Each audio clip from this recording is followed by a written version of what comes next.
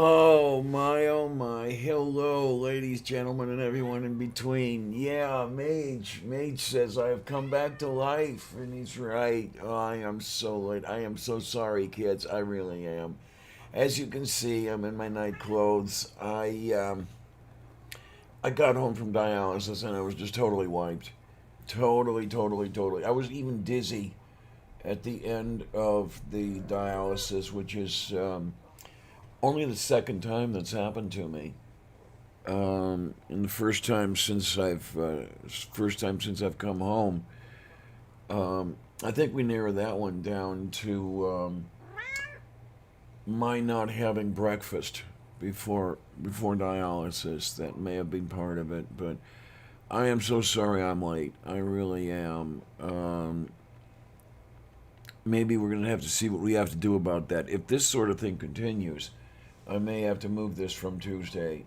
But if it doesn't continue, then we can keep it up, and we'll see what happens. We'll see what goes. Okay, so Major's just about to make dinner. Sounds good to me. I had a piece of chicken, uh, and yeah, dinner. That's something I've been finding out about, and I may have to change a whole bunch of stuff, a whole bunch when it comes to dinner. Let's see who else is out there. We've got two watching. I don't know. Do you think I should drop Kate a note and see if she wants to come by? Um, yeah. Why don't we do that? And she doesn't have to come by if she doesn't want to, but it would be nice. And then we can just try to get everything back on schedule. Tuna and egg sandwich. Oh well. All right. Sounds good. I like it. Yeah, it's amazing what you can put together and consume. Um, I like tuna and I like eggs, and they actually work well together. Um, Sliced up tomato and chard. Would that be chard? Because that sounds interesting. I like that. That sounds good. Sounds really, really, really, really good. Oh man, but unfortunately, yeah, they don't want me to have tomato. I don't know if they want me to have tuna. They'll let me have eggs. I did find that out. Uh, yeah, there's a lot of things that are going to have to change as far as my eating goes. Or at least that's what they're telling me. I like rabbit food, and unfortunately, they're telling me that rabbit food contains a lot of fluid, and fluid is something I don't want in abundance. So, yeah, especially as dialysis wears on, they say that I'm in a so-called honeymoon period now, um, where not quite everything has quite shut down yet, but I guess it'll be there given enough time on dialysis. Given enough time bleeding into a machine, then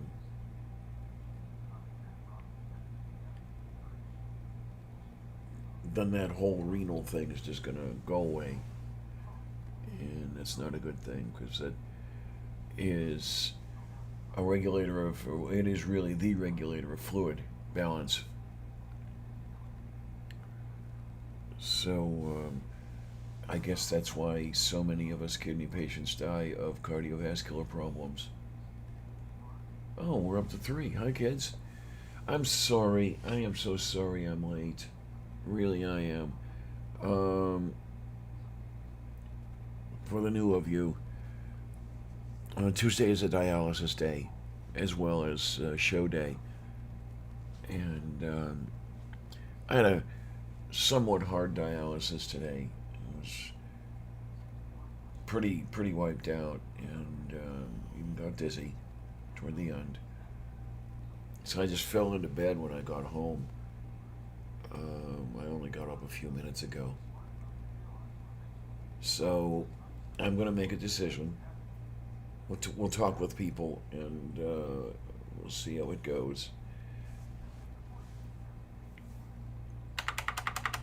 We may have to move. We may have to move to a non-dialysis day. We'll have to see what happens.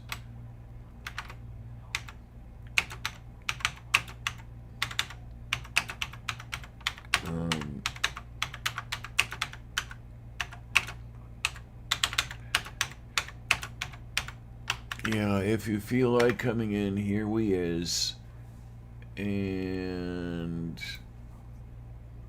okay, subject, damn, I'm late. And that is to Bionic Dance.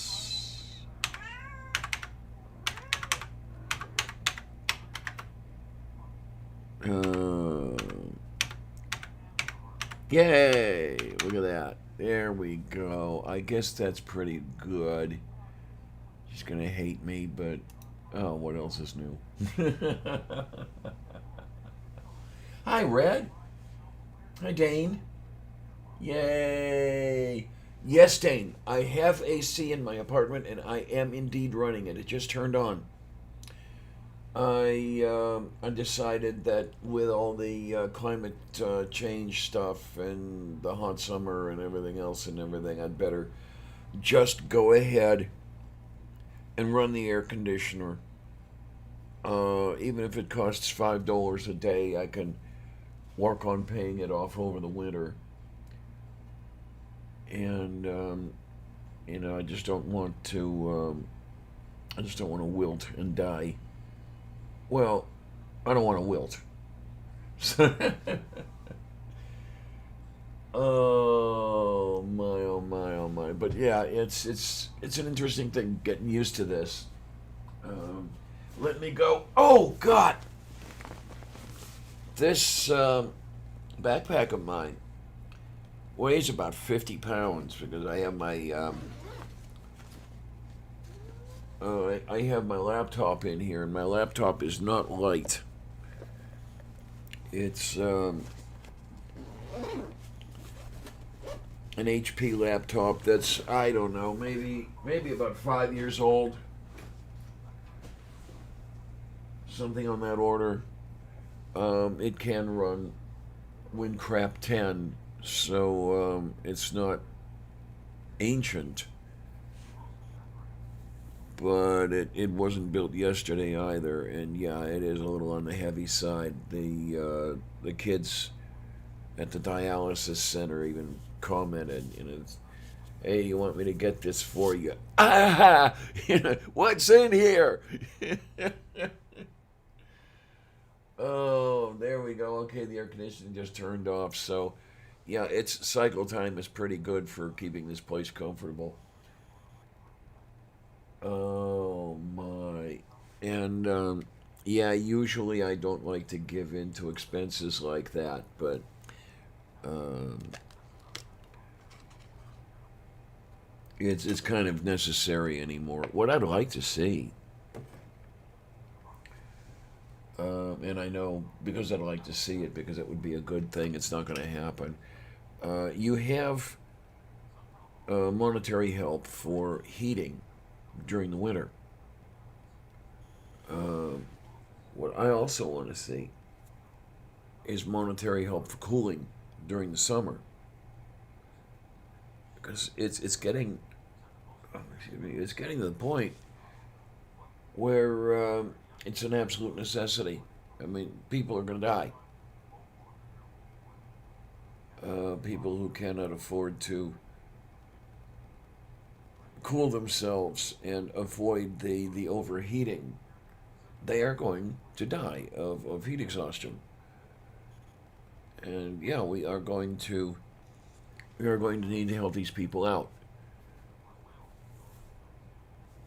We're going to need to give them aid. And okay, the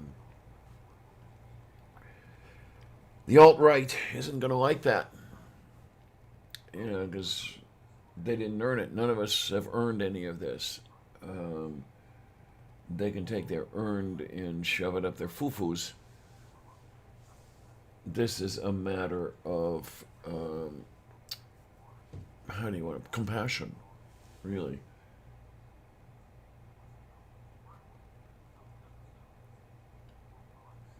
Oh my.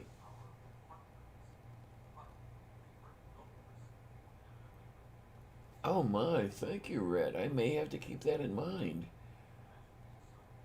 Um, I take it would be lighter than my HP laptop. Let me show you here if I can. Fatto Petresce Kaleitkia, men dopo logopatia no minima.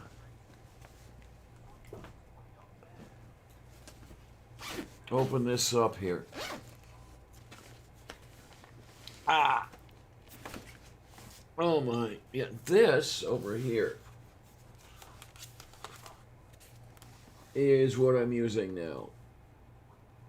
It's not light, I'll tell you. It's a nice little laptop. I got it refurbished from Newegg. If any of you people know what that is, nice little electronics place. I get all the little pieces, parts, and everything else to build my computers from them, and they also have audio visual stuff. And hey B, how you doing? Sorry I'm late. Hey, yeah, it's all kinds of foo-foo here.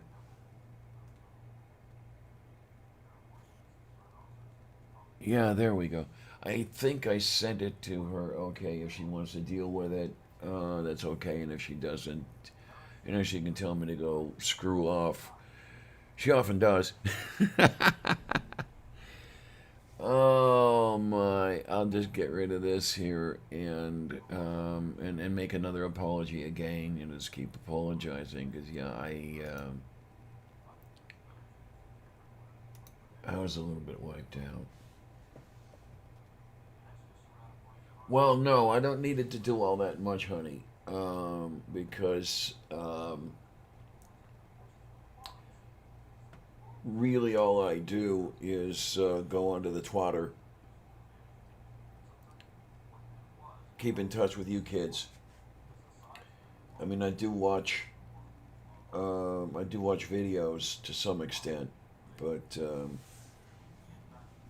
not as much as going on Twitter and doing the things there. And yeah, Newegg is definitely awesome. I discovered them years ago. Well, my ex actually pointed me to them. I'd been using Tiger Direct before that. I don't even know if Tiger Direct is a thing anymore. What I didn't know is I think Tiger Direct is associated with the old Circuit City, I think. Oh, but yeah, I built one of my machines with parts through them, and then after that, it's been Newegg for years and years. God, I was still living in Homestead when I started using Newegg. It was a while ago. So I moved out of Homestead in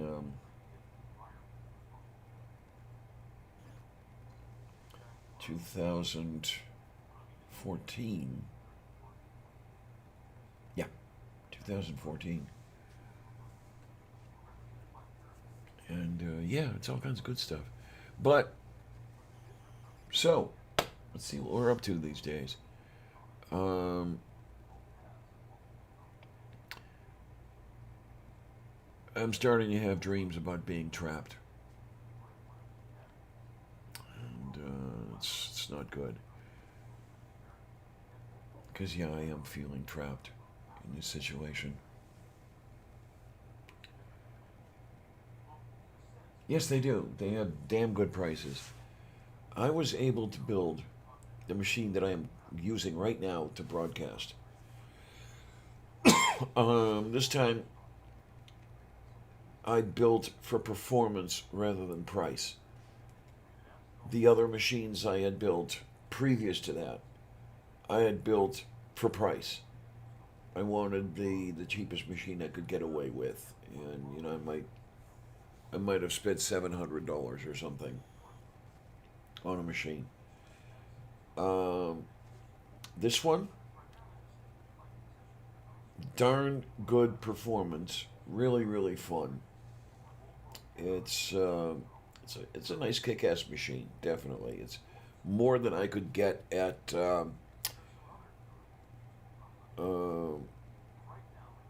what's that electronic place called? The big box electronics place, the blue one. I forget what it's called, but they have machines up there, and nothing comes anywhere near to the machine I built here. And it was only about $1,200 by the time I got through with it. Yeah, I agree. I agree. Newegg is much better than I remember Tiger Direct being. The only place, the thing I need to do now is I have to figure out where do I need to go if I need to buy a cat. Yeah, over there. Oh, you.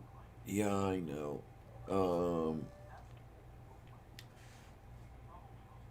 Actually, for the longest time, I was thinking of a friend for Sylvia. I don't know if that's possible anymore. I don't know what she would. I don't know how she would react. I mean, she is 5 years old after all. Um, so she's kind of set in her ways, and she has her human, and she has her human all to herself, and good stuff like that.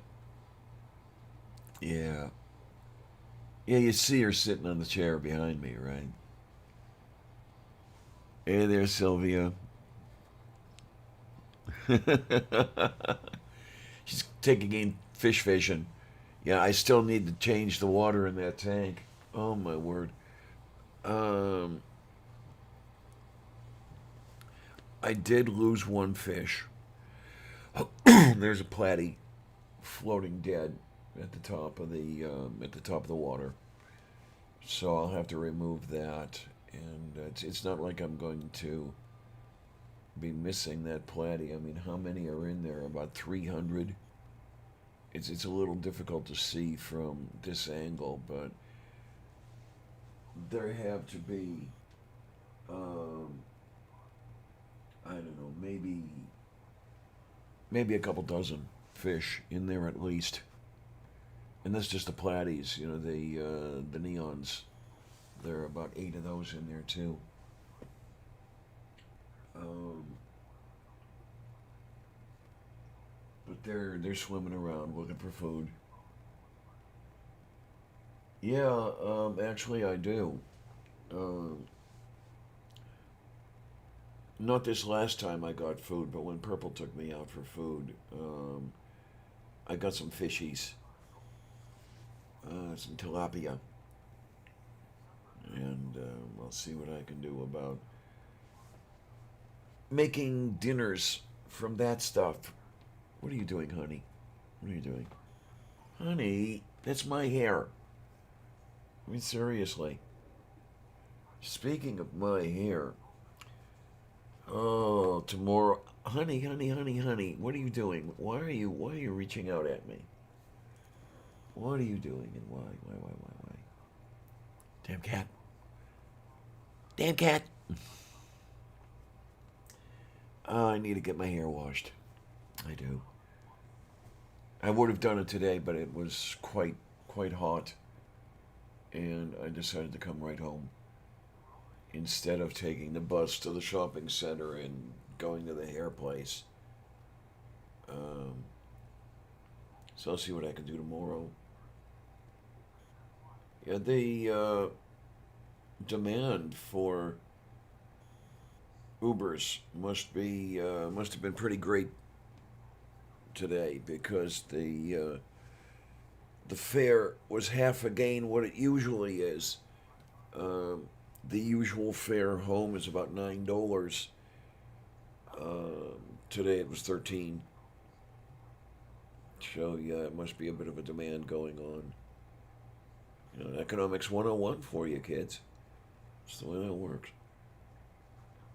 Um, but I don't know. It's getting there. I have to figure things out. As I say, it's the dreams about being trapped. You know, when that started, that's yeah. Well, this is on my mind. It really is, and it is kind of being trapped. Yeah, definitely being trapped. Let's put it that way. Um, I mean, if I want to keep breathing, I'm forced into this dialysis routine, at least for now.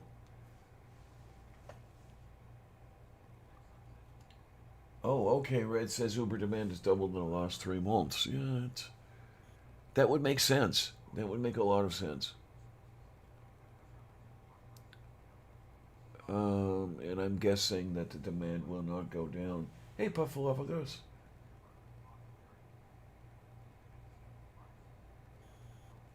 Oh my. Well, I've had some problems from time to time.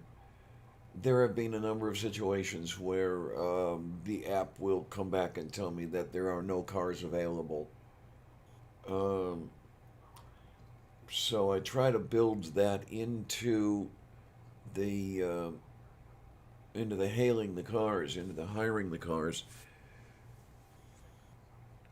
Most of the time, I haven't had to be anywhere at a particular time, but uh, for example, on the 8th of July, there was an appointment made for me with a hematologist that I'm going to have to Uber to.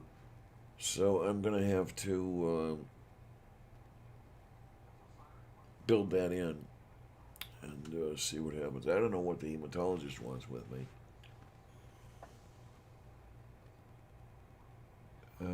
If it's having something to do with my anemia, maybe.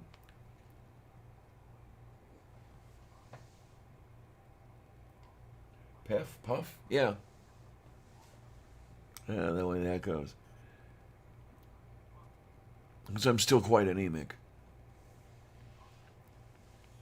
Not where I was when I went into hospital. Because,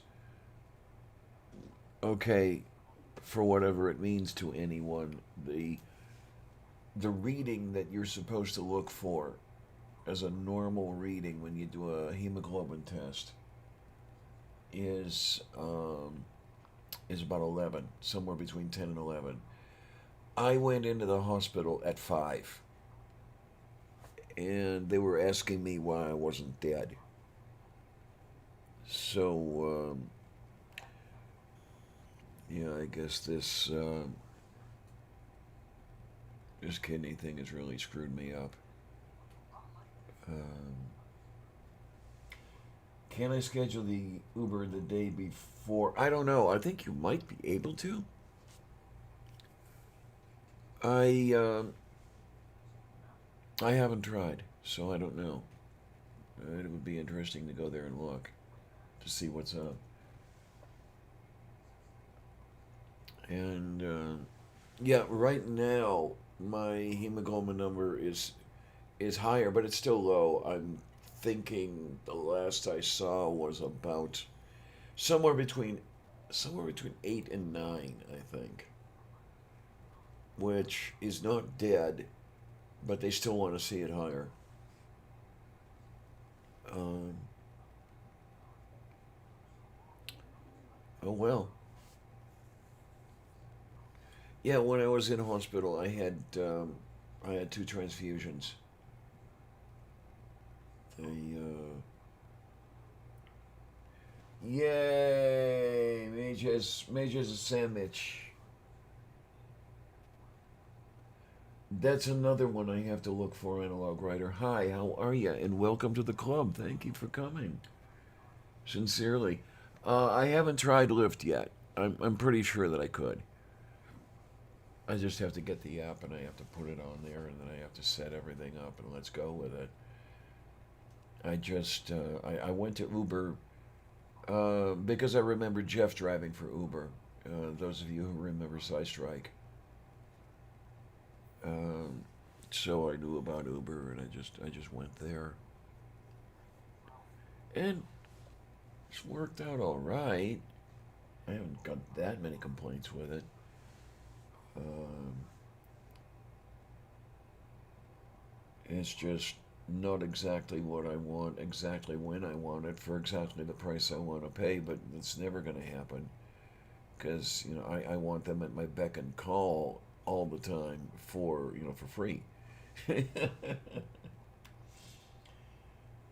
What brings you here, Analog Winter? I'm sorry, I think I called you Analog Writer before.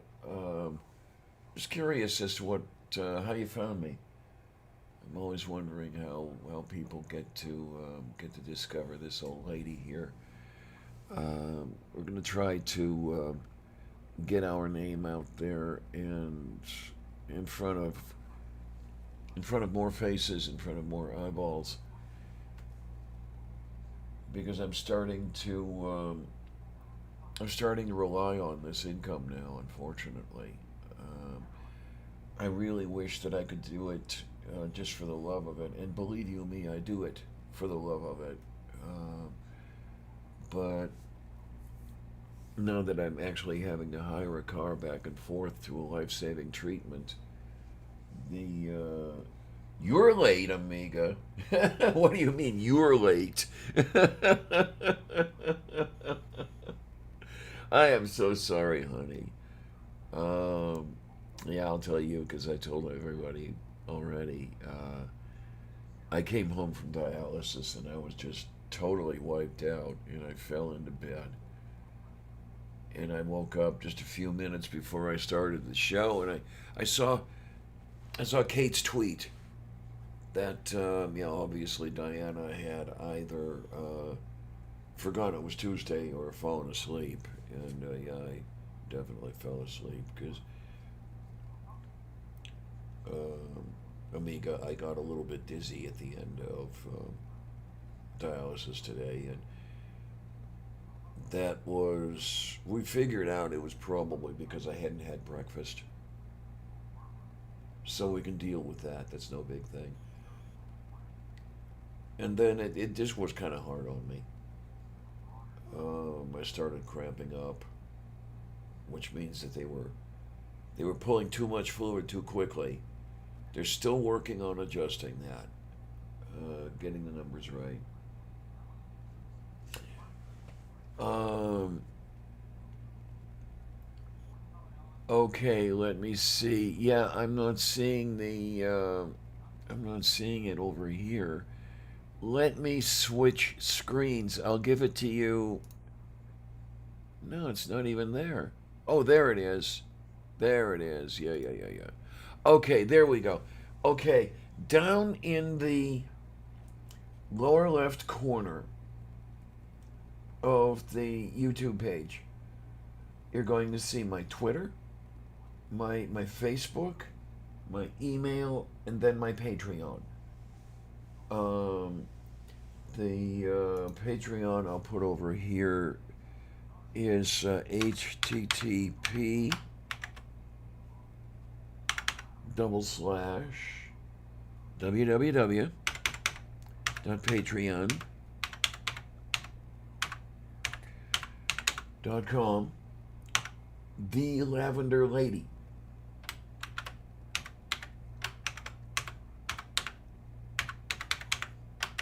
Oops. There we go. And yeah, there it is. Um, I tried to key everything to my name, so it would be rather easy to remember for most people anyway. Everything is in one way or another the Lavender Lady. My Twitter is Lavender Lady Zero. My Facebook page, which I haven't done shit with in ages, is Lavender Lady Diana. And the domain that I bought to cover to cover my email and to cover a website, if I can manage to put one together and everything, is lavenderlady.org. Yes, I do. Well, I don't know about a PayPal Meet link. I don't know quite how to do that. Um, but if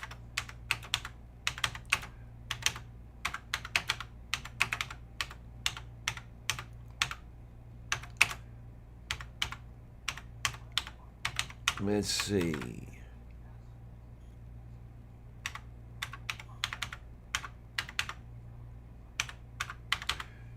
Um, where do I go and what do I do as far as a PayPal Me link is concerned?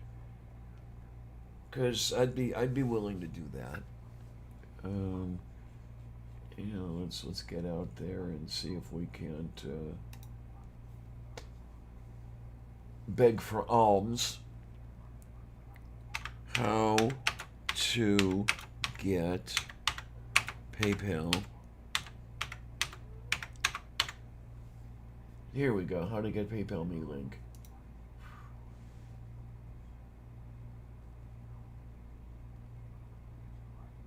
Oh, so they want it as a business account, which I'm pretty sure mine is a personal account.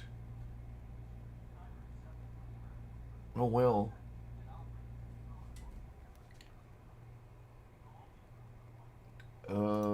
We'll see how that goes. Yeah, we'll see how that goes. Yeah, so there's the PayPal, and S.J. Thomason, if you're watching, you can be happy now because that's where you can send a donation if you want to. You said you would, and if you feel like it, go ahead. If you don't, that's okay too. I don't want I don't want to be the kind of person who's just begging for everything. I think you guys have kind of figured that out already. Um, when I go asking for stuff, it feels like I'm asking for more than I deserve. Really. Holy heck! Oh my word. Well, thank you, Puff. Thank you. Really. So now I have to do some more work on my thank you page. I was just working on that yesterday. I was working on my closing credits for my shows. And, okay, the usual price for an Uber trip for me to dialysis is about $9 one way. So if I go both ways, which I don't, I'm lesbian, but that's another story. That would be about $18, and that's what I'll probably be spending during the winter. When it's bitter cold and everything else, and I still need to bleed into a machine, I'll probably be Ubering both ways. Today, for example, I Ubered one way. I took a bus this morning because I was able to walk the mile to the bus stop. It wasn't all that bad a thing. I was actually able to walk most of the way without stopping to rest, which is a big, big change from what it was before I went into hospital. The last time I went to the bus, um, before I went into hospital, I had to stop about 9 times. I counted. Um, it was just I was all winded, and especially up that hill, right at the bus stop, it just wasn't making it. Now I still have to stop up the hill because I'm old and decrepit. Yeah, well, you know how that works. But the the 3/4 mile from here to the hill is without a stop, so that's a lot better than it used to be. But as I say, things like today, coming home in the heat and being wiped out from dialysis, it was just they wouldn't leave me alone at the dialysis center until I promised them that I would hire a car. Um, I don't know. For some reason, they like me. I have no idea why. Um, there's this thing that, for some reason, people like me. I don't get it. Uh,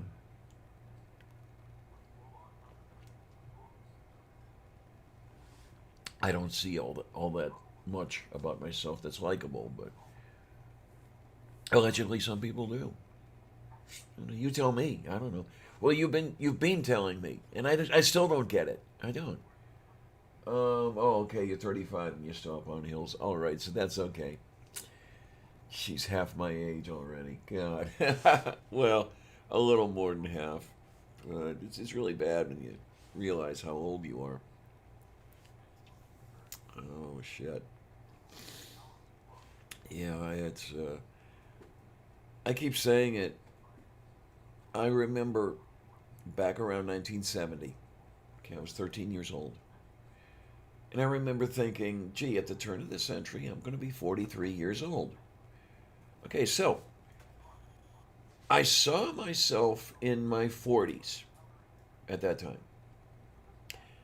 Never saw myself in my 50s. I sure as hell never saw myself in my 60s, and here I am. Go figure. Just, one of those things where you have to get accustomed to getting old as you do it. Now, as far as seeing myself in my 70s, I hate to tell you folks, but I kind of doubt I'm going to make it. Really. I think I said this on Sunday. I've been doing some reading around and stuff and looking at things and trying to learn what I can. Um, they say that you can get maybe 5 or ten decent years out of dialysis. Okay, if that's the case, I might make it to 75.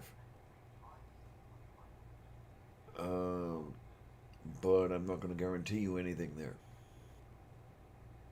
Because, let's remember, I'm in this position partly because I never really did take good care of myself in my younger days. I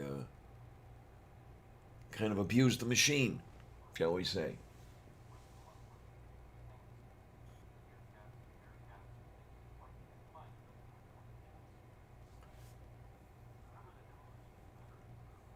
Oh my, well, thank you, honey, thank you. So wait a minute.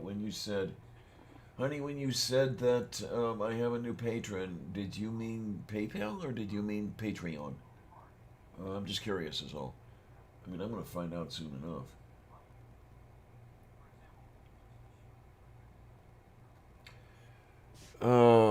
Yeah, it's great the way that it's great the way that shit sneaks up on you because it feels like only yesterday that I was 25, and in 3 weeks I'm going to be 64. Um, yeah, for those of you who don't know already, my birthday is 20th of July, and the most significant thing that happened on that day was not my birth. It was indeed the first manned lunar landing, which I celebrate every year with religious fervor. So I'll be celebrating that again this year. And yeah, I think. Oh, thank you, honey. Thank you so much, really and truly. I mean, I've got some people who did some pledging, and I have to sit here and wonder how the hell they could even afford to do that. Because, okay, I'm thinking of. Thank you, honey, so much. Really. I mean, okay, here's the thing now. What you're doing a horrible thing to me, all you guys. You really are, every one of you. Because now you're making me show you that I'm worth all of this. Okay? Yeah, I've got to be one who deserves all this. So I got to be a good kid, and I got to put good stuff out, and I've got to not sleep through my shows, and all kinds of good stuff. Yeah, yeah, pretty much. Oh man, it's crazy. I started to talk about this earlier, and I'll keep talking. And Amy, I hope you're watching, and I don't know if any of you others are watching, but the personnel at the dialysis clinic, they break the gold standard. They are amazing people up there. Um, Probably one of the only ways that I could make it through a dialysis session are those people, Amy and Kathy and Donna, and I don't know everybody else's names, but we're getting there. And just know that you're amazing. Okay, I keep saying it, but it's all I can think of. I don't know any other way to describe who and what you are. I mean, you are so good to me. You're better to me than I ever thought I deserved. Really. And thank you. Really. I hope it comes across as sincere because I wanted to.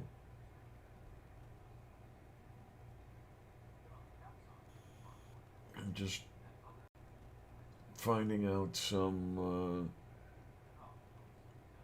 things about, well, about what people think about me, and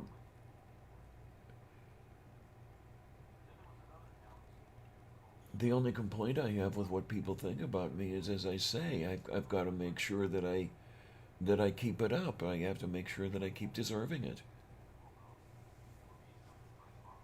What did Amiga say? Oh, Amiga says that I'm definitely deserving.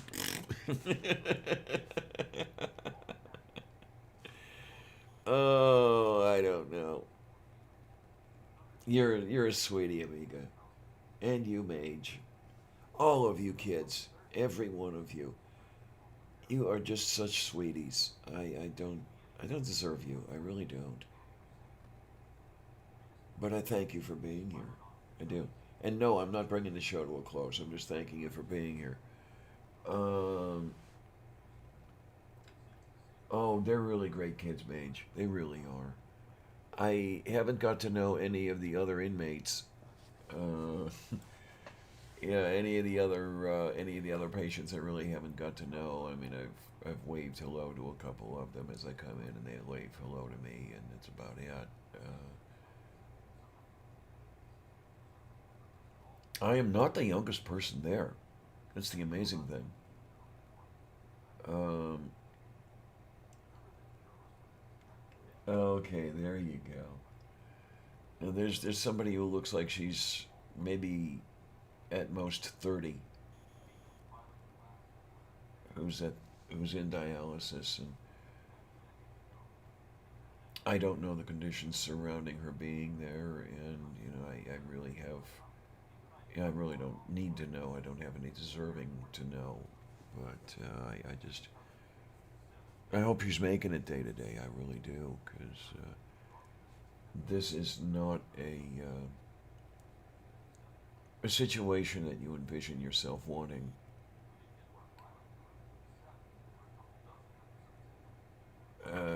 It's crazy. I'm of two minds with that place. I hate going there. I hate going there because I'm tied to a machine. I just, the way I described it before I went into hospital, it's quite accurate. I'm chained to a machine now, and if I don't go to that place every other day and bleed into that machine, uh, I'm going to die a rather uncomfortable death. And right now, I don't want the discomfort. We'll, we'll worry about it later. We'll decide what we need. But then the other side of it is that going there every other day, I get to see these amazing kids.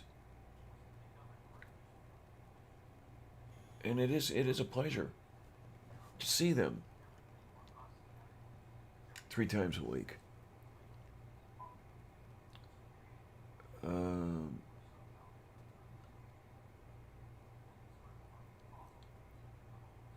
I'd kind of forgotten what it was like to interact with actual flesh and blood people. Because um, my life has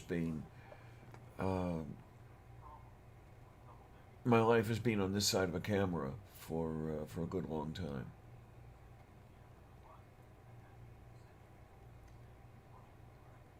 I mean, all you kids are absolutely wonderful kids, but you're not here in the room, unfortunately, and it's kind of sad. I'd love to have you here in the room, and I'd love to cook up a meal for you, even if I couldn't eat it. Uh,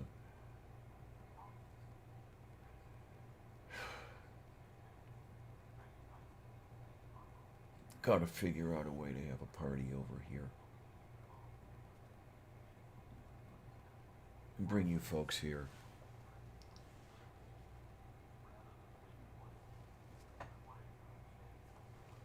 Um,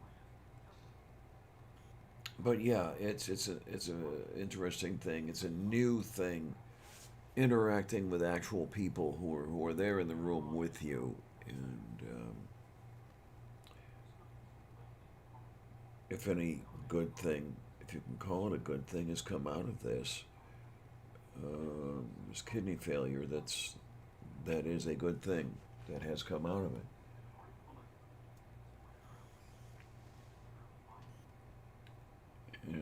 If I had to become ill to get to interact with folks, then I guess that was worth it in its own strange way. Oh, I don't mean to make you cry, honey. No, really, I don't.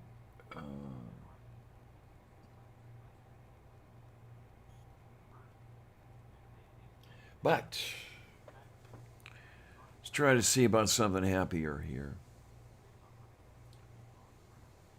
Well, happy, happy. Tomorrow is no dialysis. Yay!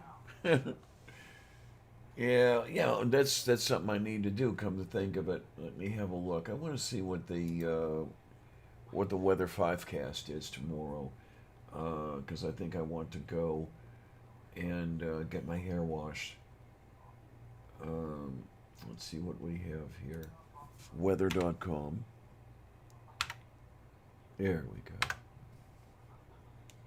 And we're going to look. Let's look at the hourly because that'll get us. Oh, look, it's down to 82 here right now. So that's not that bad. It feels like 86. The humidity is 66%. That's amazing. Um, okay, Wednesday, 30th of June. So say, oh, look at this. Okay, they're having thunderstorms predicted. Okay, that's for around noon.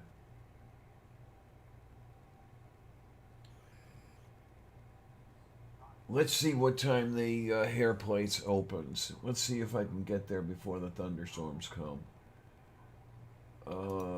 So I want to go to Great Clips. All right. And North Versailles. Here we are. 10 a.m. to 6 p.m. Ooh, it's going to be kind of close. I'm going to give it a try because I really need to have my hair washed. And this is something else I'm not used to. I don't like it. I don't. I don't like the fact that I have to have a lot of things done for me. I mean, I can't even wash my own hair at this point because I I can't get this thing over here. I can't get this thing wet because they say that's a line for infection to go right to my heart. Um, yeah, because this is what they use for the dialysis right now. Because I haven't selected a permanent modality yet. I still don't know quite. Do I want to do hemodialysis, which is the one everybody thinks about, or do I want to do peritoneal dialysis, which is basically pouring fluid into my gut and letting osmosis do all the work? That sort of thing. So until then, there's this. And I can't get it wet because I can't risk infection. So I can't even lean over a sink or anything like that to wash my hair lest it drip on there and everything else. I lean back and have my hair done that way. So I'm not accustomed to having stuff done for me. I could not be a rich, privileged person. Oh, hey, Mage, welcome to the club. The last time I got my haircut was 2009. So let's see, you've done 16 years, I've done 12. Yeah, and the reason I won't have anyone cut my hair is I just don't trust anyone. The last time I got my hair cut, I asked them to take a trim, and they took a foot, and it looked like a guy. And look, kids, I'm trans. I need all the visual cues I can get. So, oh no, I am so sorry, honey. The mental illness prevents you from getting wet. Oh, damn it.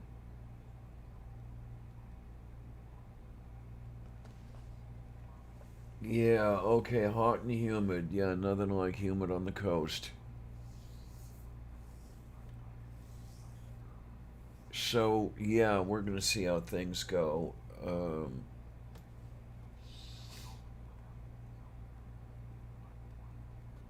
But I don't know if you can tell. I really need my hair washed. It's, uh, it's icky. It's stringy. Feels like crap. Well, the last time I washed my hair was prior to going into the hospital. And it's amazing when you think about it. I was in hospital 2 weeks ago. Time flies and you're not having fun.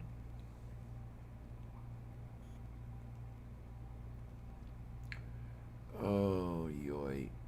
This is craziness. But I guess that's what you have to deal with. That's what you have to do. When you get the cards dealt to you, you have to play them. Uh,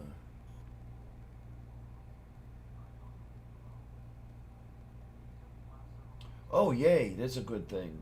Red says I have a method for combing that keeps it clean between washes. Yay. Yeah, the other thing with my hair is that the combing the hair, especially now since it hasn't been washed in a while, is it tangles easily. It's as I'm getting older, the hair is getting finer, and that fine hair is tangling very, very easily, and it's a pain in the butt. I hate it. But as I say, I'm not getting rid of the hair. I need all the help I can get. Uh, so sure, we'll do what we need to do, and we'll get there in one way or another. And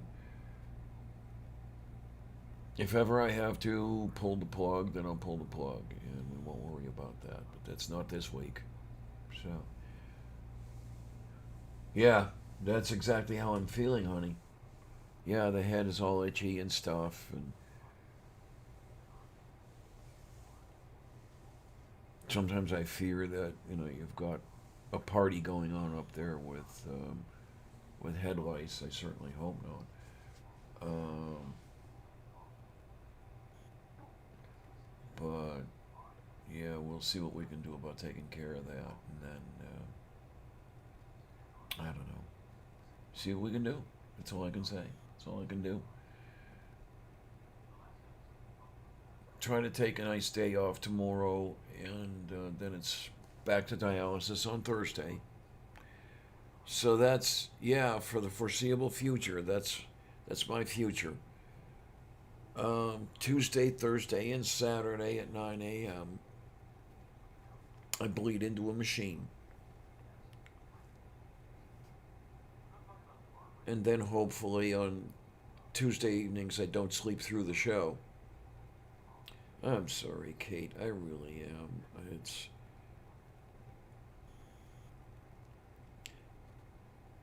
but I want to hear from you kids too, as far as that goes. If it turns out that it's a better thing to move the show, would you be okay with that? And is there a time that you'd like? Because obviously I didn't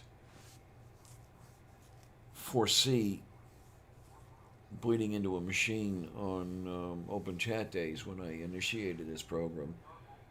Jeez, and that was what a couple years ago already. Yeah, this is amazing the way this is going. Um, Kate and I have been working together for what about 3 years now, and it's been a great 3 years. I mean, I love every minute of working with Kate. I really do. Oh, there are some people. One of the people at the dialysis center, yeah, said, "Oh my, that lady, that's the co-host with you. She's one amazing, piece of work." Saying that, yeah, she wouldn't get along with her at all as far as that goes. And it's a funny thing, but that's Kate, and that's why I'm head over heels in love with her as far as that goes. And damn it, she won't have me. Oh shit. Oh, but it's just great being there and working with Kate and having her as my friend. And couldn't ask for more, really. And I'm glad you guys like her too. So, yeah, this is what I'm thinking. It would have to be, well, okay, Sunday is already, coffee with lavender. So I don't know that I'd want to put it on Monday. So maybe a Wednesday or a Friday. I don't know. Um, if I am late again, then I'm seriously going to consider moving it, and we'll see what's good with Kate and with Tina. For as much as Tina shows up, I mean, I'm happy every time she comes. Uh, I know she's got stuff going on with her mom, and I know she's dealing with tornado. So she's got a full plate too, as far as that goes. Um, oh wow, thanks, Red. Okay, a YouTube video that's a method for combing and cleaning hair. Okay, good. I like this. Um, I'll try to remember to watch that. Wednesday would be good for you? Okay, good, good, good. Um, yeah, I'll consider that. I mean, I'd like to leave it on Tuesday because that's traditional. But if it has to move, it has to move, and we can do that. Um, yeah, you'll note that. Hey, Beach, how you doing, sweetness? Yay! All right, we got all the good people coming in here. Yeah. Oh man. Let me have the look over here. You know what I haven't looked at yet is I haven't had a look at what's going on over on the Twitter. Let's see, Lavender Lady. There we are. Look at that. How do you like that? I like it. Oh yay. Oh my, oh my. Oh, Atheistic Snail's Journey has some nice pictures of sunset. Pretty. Yeah, the sun is long set here.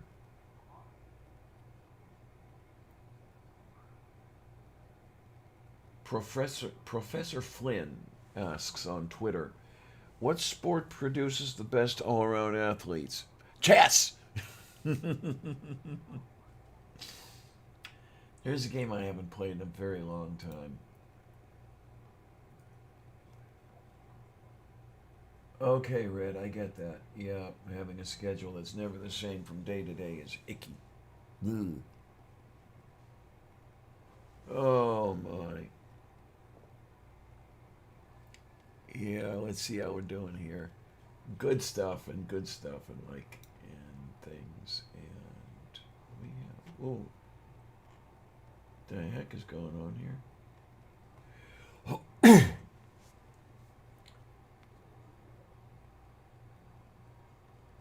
Okay, I don't get it. I do not get it. I don't get it. I don't get it at all. Why are Chuck Grassley and Tom Cotton doing push ups on stage? Why? And they're not even doing it right. Yeah. What? Are they just trying to demonstrate how Republicans are manly men or some shit like that? No. Don't even. Don't try. It's not working. Oh my. Yeah, let me look at the weather for a minute here. Because, yeah, they open at 10 and they close at 6. So let's go to the weather. And it says that the scattered thunderstorms start at about 11. Boy, that's going to be close. But, well, if I'm going to take a car, which I really should, um, the rain wouldn't be that bad a thing. So okay, we can handle that. We'll yeah, because it's gonna thunderstorms, the rain, all the way through the 1st of July.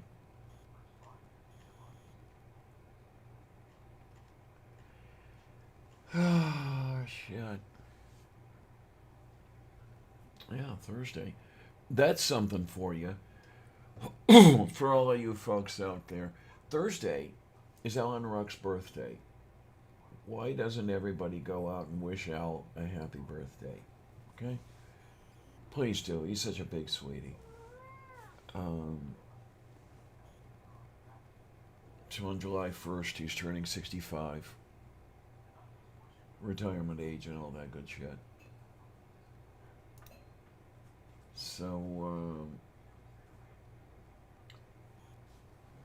yeah, just get out there and wish Al a happy birthday, please. Really, every one of you, because he deserves a big smile on his face. Um, you can find him on Facebook easily enough. Just throw him a happy birthday wish, and there it goes. Yeah, Beach ordered the heat, definitely.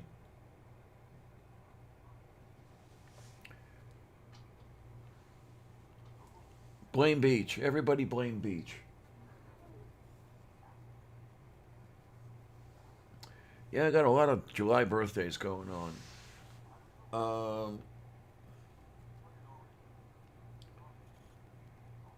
'Cause I remember, I'm pretty sure that I can remember from back when we called ourselves friends. The Godless Iowan and Mrs. Snarky also have July birthdays. I think the 2nd and the 18th, respectively. I think. Purple. The Amazing Purple Rhymes with Orange has a July birthday. It's the 19th. Please, everybody, remember to wish Purple a happy birthday when that day comes by. Um, I had a few so called family who had July birthdays. One of my cousin's birthdays was the 18th. Um, Ditko's birthday was July 31st. Um, what do we have going on here? Yeah, Blame Beach. There you go. Hashtag Blame Beach. I like it. The one I miss. I think some of you will remember. But if you remember Boot Brook, or it started out as hashtag Boot Cap. Um, yeah, and then became Boot Brook. And yeah, she's actually stopped by a couple times. It's great to have seen her, and this is a good thing.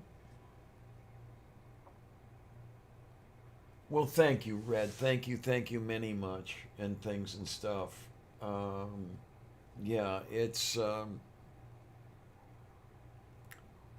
such a kind offer, really. I don't know why you folks are so good to me. I just don't. I'm going to keep saying that. I just don't get it.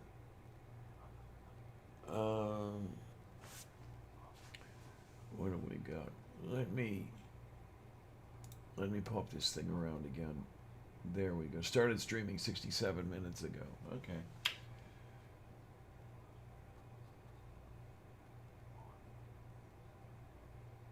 Oh man. Okay. What? Okay. I don't get this. And maybe we're gonna have to do a show on this.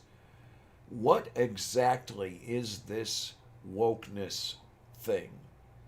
Okay, because I don't get if it's supposed to be a good thing or if it's supposed to be derogatory or what it is or any of that. I mean, I'm old and, life is passing me by, so this is one of the things I don't get. I'm just missing it. So, somebody can help me out on that one, please. I could really do with that. Uh, Yay! There she is. Yep, there's her YouTube channel. She's a good lady. I love her. I do. Uh, yeah, we go back to when I got started out here in this, if you want to call it a community.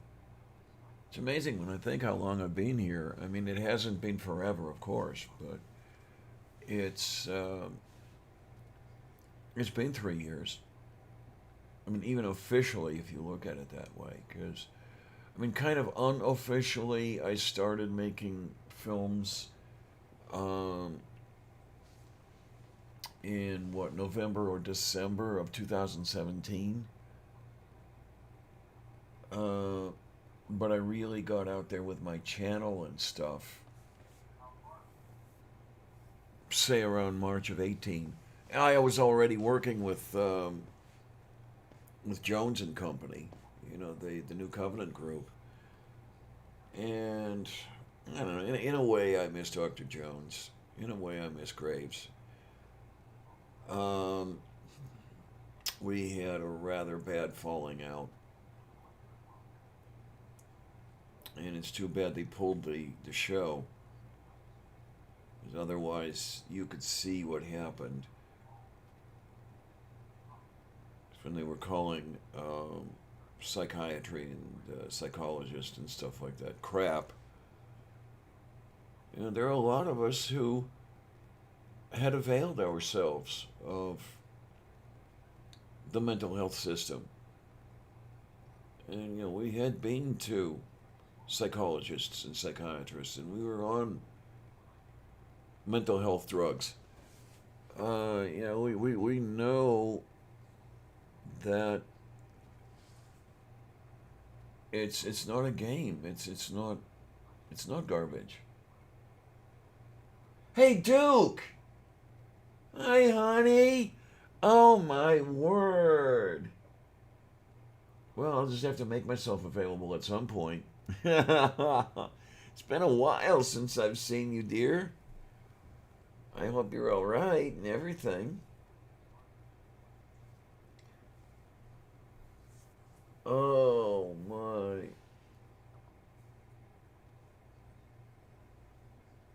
Yeah, it's been too damn long. I remember when we used to go online in the afternoons. there'd be what? There'd be you, there'd be me, there'd be Mole, who I haven't talked to in a long time. I've written back and forth to him. Scapegoat! Hi, honey! Yay!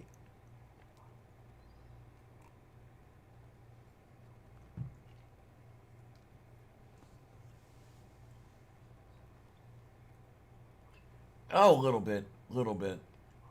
I'm so sorry that I came on late, honey. Um, I was not so animated this morning. Um, so I was a bit dizzy and I was wiped out, and in general, not feeling my best. But as I say, this is a thing that we're going to have to adjust as time goes on. They are still they're still adjusting the set point. They call it a dry weight. Okay, here's what happens. Part of what happens when a person is in dialysis is fluid removal. Because, I mean, that's what the kidneys are all about. They are about maintaining a fluid balance. Um, when you piss, you're getting rid of the excess fluid that the kidneys removed from your body. Via it goes from your tissues into the cardiovascular system, and from there it gets filtered out by the kidneys and into the bladder and out the toilet. Okay, now my kidneys aren't worth tuppence, so they aren't doing the removal. So instead, dialysis serves to remove excess fluid, and we've figured out that they are removing about 5 pounds of fluid per session. That's quite a bit. Um, I mean, if you go by the old, a pint's a pound the world around, that's about 5 pints of fluid with every dialysis session that they're removing. But they need to adjust that and make it. They need to get it on a knife edge, if you will. They can't remove too much and they can't remove too little. If they remove too little, you start getting fluid buildup, and especially around the heart, and you run into problems that way. If you remove too much, the blood pressure drops through the floor. Um, you get dizzy. You can't maintain. You just pass out. So it's that little thing going on there, and they're still looking for, as I say, what they call the dry weight, and what that is the weight at which I operate. And this is the weight at which they want to end up at the end of dialysis. You walk in with so much fluid inside you, and you get that removed, and the idea is to get down to that dry weight at the end of dialysis. They're close, but today kind of threw them for a loop. They thought they had it, but I was cramping, and I was that little bit of dizzy at the end of it. So they said, "Whoops, maybe we don't quite have it right yet." So we'll see what happens there.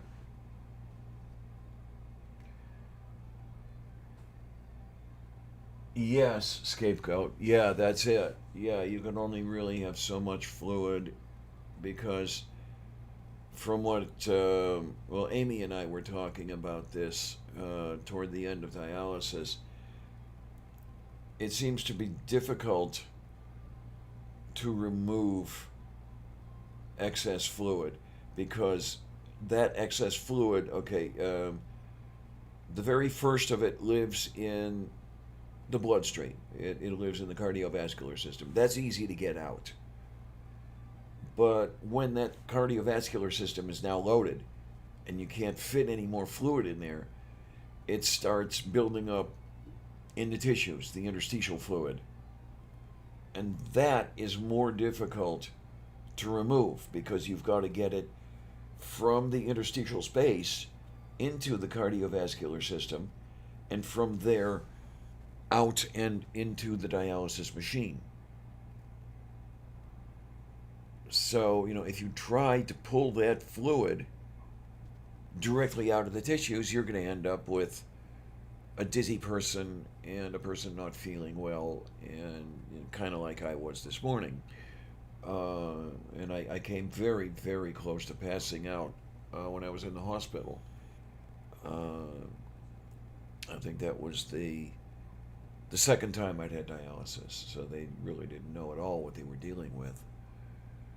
Um, but yeah, I got all dizzy and I damn near passed out, and they were doing everything they could to try to keep me conscious.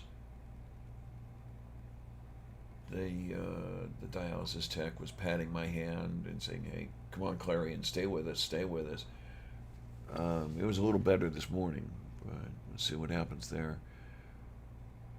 So it's going to be interesting if this is what I have to put up with for the rest of my miserable life. Um, what do we have here? That's my guess as well, scapegoat. Um, but as I say, it's what do we have here? Oh, look who's here. Hi, honey. I'm sorry. What on earth? Did you sleep through it or what? Yes, I did. Let me get the. Here we go. Now we get it. Yeah, I came home wiped out. I was even a little bit dizzy at the end of dialysis, and I came home and dropped right into bed, and I woke up maybe about 9 o'clock my time. I didn't think that you were doing dialysis on Tuesdays. I thought, oh, maybe I'm wrong. I don't know. All right, Yeah, fair enough. Fair enough. yeah, Tuesday, Thursday, and Saturday, and I was just talking with the kids about this. We can talk about how it would work and how it wouldn't work. If I continue to be a mess on Tuesdays, I might have to consider moving the show. I don't want to do it unless I have to, Mm-hmm. but we'll see how it goes. Because it's great to have a day that you know what you're doing and when you're doing it and how you're doing it. Like you were saying. Wacky idea. Yeah. Have you ever considered doing the stream during dialysis so you at least have something to do? Yes, I have, and it might be a little bit difficult. I'd have to work out how to do it because they don't want any pictures of anybody taken in that room, and I Do you have a understand why. laptop with a webcam built in? Say again? Do you have a laptop with a webcam built in? I most certainly do. Yep. Use that. There's Yeah, nothing they can do. Unless you're turning it around, there's nothing they can do. that's what I've considered. Yeah, because you're not the only person who's mentioned that. You're not the only person who suggested it. A couple other people have suggested why not dialysis with Diana or something like that. And Hmm. the Amy did mention a Skype call and all that. So it's Which what. one's Amy? Okay, Amy is the Oh, just give dialysis. me a username, please. Oh, I see what you're saying. Okay. Yeah, she's the dialysis nurse who's actually seen you because Has she? she's gone to the channel and she's had Oh, a that's look. right. You were in the hospital that time. And yeah, okay. Yeah, and oh my God, she said, "What? You got a crush on her?" Yeah, well, that's my question. Why the hell would you have a crush on my ass? I honestly don't understand it. I really don't. Well, okay, now you're not going to give me a hard problem when I don't understand what you kids see in me, okay? Well, okay, but you're not my type, so it's not a crush. So it's not like that. I don't. Well, no. I mean, that's the thing. Is like you say. I don't know what you see in me, and usually, at least in my world, that's more romantic than platonic as far as application. Well, no, I'm not going to deny that there's that little, romanticism going on in there. I Right, mean, but my point is yes, that dear. I'm not going to say it about you, what I see in you. I might tell you why I hang out here, but if I was going to say what do I see in you, chances are there's going to be a spark there first. You see what I'm saying? Uh huh. But no, the fact that you don't understand it, so you can't give me a problem that I don't understand where these kids see anything in me. And I mean, every You're one of right. you, I Well, don't get I'm it. not the one who does though. That's usually like Manda or Mom Nato that's doing that. Okay, okay. But still, I mean,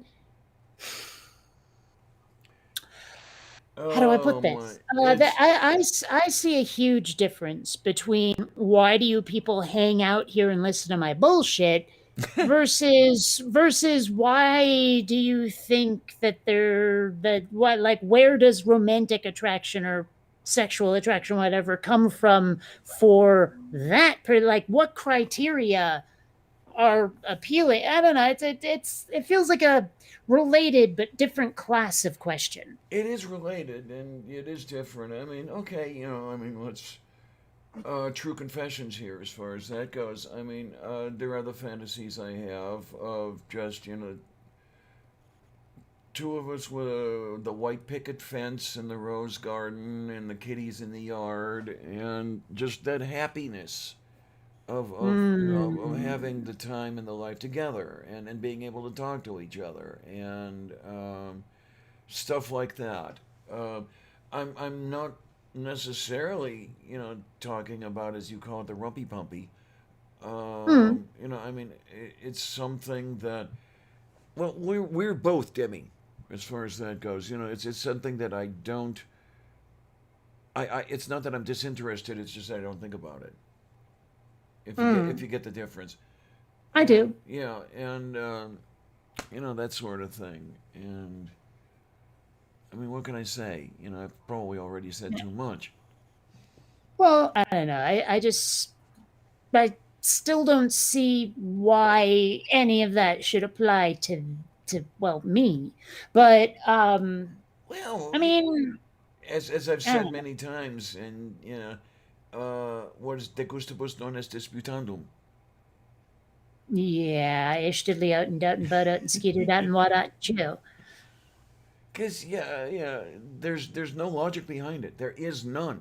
There can be none. Well, It's an that's the emotional thing though, thing. is there can be some logic to it. I Yeah. mean I can quantify a lot of the things that I like and the reasons I like them. I mean, I've been having arguments with people about why I think Rogue One was a shitty movie, Okay. and like a lot of people go, "Oh, but it's so cool because of this, that, and the other thing," and they're usually describing like scenes or action or something. Mm-hmm. And I'm sitting there going, "Yeah, but the characters were just cardboard cutouts. They were there only to hold the guns, and that's not enough for me." And I Okay. point out how in about 5 minutes we learn more about Luke Skywalker than we do about any of the characters in Rogue One ever.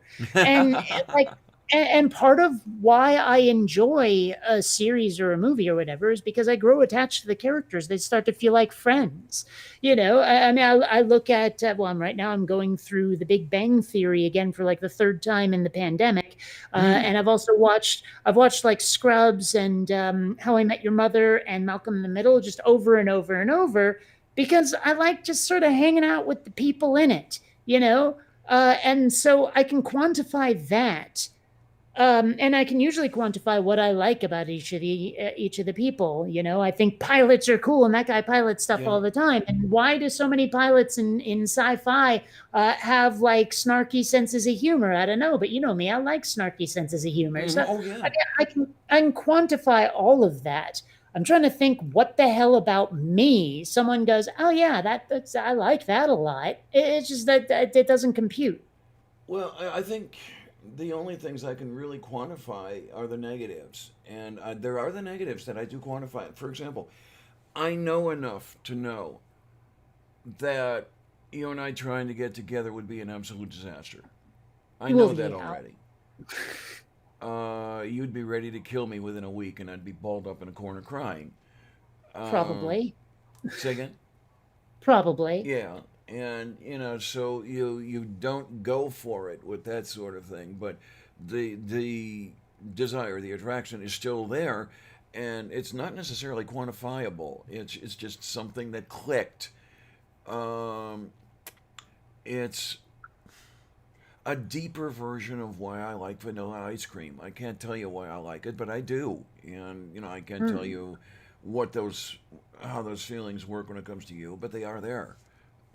Well, Um, what Mage says here, your sense of humor. I'm like, well, okay, but a lot of people find my sense of humor like deeply off-putting too. And well, that's one of the things that I like about it. It's what do you want to call it? It's on the edge. Hmm. You're pushing the envelope with it. That's what I was looking for. Well, have you ever noticed that stressed spelled backwards is desserts? No, I've learned something today. Yeah, see, the thing is, that's the kind of thing that I'm constantly noticing. Like even while people are talking and I'm absorbing every word, just looking around, noticing weird shit. And there's this one video where the title card says, Obama knows you're stressed. And for the hell of it, I read stressed backward and it's desserts. All right, so the stress could be your just desserts then. Well, you should see like just the weird ass shit that goes through my head constantly. It's like I wish I could turn my brain off sometimes. It's kind of what the weed is for. Well, this is the thing here now. When you wonder what it is that turns my head and what it is I see in you, that thing stuff you're describing is an integral part of it. Hmm. Just that is who and what you are, and damn, it's nice. It's Well, as you'd be long as we weren't surprised. trying to kill each other. I could spend some time with that. Well, you'd be surprised how often, like little details like that, I'll bring them up to people and they'll go, "Okay," and then move on.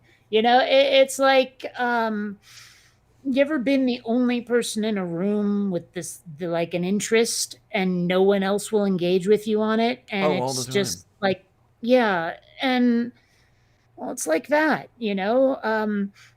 I'm constantly reading people's license plates and looking for license plates from other states. And I'm doing that while I'm having a conversation, a full conversation with Hmm. other people. It's like I'm the living embodiment of multitasking. Yeah. Oh, have you ever tried to do a license plate countdown? No. Or a count up? Um, for example, you No. see the license plate that's 0000000. Then you start looking for 0000001, and then you keep counting and see how far you can get and how long it takes you. Or the countdown, Um, you start from all nines and work your way back. I've done that several how on times. earth? Nobody has license plates that look like that. Here in Pennsylvania, we've had license plates that resemble that. I mean, they have some letters on them as well, but Well, then, but I mean, okay. I mean, okay. Here in California, most license plates will start with 7, 8, or 9, and oh, that's just simply a numbering system that they have. what is it, And then geographic or everything something? after that could be it's seemingly random. Everything after that. Okay. Yeah, Um, I don't know if there is a method to the madness out here. I know for a while in Ohio, the numbering was geographic, but I but mean, hmm? wouldn't you, if you're going to play that count up game, wouldn't you have to find the one person in the state with 0000000, or and then follow that up with the one person in the state where the next digit is a one?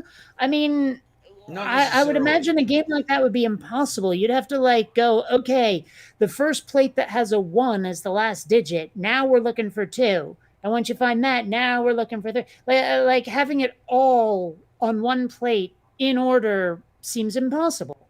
Well, for a while in PA, and I know in Ohio, what you had was a case where you would have something like you could see a plate that was ABC 001 and DEF 001. Yeah. You would have two different plates where the number was 001, but they were different plates because the letters were different. Sure. I don't know. I got the impression from the way you described it that all of the characters on the plate had to be No, numbers, no. and it had okay. Sorry That about that. that Sorry, yeah. I didn't explain it well enough. Yeah, Mm. you were just looking for the numbers. The letters could be anything. Okay. Fair enough then. No, I've never played that game. Most of the time when I'm playing anything with license plates, it's find someone who has something clever as a custom plate, or find plates from these states kinds of things. It is interesting sometimes, though, to try to figure out what the hell someone's vanity plate means when it's like lacking almost all the vowels, Yes, and you're yes. not and you're not 100% certain how many words there are. Yeah. Yeah, but Yeah, there's this one where I swear it says something like lizard fish, but it's LZRDFSH. oh Lizard. my. I'm assuming that's lizard fish, but it could be a lot of things. Yeah, I could don't be. know. Could be. Yeah, that's an interesting thing that you mentioned. The guy who had the AT1 ist plate, if you remember him. Mhm. Yeah, he was a friend of mine. He was here in Pittsburgh for a good long time, and then he since moved to Florida. But yeah, I got to Why? see that plate in the flesh. Hmm. I got to see the EU boys plate in the flesh too. That was awesome. All right. And there's another fella, only seen him once, big honkin' SUV, and the license plate just says Logic. oh man, I give him a thumbs up for that. that would be fun. Now that you mentioned, I'd love. I've talked to him, and he's a big sweetie. I'd love to meet Logic in the flesh. Oh, I think you have, haven't yeah. you? No. No. No, I don't I haven't. I don't know if he's ever been to a convention actually.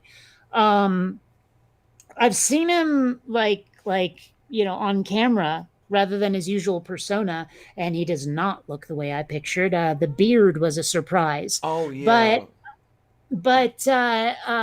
I don't think we've ever met in person, or if we have, I hadn't seen him on camera yet and didn't know it was him. Okay then. Yeah, because Yeah. he was, as I say, I've talked to him, and he's a real sweetie. Um, and Izeth is also a big sweetie. Don't I've know that one. Izeth is his wife. Oh, okay. Yeah. Um, I'm trying to remember now. There was someone else I did meet that really surprised me. Oh, here's a weird question. Yes, dear. You know, Rationality Rules, Yeah. Uh Stephen huh. Woodford. Yep. Did he sell that card game of his, or did someone make something really similar? I don't know. Okay. I really don't know offhand.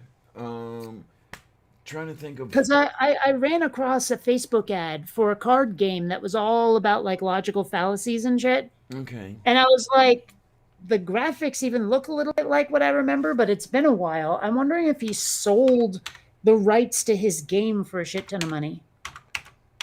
I mean, Uh, it might just look superficially similar and be about something similar. I don't know. I'm trying to remember. The name is Woodson, or is it Woodford? Woodford. But Woodford.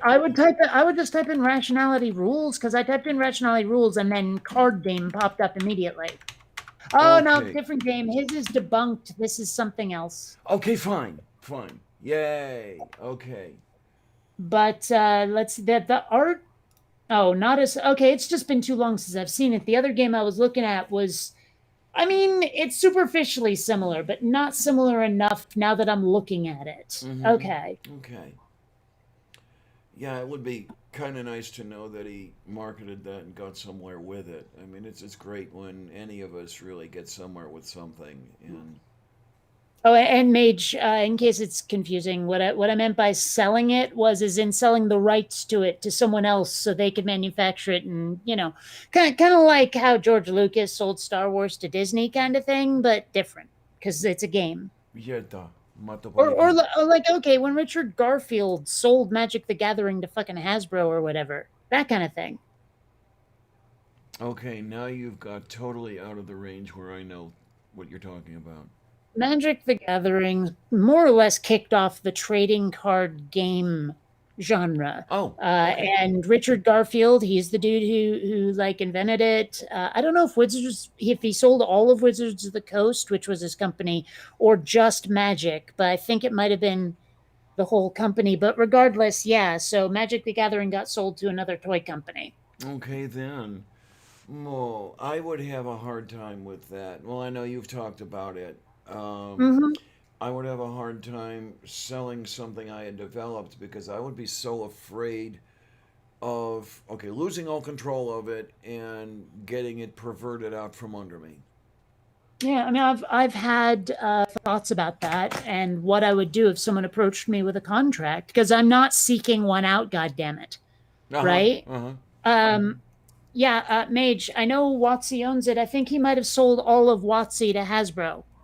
But so like, what I would do is if someone came up to me and they said, "Look, we want your property. We want to make a movie or a series out of it or something," I'd be like, "Well." Um, I'm going to need to retain full rights. You get to have the right to use it to make money off it, you know. But everything you make is non-canon, Mm-hmm. and I get to have approval over things like trailers, just to make sure there's no spoilers, Right. you know. Yeah. And they'd probably say "fuck off, kid," and I'd be like, "Fine," because like I said, I have enough. I don't need more money. I'm willing to have more, but I don't need more. And so Well, if you I get more, feel like send it I'm in a over here. much I feel like I'm in a much stronger bargaining position is my Yes, point. you are, in fact, because, Because I'm yeah, not ruled by greed. right. Mm-hmm.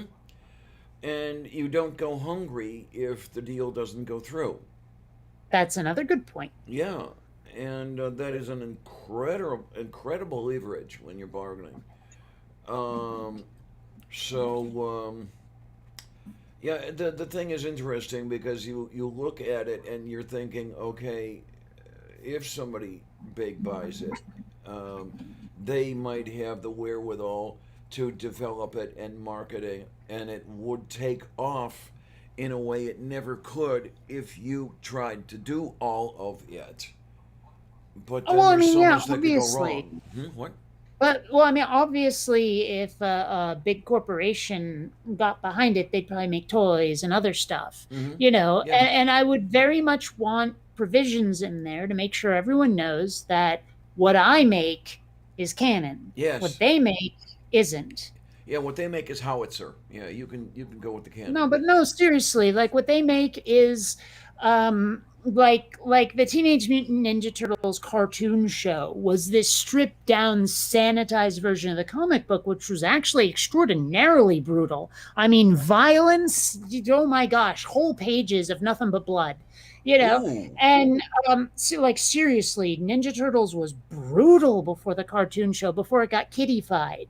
You know, and so, like, I'd want to make sure that kind of thing might not happen to Quinn Redshift. Yeah. And now you're making me want to seek out the original Ninja Turtles. Oh, you have no idea. It was vicious. That sounds like it could be a vehicle for some very serious thought. How do you figure? Well, I mean, the less that you're trying to sanitize, the more honest you can be in its presentation, if that makes any sense. Um, I mean, yeah, but I don't know. I guess I just wouldn't have put it that way. Um, I mean, could you kidify Metamorphosis? The Kafka don't for know it. oh, that's the one where the guy turns into a bug overnight. Don't know it. See, you have to Oh, understand, I am not in any fashion experienced with Kafka. You're going to have to pick something that's a little more pop culture. oh, and that's where I have the hard time. Yeah, because as you have said, and you're quite right, I don't know pop culture from my own arsehole. Yeah. Yeah, well, given some of the stuff we talked about last week, I'm not sure you could tolerate it. Or not last week, Sunday. There you go. I don't know. I mean, I could go out and look. As long as it didn't cost me much money, I could have a look at it, and I'm not worried about wasting money that I could be using to ride the dialysis. But I don't know if I could take it or not. There would only be one way to find out. Well, I mean, as long as you can accept a supernatural force that does not have a reasonable explanation that can be found and explained in any scientific or possibly even logical fashion, if you can handle that, you can handle a lot of pop culture fiction stuff. Well, I can do that in fiction because I'm not expected to believe it's real. Hmm. I'm trying to find a good image of the Ninja Turtles when they were being extremely violent. Also, it's funny, I typed in teenage and autocomplete started with girls and then went immediately to Mutant Ninja Turtles. All right then. Um, Yeah, I don't know why, but that says something about our culture. yeah, Mutant Ninja Turtles. I'm just curious as to what's. Okay, the first thing that popped up is the motion picture. Yeah. Here's a good one. This is the one where they well, okay, spoiler alert, they kill Shredder in the first comic. Already. Well, he was like the villain in the cartoon show, so it's kind of weird that he dies in the first issue, but I mean, you can see him getting impaled, you can see him getting thwacked in the face. I mean, he's just covered in his own blood. It's not a comic for kids. Is that a scimitar poking out of his back? Katana. Okay. They're ninjas, Oh, yeah, right. Yeah, scimitar is Muslim. like Saracens or something. Yeah.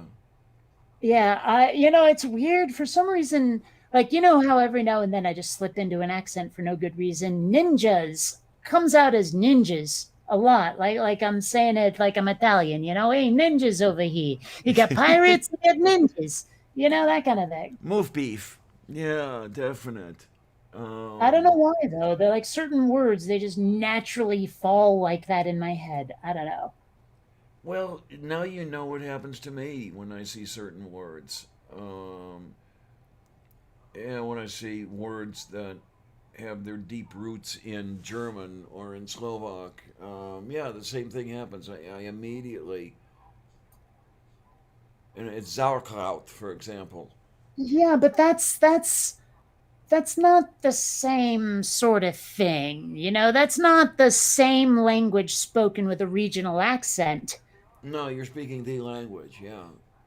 Well, but I mean, that's the thing though, is we say sauerkraut here in the US, and it starts with an S. So we start it with an S. It's not sauerkraut, it's sauerkraut. A grumpy German is a sauerkraut. Yes, indeed. But it's like I always have a difficult time when I'm trying to speak a foreign language, and part of the lesson is a word we use in English almost all the time. And I'm like, do you want me to say this with a Japanese accent? Or can I just say hamburger, or do I have to say hamburger, or however that's, do I have to, do you want me to accent it up, teach? And I'm always a little like, I don't know. Yeah, absolutely. Oh my word. I see some of that. There's a YouTube series out there called Give Me a Break Man. I don't know if you've seen it. This American guy living No, but now I have a Kit Kat commercial in my head. in. Okay, yeah, the American guy living in Tokyo for years. And his friend had a learn Japanese series. So, you got some of that going on there too, with the hamburger and all that other happy stuff Mhm. and things. And that's where I found a what's convenience store that I grew up with that disappeared, and it turned Mhm. out it ended up in Tokyo. It's called Weird. it's called Lawson's. You've mentioned it before. Yeah, and that was a staple of my childhood. And some Japanese guy bought it and took it to Tokyo. Hmm. Okay, fair enough. I Uh, don't know. It's wacky how they've like absorbed um I'll say Western culture over in Japan because it's not exclusively American stuff. right, right. Although it seems to be primarily so. I mean it's weird though, because like they look at us as if we're strange for wanting kanji all over the place because we think it's mysterious and all that crap, you know. But then you'll get people walking around in Japan wearing shirts, t-shirts with like English words on them, sometimes in completely nonsense ways. Like the comedy columnist Dave Barry spent some time in Japan and wrote a book about it, and he talked about how he saw this one Japanese guy walking around town just absolutely unashamed, wearing a T-shirt that said "King Fucker Chicken." You know, and it's like, okay, but if you're gonna wear that, you don't get weird at us for wearing kanji. There you go. And I don't know if you saw, but Purple is here. Hi, Yeah, honey. well, Perps was in that trivia stream I was in before this. Okay. I threw you a link in case you want to come in, honey. The more the merrier and all that shit. Um, oh Mm. my, oh my. Yeah, where were we? Something about Lawson's and Japan and King Fucker Chicken. yeah, that good stuff. Um, Yeah. I mean, don't get me wrong. Some of it's hilarious, the stuff that they've adopted, but at the same time, I mean, I don't know. I wonder how many cultures laugh at us for the stuff we've culturally appropriated and probably are doing really, really wrong. I don't know how many laugh at us and how many bitch at us because you've run into the problem already. With the way you spell your Twitter name, some guy got his panties into a twist because you spelled it in About my kanji. Twitter. Oh, that. Yeah. Yeah, yeah. Sorry. I'm sitting here trying because I haven't always had my and it's not kanji. It's actually katakana. Oh, okay, Um, fine.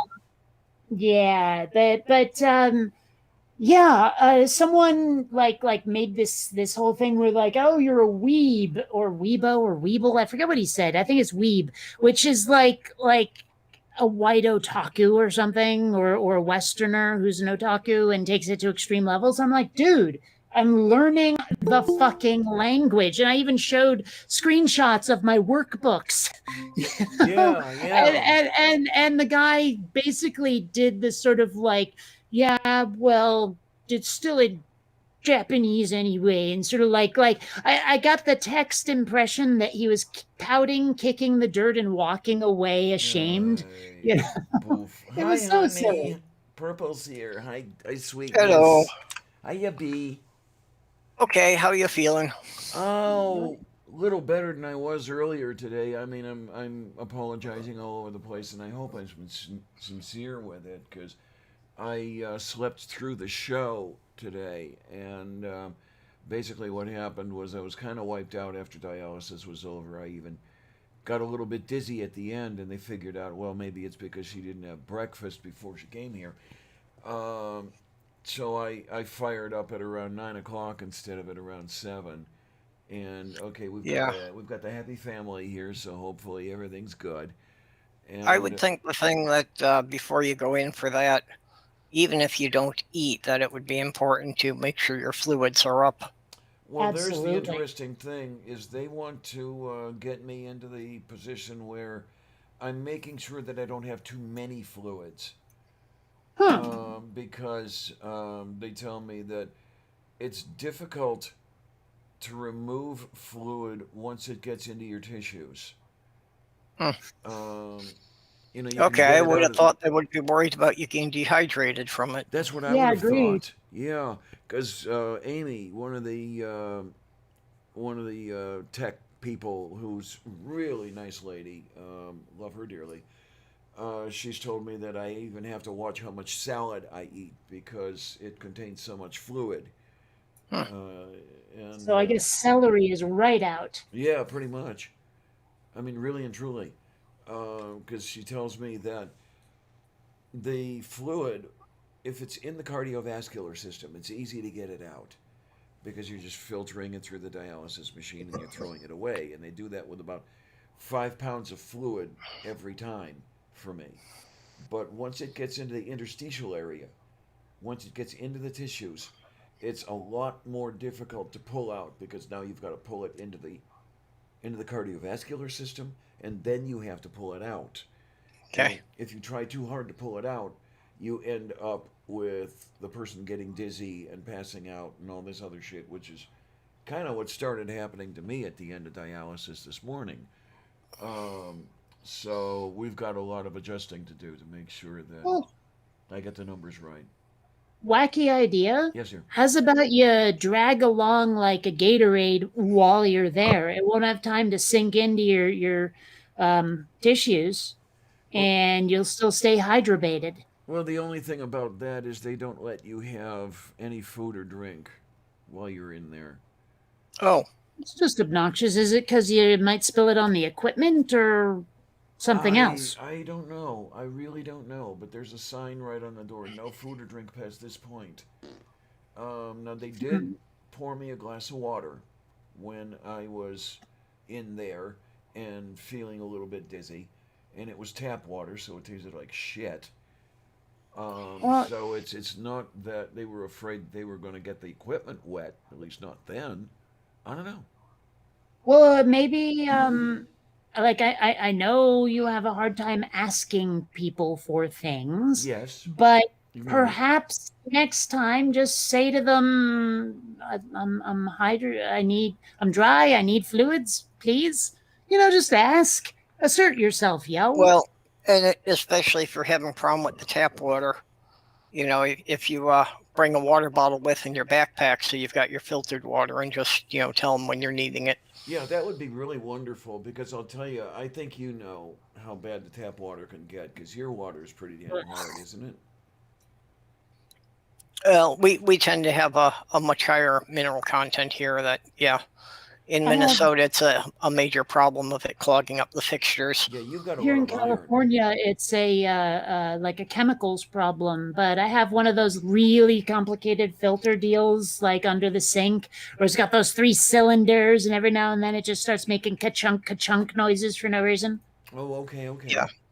In Yeah, Minnesota, I can't count how many jobs I've had that people called me in, like, to replace a faucet or a shower head because they had no water pressure, Oh, and it's like, yeah, I take it off, soak it in white vinegar for a couple hours, put the old one back on, everything's great. yeah, because you dissolved out the scale.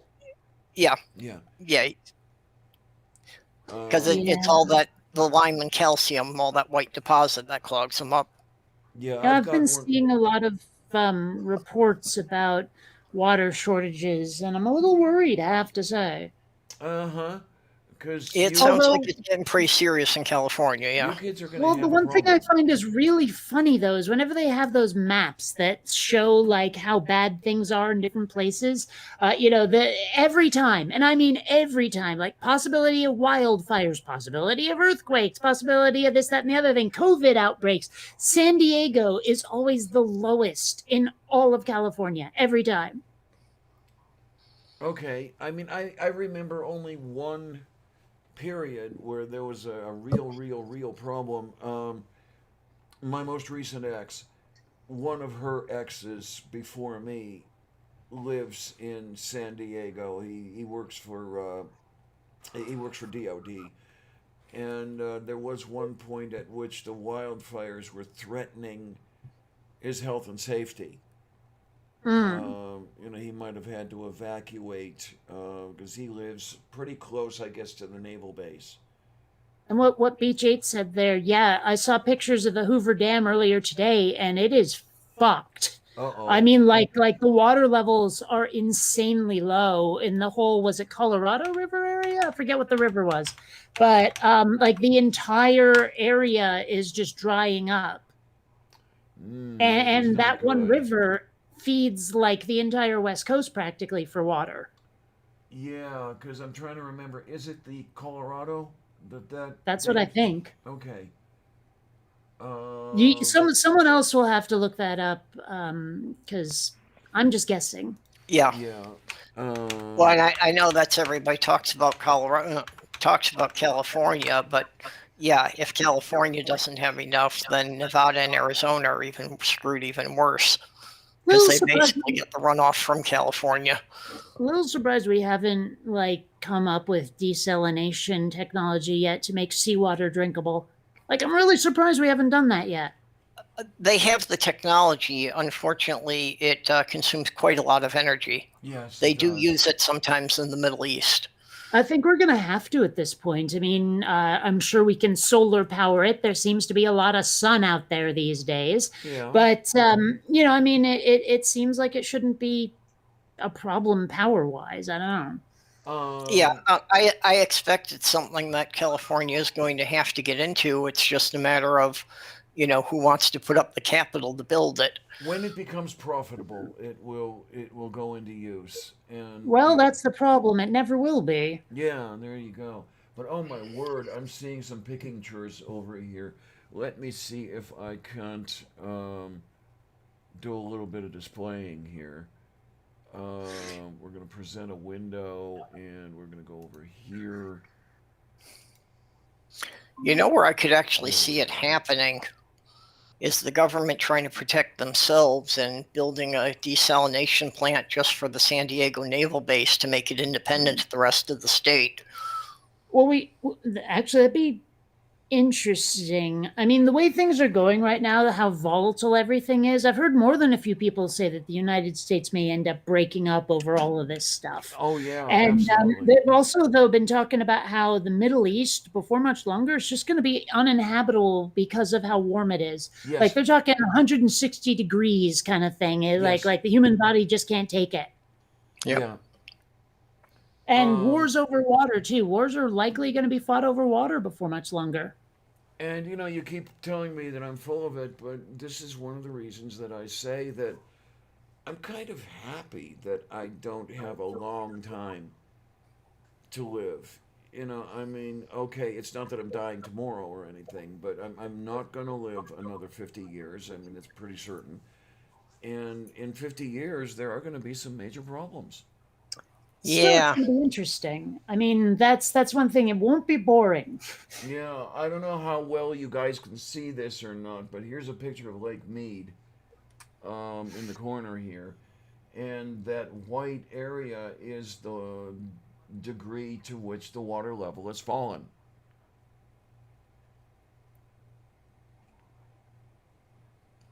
Well, I don't know.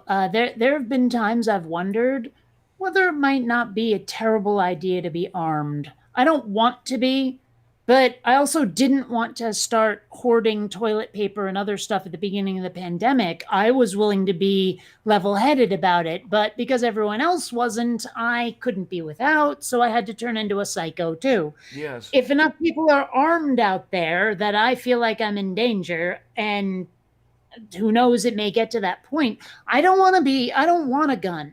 Okay. I have a huge arsenal of plastic toy weapons, and that's all I feel the need to own. But Mm-hmm. I also feel like I may eventually have to. Yeah, unfortunately. Um, and this is the thing that the crazies are forcing us into.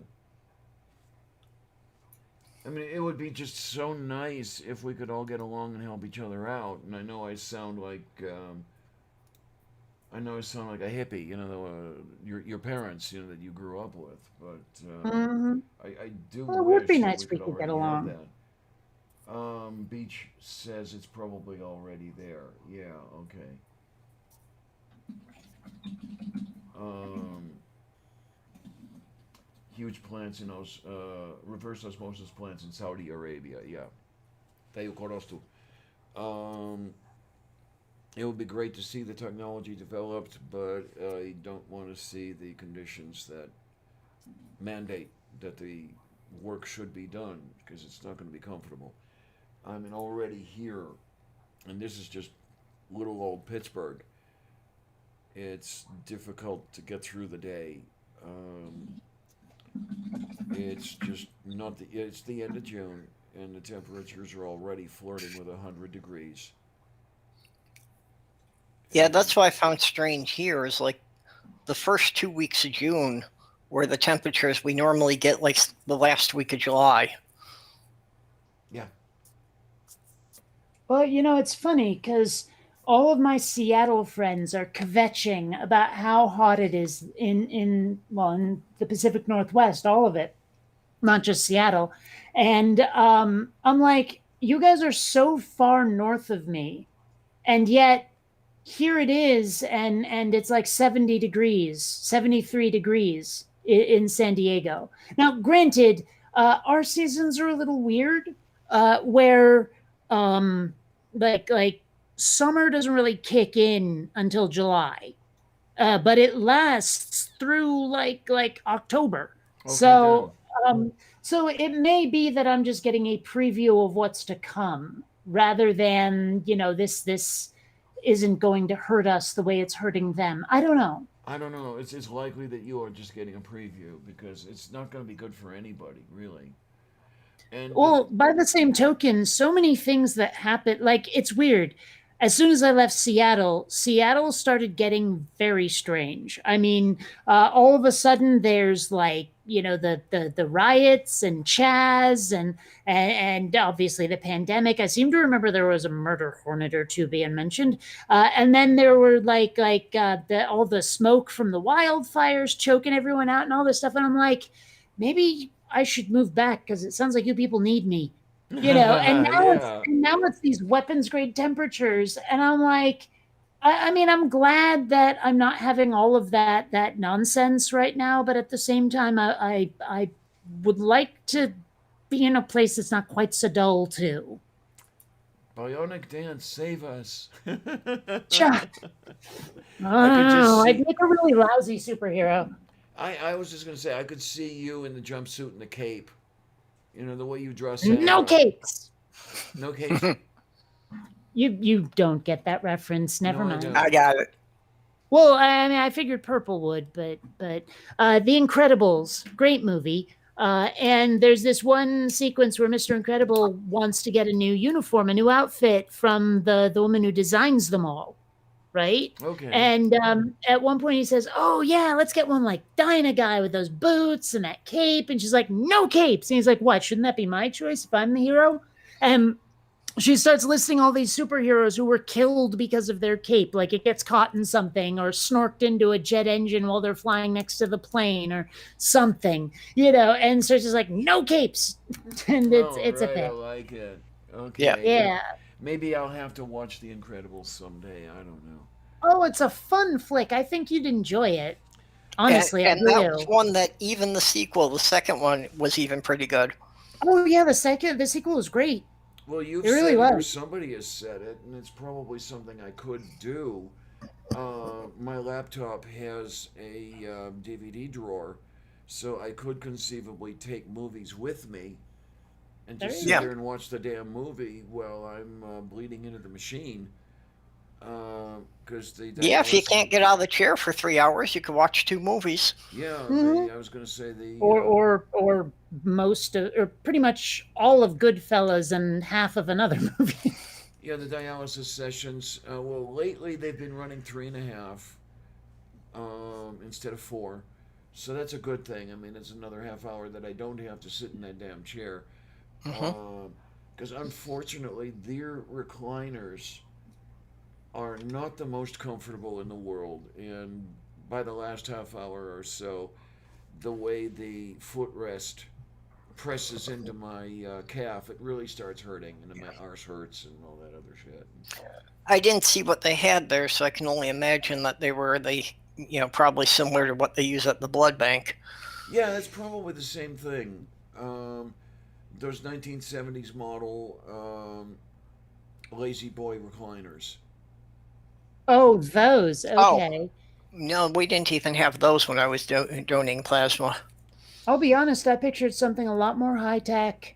No, no, It's no, a no. hospital after all, and whenever I've gone into the hospital, the things have been a lot more modern. Yeah, Well, they're. this And isn't actually a Mage, thank you, yeah, Rorschach. this isn't actually a hospital. It's a treatment center independent on its own, and it is a for-profit operation. So trying to keep their cost minimal and get patients through as quick as they can, as many people per day. That's just lame.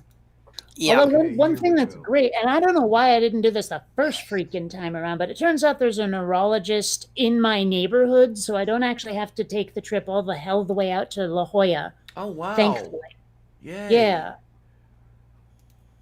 You know, This is mind you, they're not they're not scheduling me till the end of September, but still. okay, this is not it, but it's not that far off from what I sit in for 3.5 hours every other day. Hmm.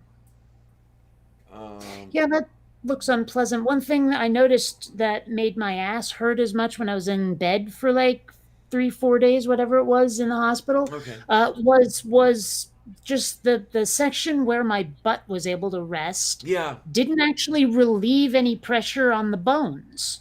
and in my case, it actually puts pressure on the bones. Yeah. Yeah, it's that not fitting correctly and everything, and I mean it would probably be a lot better if I could just be there on a gurney, but no, that's not going to be the way it works.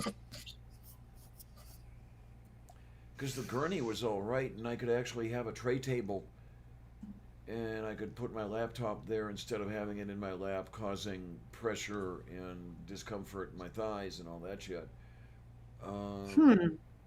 but Yeah, it's so weird listening to the way you describe all of these things that you're going through and what your town is like and all of the different services and stuff. I'm sitting here going, it sounds like maybe not the third world, but it's definitely worlds different from everything I've experienced in my life when it comes to medical shit and like government assistance. It's just so much worse. we are a You're little getting so backward. much less. Yeah, Getting so much less. we are a little backward out here. Yeah, I will give you that. Beach, I don't know where you are. Like, too bad I'm so far away. Fantastic. I mean, my neurologist is great. I just need it's location, location, location is the problem. Beach, aren't you on the East Coast somewhere? I mean, aren't you on the water? I forgot. Smoke on the water. Wait a Yeah, minute. Wouldn't a beach be on the fucking water? kind of. Yeah, pretty I much. mean, just a little. Okay, well, there's my tab. This is what I was thinking of. These are what they have at the Plasma Center. Oh Oh, man, that wacky would be fun. beautiful. I'd love something like that because yeah, you wouldn't have that angle where it's putting the bad pressure on your butt and stuff like that. Yeah, these Hmm. weren't too bad to have to sit in for 3 hours.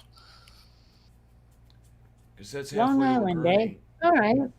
Oh, I'm not I'd sure love I've ever something like been that. to Long Island. I know I've been to places near it, but I'm not sure I've ever actually been to Long Island. I know I have not been. No. Hmm. Um, Yeah, there are a few of you that are in that no, neighborhood. You're there. Amiga is in that neighborhood. Well, Mage, you're in northern New Jersey, aren't you? I was only in New York City once, and tended to do more of the touristy things. I've been a couple of times. My parents have some friends there, and we all have family that at least used to live close back when I was a kid. Most of them moved to Florida when they got old enough. And I mean, it is fun to do the touristy stuff, but it's also fun to just be in the city. Well, Because, I mean, if nothing else, as a Vermont kid who's raised around like screaming wilderness, seeing civilization like that was just fascinating. uh, oh Um, my. I'm sure I have beach landed at one of those airports, probably JFK. I've never gone into JFK. I've gone into Oh, Newark. wait a minute. Yeah, Newark. I'm wrong. I haven't actually landed in New York City. It's always been Newark. Yeah. Um, Yeah. but And Newark sucks. New York But is hey, New York is okay to visit. I would not want to live there at all. I could probably enjoy living there. The only thing that like would kind of stress me out a bit, I guess, is just maybe I've absorbed too much media, but I just live in perpetual fear of being mugged. Oh, okay. And I You have know, to wonder. but barring that factor, I'd love it. Well, I mean, considering some of the places I have lived and some of the things that people think about them and what I've experienced in them, I wonder if the whole mugging thing isn't somewhat overblown. I mean, it's there, yeah, but are people more afraid than they should be of being mugged in New York City? I don't know. Well, I think like any other major city, it goes somewhat with what neighborhood you're talking about. That's also true. But I'm trying to think of what area of New York City that I've been to at least didn't look fairly low rent. I mean, maybe I never went to the exact wrong side of the tracks, but all of it looked just, I mean, run down is the wrong word, but none of it struck me as fancy schmancy. You know what I mean? Yeah, indeed. Now, I've been to Manhattan. I've been to the Bronx, of course, because I saw a game at Old Yankee Stadium. The Bronx is an interesting place. It looks a lot like the area I grew up in. But, hi, Lone The, Wanderer. How are you, honey? So, in this day and age, shouldn't it be Person Hatton? Yeah, you would think. Yeah, I didn't see you come in earlier. You came in, what, about 4 minutes ago. And I didn't see you, but I saw you now. Yay! Yeah, or them Hatton? Sure. Well, no, because that would be him Hatton or her Hatton or she Hatton. Okay, there you go, Be there you they go. Hatton. Yeah. Nah, it's Person Hatton or possibly non binary Hatton. And now they want me to call that thing in the middle of the street a person hole cover. Thank you, George Right? Carlin. no, Well, I no, mean, no, it aren't they was like never a person utility hole cover. access ports or something? Say Yes. again? Oh, access ports, You, yes. yeah. Oh, my word. Thank you, thank you, thank you, honey. Everybody's thinking of me, and they're envisioning me engulfed in flames. There, there were a couple of those, like, manhole covers in the street in my old neighborhood. And because, I lived there from 5 till I graduated high school, I played a lot of pretend with a lot of the neighborhood kids, a lot of make believe. And manhole covers were always teleport pads. Okay, then. Always. Well, okay, unless we were playing a tag-esque game, in which case it's like where you stand when you're it and counting. Uh huh. But that's only because one of them was up against a tree or a building or something. I don't know. I have to go back and remember which one. Pretty sure it was the one near the firehouse. Oh no, I just got something going through my head. You demand during a tag game that it stand in the corner counting backward in French. Hmm. Okay. I don't know. It's the weird shit I think about, you know? I was just wondering if you would get in trouble yelling movie in a crowded firehouse. Yes, yes, indeed. I'll have to try it sometime. I think I remember Steve Martin doing one about that one. That sounds like a Steve Martin joke. Yeah, I don't know where it came from. It's been wandering around for years. he used to do the absurd stuff, and I liked his stand up. But Yeah. I know he swore off it. He said he'd never do it again. So I really remember, like, now I can relate to the routine he did where he's like, and now we're all gonna get small. We're yes. gonna get real small. Like, now I get it. You know, Hi it's funny. Colleen, how you doing, I honey? if I told even my 21-year-old self, let alone my 13-year-old self, that at 45, not only would it be legal, but I'd be quite the pothead, I would have told myself I was an idiot. Uh huh. I'd be like, oh, you're just messing with me. That's never gonna happen. But here we are. I still can't get it here. Yeah, I I can't still either. have to go to a dark street corner and look for somebody looking shady. Well, that's all anyone can do in a dark street corner. Yeah, Yep. pretty much. Now I don't even know where to get the stuff anymore. That so-called friend hasn't talked to me in quite a while. It's okay. I have a question, and let's see if I'm the asshole here. Is it the case that if somebody is my friend and I'm that person's friend, is it the case that I might expect that they initiate a conversation every now and then and it's not always me? No, I mean that makes sense. It's just a lot of people have a difficult time breaking the ice. I know I do. Because it seems that, with pretty much anybody I deal with, present company accepted, actually, I'm Hmm. always the one who initiates an interaction. What they don't come to me and say, hey, Clarion, how you doing? Let me put it. I Yeah, could just I don't think I should be I an can boil exception to this that. down to one sentence. It's nice to be wanted. Yeah. I don't think I should be an exception to that because I'm terrible about that and terrible about that I just lose track of time and don't realize it's been 2 months since I talked to this person. I'm a Mm. little bad about it for a very specific reason, is because most of my friends in Seattle had more money than I did, and I didn't have a lot for a very long time. And I felt a little self conscious when my Yeah, friends would drive into town and pick me up and take me back to their place, or pick me up as far as the buses would go because they were that far away, you know. And so I'd usually wait for them to initiate the interaction, simply because if I did, I'd be asking them to spend a bunch of money on me, on yep, gas money. I've been there. So Okay, I get that. I definitely get that. But I mean, they won't even call me on the phone. The last time I talked to Peggy, for example, was maybe about 6 months ago, and I initiated the phone call. It's, hi Peggy, how you doing? By the way, I'm dying. Uh, well, that's not a way to start a conversation. well, Well, it no, is one of the reasons I've gotten to love, things like email and Twitter because too often it's like I'm doing projects or whatever and I don't wind down until it gets dark. So by the time I think of actually interacting with other people, it's like, oh, they're probably asleep already.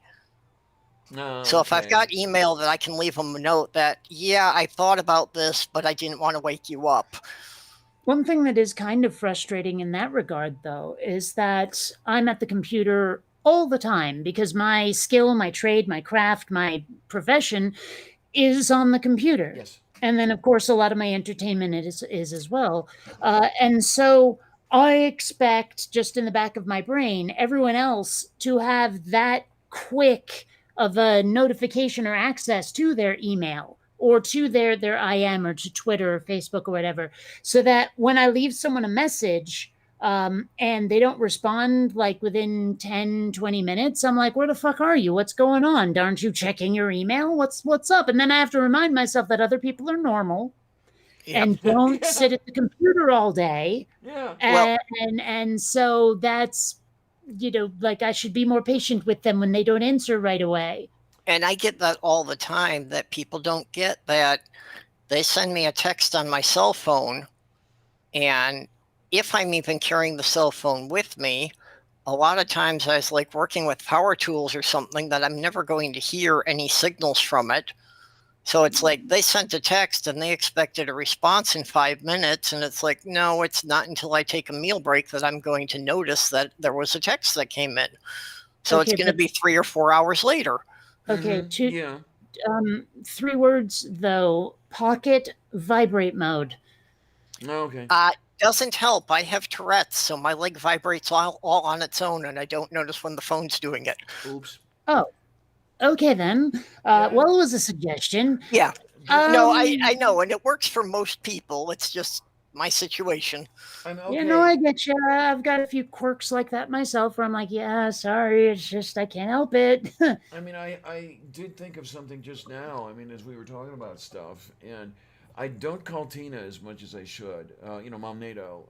I mean, Sure. I've got her number and everything else, but I know that she's taken up with her mom and she's taken up with Tornado, and I could probably call you because I think I have your number, but I won't bother you with that as far as that goes, because I know you're busy and stuff like that, and you probably don't want to hear from me anyway. Well, that, and if you email me, Twitter, Facebook, whatever, that's just as effective, if not more. Yes, it is. And, So- Yeah, well, it's like Diana, you and I have had each other's numbers for 3 years, Yeah. or for over 2 years now, and I think we've talked on the phone a total of 3 times. something to that effect. So, Well, And I Neil keep and I just losing your exchanged number. numbers. Say again, honey. Neil and I just exchanged numbers. Oh, okay, okay. I'm not really sure why. He said he wanted to be able to contact me, and he also sort of wants like a mailing address to send me something. I'm not sure what. I figure it's either booze, hot sauce, or weed. But either way, like I have quite a few prominent people's numbers now. It's odd. you realize if he's sending I'm that pretty sure to. he got R and Ra's number. Oh, really? Yeah, well, we had to connect to do the whole rides thing at Faithless Forum. Okay then. Okay then. Yeah, it's. Oh, well, there's a name I can fucking delete. Sorry, you remember that friend I had that little dust up with recently? Yes. Yeah, she's gone. Oh. Well, it's- I'm sorry, but if she's gonna be that much of a bitch, I have no. Just forget it. It's horrible to lose a friend that way, though. It really is. It hurts. Yeah. Yep, there's his number. Okay, then. Even I don't have Arnrau's number. 8675309. No kidding. There you go. Um, There you go. And now, on the other hand, if you see a bouquet of flowers show up at your door, you'll know where it came from. It was a very, very, very long time, but before I realized that Aaron Ra was not just a screen name. No, it is his legal name now. Yeah. I don't know, but I mean, for a long time, I just called him that because that's how I know him. I didn't realize I was like full naming him. Mm-hmm. You know, it's not like people walk around saying, "Oh, hey, Kate Farr, how you doing?" You know, but meanwhile, I'm sitting there going, "Hey, Aaron Ra, how you doing?" You know, it's just, you I know know. that the, as he calls him, the preacher, Kent Hovind, likes to address him with his previous name before he changed it. He always calls him Mr. Nelson. Yeah. But he somehow thinks that that's an insult. I don't get it. It's Well, Like, it's I like mean- dead naming him. it's rude, but is it really an insult? I don't know. You know, it's Well, I mean, it is- it's only an insult because you know he's doing it intentionally. You know he knows better, and yeah, he's only doing that in order to insult him. because Aaron changed his name when he ran for the Texas State Senate. He wanted to run as Aaron Ra because that's the name everybody knew. And, Didn't know that he had only so recently changed it. Yeah, it was not that long ago. I don't know. It's funny. Like, I wonder how many people voted for him just because he's got that Fu Manchu biker beard and thought, hey, quirky. Like, you know how Vermin Supreme, like, I think he won a race or something, the dude with the boot on his head? Oh yeah, You yeah. know, like I wonder how many candidates get votes just because of a novelty and how many, like what the division is of novelty and policy. You know what I mean? I could probably run on novelty, although I don't see myself being quite able to fulfill the responsibilities of the office, at least not right now, not while I'm in the transition phase, if you want to call it that. You know, it's Well, one of the Yeah. many reasons why I've never run for office, I mean, obviously my personality is part of it. I don't think I could run a campaign and people would like me enough to vote for me. But one of the main reasons is I don't know what a politician does from day to day. How much of it is paperwork? How much of it is just going around shaking hands? And how much of it is smoke-filled back rooms? I don't know what a politician does, like when they get up in the morning to when they go home at night. I really don't. mm-hmm. You know, so like I could get in on the first day and after being elected and say, okay, anyone got a tutorial? There you go. And well, I'm reasonably sure that we've had a couple recent office holders do that. I'm reasonably sure that, for example, AOC had to. Oh, I think it happens all the time. Mhm. I think we get a lot of politicians who have got no idea what the job is until they actually get elected. And there's a couple where I don't think they know what the job is even after that. Yep. Oh my I mean, word! I'm like, I don't know how long Marjorie Taylor Greene has been in office, but she strikes me as someone who has no idea what the fuck she's doing, just in terms of protocol and logistics of Right. Oh actually yeah. doing the job of being in office. I don't think she knows. Well, Green and Lauren Boebert. That's another one who, well, I'm Yeah, figuring doesn't know and doesn't care. I think they Hmm. mostly ran for office as a way to gain some celebrity status Yeah. that they really had. Yeah, they did not care at all about what they're supposed to be doing in there. And I don't They're even know what the hell is up with Kirsten Sinema. oy vey, indeed. I mean, she doesn't act like a Democrat in any fashion, yet she ran as one. Well, that was Arizona. You have to But Yeah, figure it out. I'm Mage. still so boggled by that. I mean, just her behavior, the way, like, do we even have a Democrat Party anymore? No, I don't think we do. I think it's a party in name only, and it's basically just for the comfort of the people who wear that label. They can work together to line their own pockets and make life better for themselves. Um, but as far as a political party advancing a political agenda, no, we don't have that. And And what the hell happened to AOC anyway? I mean, you can actually find video of her saying flat out that she would advocate for something like force the vote on Medicare for all, for example. She flat out says, in no uncertain terms, better to have a vote and lose and get everyone on the record, which is yes, what force the vote was all about. Yeah. But now she's all, oh, there's wheeling and dealing behind the scenes. There's stuff the public doesn't see. Well, maybe we should fucking see it. yes, we should Yep. absolutely. Um, that is one thing where I had a little bit of an advantage. I know it was small time, but I got to go into some of the committee meetings of the city council where I lived, and that's where all of the work got done. When you're talking about the smoke-filled rooms earlier, yeah, that's where all the wheeling and dealing, and that's where all the bills got written and everything else. It's those committee meetings that are really the bread, butter, and meat of Yep. political job. The rest of it's all window dressing, really. Um, no, Trump did not learn on the job. Trump never bothered to learn. Yeah, well, what little he did pick up by osmosis was something he didn't know before he got there. Nothing was. He had just I seriously get the impression that Trump just wanted to be a figurehead, that he just Oh, wanted to right. sit there on the throne with his scepter. In fact, I heard now. I don't know if this is apocryphal, but I heard he actually told Mike Pence, "You be the actual president. I'll just be it in name only. I just Uh want to keep huh. doing the rallies. You run the country." And I mean, I don't know if that's true. I've I was just just going to heard it. go No, there because I'd heard the same thing. Yeah. I don't think that's true. He enjoyed the idea of him having power. I mean, he loved having the public signings with the press and people taking pictures of him, and him signing these things and him thinking he was actually making laws. Well, but that's the thing, though, is I don't think he loved the power nearly as much as the attention. Oh, there Well, you no, go. but that's the thing is that was, the attention was what it was all about for him.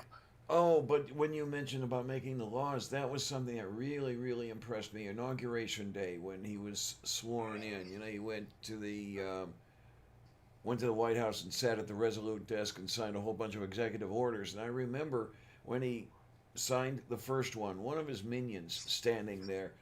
Uh, he had him hold it up, and there you go, sir, your first law. It was like a toddler. Hey, your first shit in the bowl. Hmm. Um, so I You know don't. what we really need in the U.S. government is a flapper system. You know how they had that thing? I think that's no, not a flappers. So that's from Gulliver's Travels. No, what the hell was the guy called where he would stand behind Caesar on the chariot, telling you're just a guy, right? Like you're not a god, actually. Oh, I don't remember what that name was, but I know who We you're talking need about. that. Yeah. We need that, like you wouldn't believe, because some of these politicians are so full of themselves, Oh, absolutely. I don't know. You and might call Trump's the that worst person of them. Phil. Well, no, because Phil doesn't get listened to. No, that's the point of Phil. Is Phil says to people, "Hey, this is what we're doing wrong, and we really need to fix it." And everyone tells Phil to shut up. No, this is someone basically saying, "Go soak your head. You're not that powerful. You're just a dude. Don't let it go to your head." That's completely different. Okay, I'll accept that. And even the best of the office holders we've had lately have let the power go to your heads. Well, I mean, Absolutely. that's why I asked what happened to AOC. I mean, was she full of shit from the start, or did she just get sucked into Washington brain? Um, Take what I say with a grain of salt or even a pound of salt, if you will, but I have a feeling that she was sincere when she first ran and that I something agree. happened. Yeah, my guess is that she went in with the right intentions, but once she got in there was basically told that your only chance of actually having any power is if you fall in line and make sure the money keeps coming in for the party.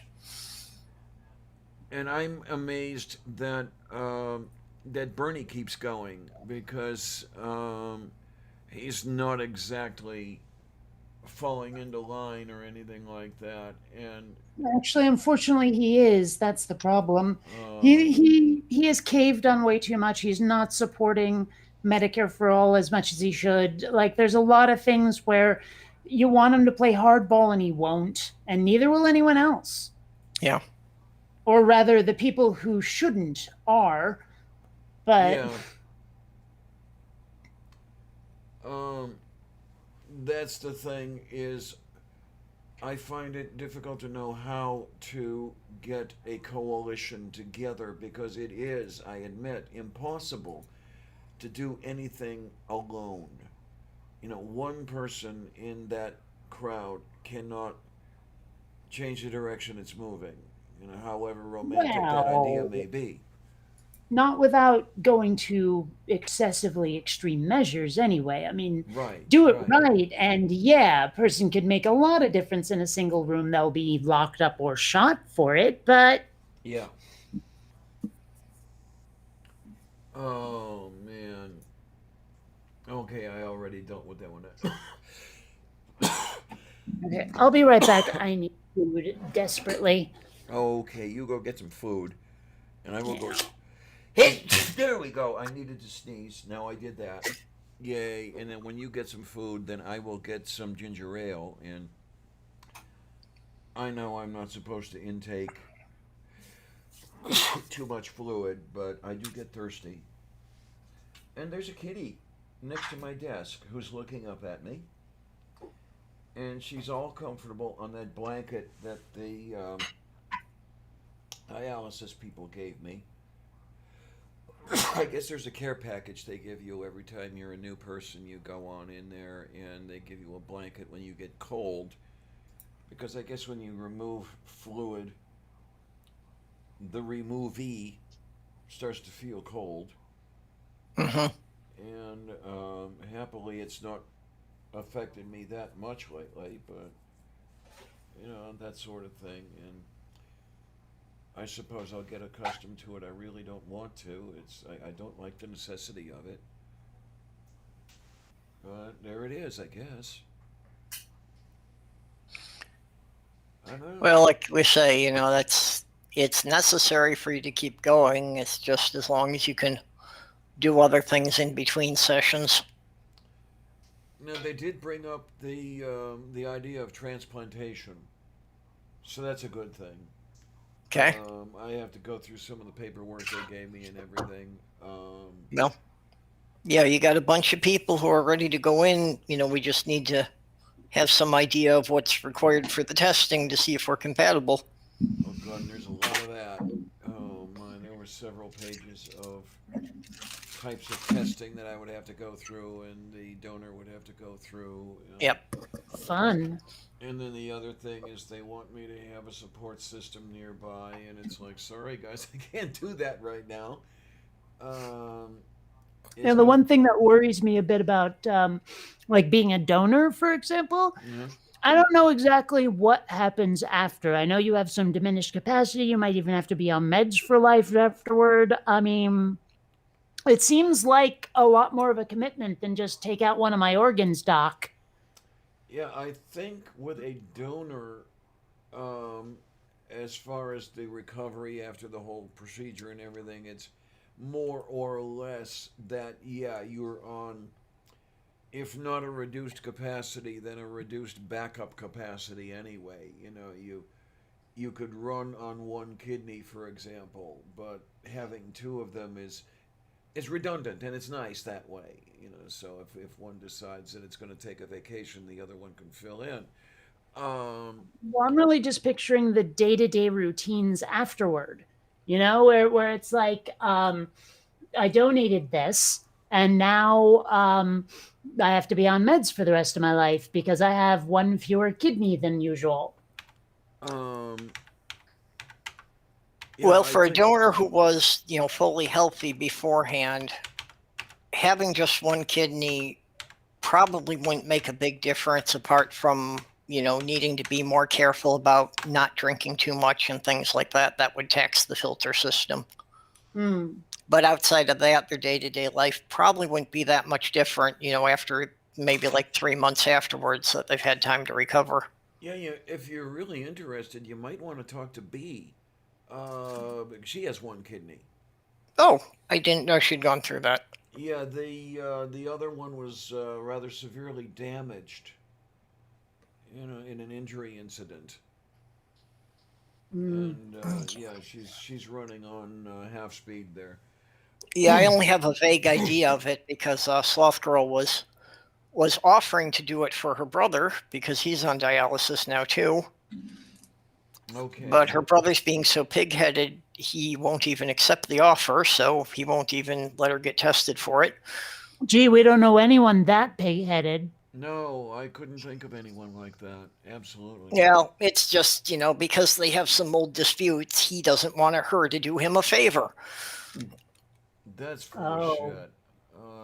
I mean, if he decided that he wasn't worth it and, didn't think that she should, that's one thing. But yeah, but I mean, your immediate sibling who's more likely to be a compatible donor. Yeah, and it's that immediate sibling that offered, that said, hey, I've got this body part that you might be able to use. I don't know. I'm looking at this thing over here, and this is from the Kidney Foundation. People can live normal lives with only one kidney. As long as the donor is evaluated thoroughly and cleared for donation, he or she can lead a normal life after the surgery. When the kidney is removed, the single normal kidney will increase in size to compensate for the loss of the donated kidney. Okay, so I didn't know that it would actually increase. I thought that it would be enough by itself. Okay, I learned something. I didn't realize the one you had left would grow. Yeah, that's news to me too. I knew that was a thing with liver transplants, that a donor can donate half of their liver and it will actually grow back over time. Okay, then. Yeah, I don't know. It's weird. I have these strange reactions to things. Like I'm thinking about the brother-sister dynamic you're talking there, and like not accepting that offer and all of that.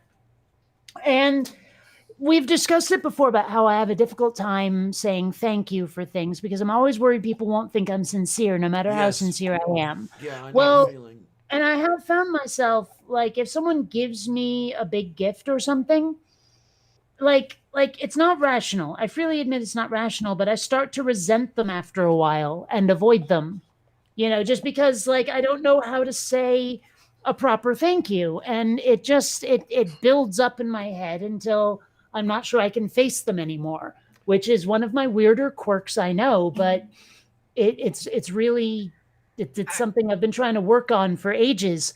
If someone donated a fucking kidney, we'd never speak again. Yeah.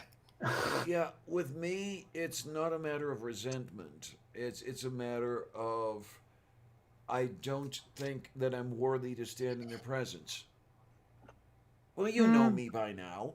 yeah, Well, but I get what you're saying, Kate, about gifts in general, because um, since the trip to Diana, a couple of people have sent me gifts for doing that. And it's like, I don't understand why I'm getting the gifts now. And I don't, I I do. send them a DM saying oh, thank you. And I don't feel that's enough, but I don't really know how to handle it. I mean, you well, deserve that's a the thing is, congressional. I get getting the gift. I understand all of that. For me, the problem is the thank you. I feel so self conscious saying it that I start resenting the gift. Does that make Okay. Yeah, sense? yes, it I think does. I It get it. does. Hmm. And I know that that is uncharitable of me, and really, it's one of the many reasons I think I'm on the fucking spectrum. Oh, and TV Tube, yes, you do have to wait. There is a recovery period. I noticed that they said it's about 3 months worth of recovery. No, but that was only part of the question. Well, no, TV Tube said, do you have to wait for it to heal and starts growing before drinking a full glass of water? Right, but then you didn't address the glass of water part. You started talking about recovery in general. Oh, okay. No, I only addressed the first half of it. Yeah. And I got rid of the page, so I can't easily go back and read it. I could find it again. Yeah, from my So, understanding, so if it's just do you water have to and wait? normal food, it It was wouldn't be a just, do you problem. have to wait for it to heal and start growing before drinking a full glass of water? Was the question. Yeah. Yeah. And then what are the restrictions? Is all I'm saying. Well, I think even immediately afterwards, I think that water and normal food would not be an issue. It would only Mm. be, things that are more toxic. Like if I donated a kidney, I probably should not drink half as much as I do now. Hmm. Yeah. That's one way that I would be okay with having kidney disease if I had to have it. I don't drink anymore. Like Yeah. it just dried up one day. Like I know that sounds stupid because dried up liquor, blah blah blah blah. But Uh-huh. I mean, my desire just sort of gone. I know Like nothing exactly. happened. The same I thing wish I could happened to me, explain so that I part. get it. Nothing happened. It's like it just sort of gradually stopped. Yes. Actually, I did the same thing when I was in high school. That our little group, we would get plastered every Saturday, and just one weekend, I asked myself why I was doing this, and I couldn't come up with a good reason, so I quit, and I didn't drink for about 10 years. Okay, but that's conscious. That's something you did on purpose. For me, Oh, it was just sort of eh. okay. I don't So it know. I mean, wasn't like really a decision you made. no, it Yes. just happened all on its own. I don't know why. But I that's what just sort of happened. stopped giving a shit about booze. That's what happened to me, so I get it. It's I don't know how, I don't know why, but I just happened to stop drinking.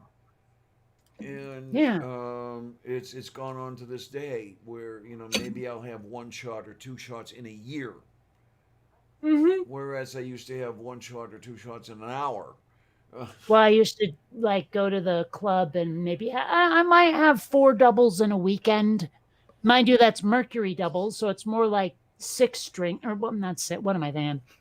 More like 10 or 12 drinks all right. than eight. But in the course of a weekend, mind you. Yeah. Uh huh. So Yeah. I mean that's a reasonable amount of drinking. But even that, I'm like, if I ever go back to Seattle, go back to the Mercury, I don't know that I'll buy booze. I might buy a soda.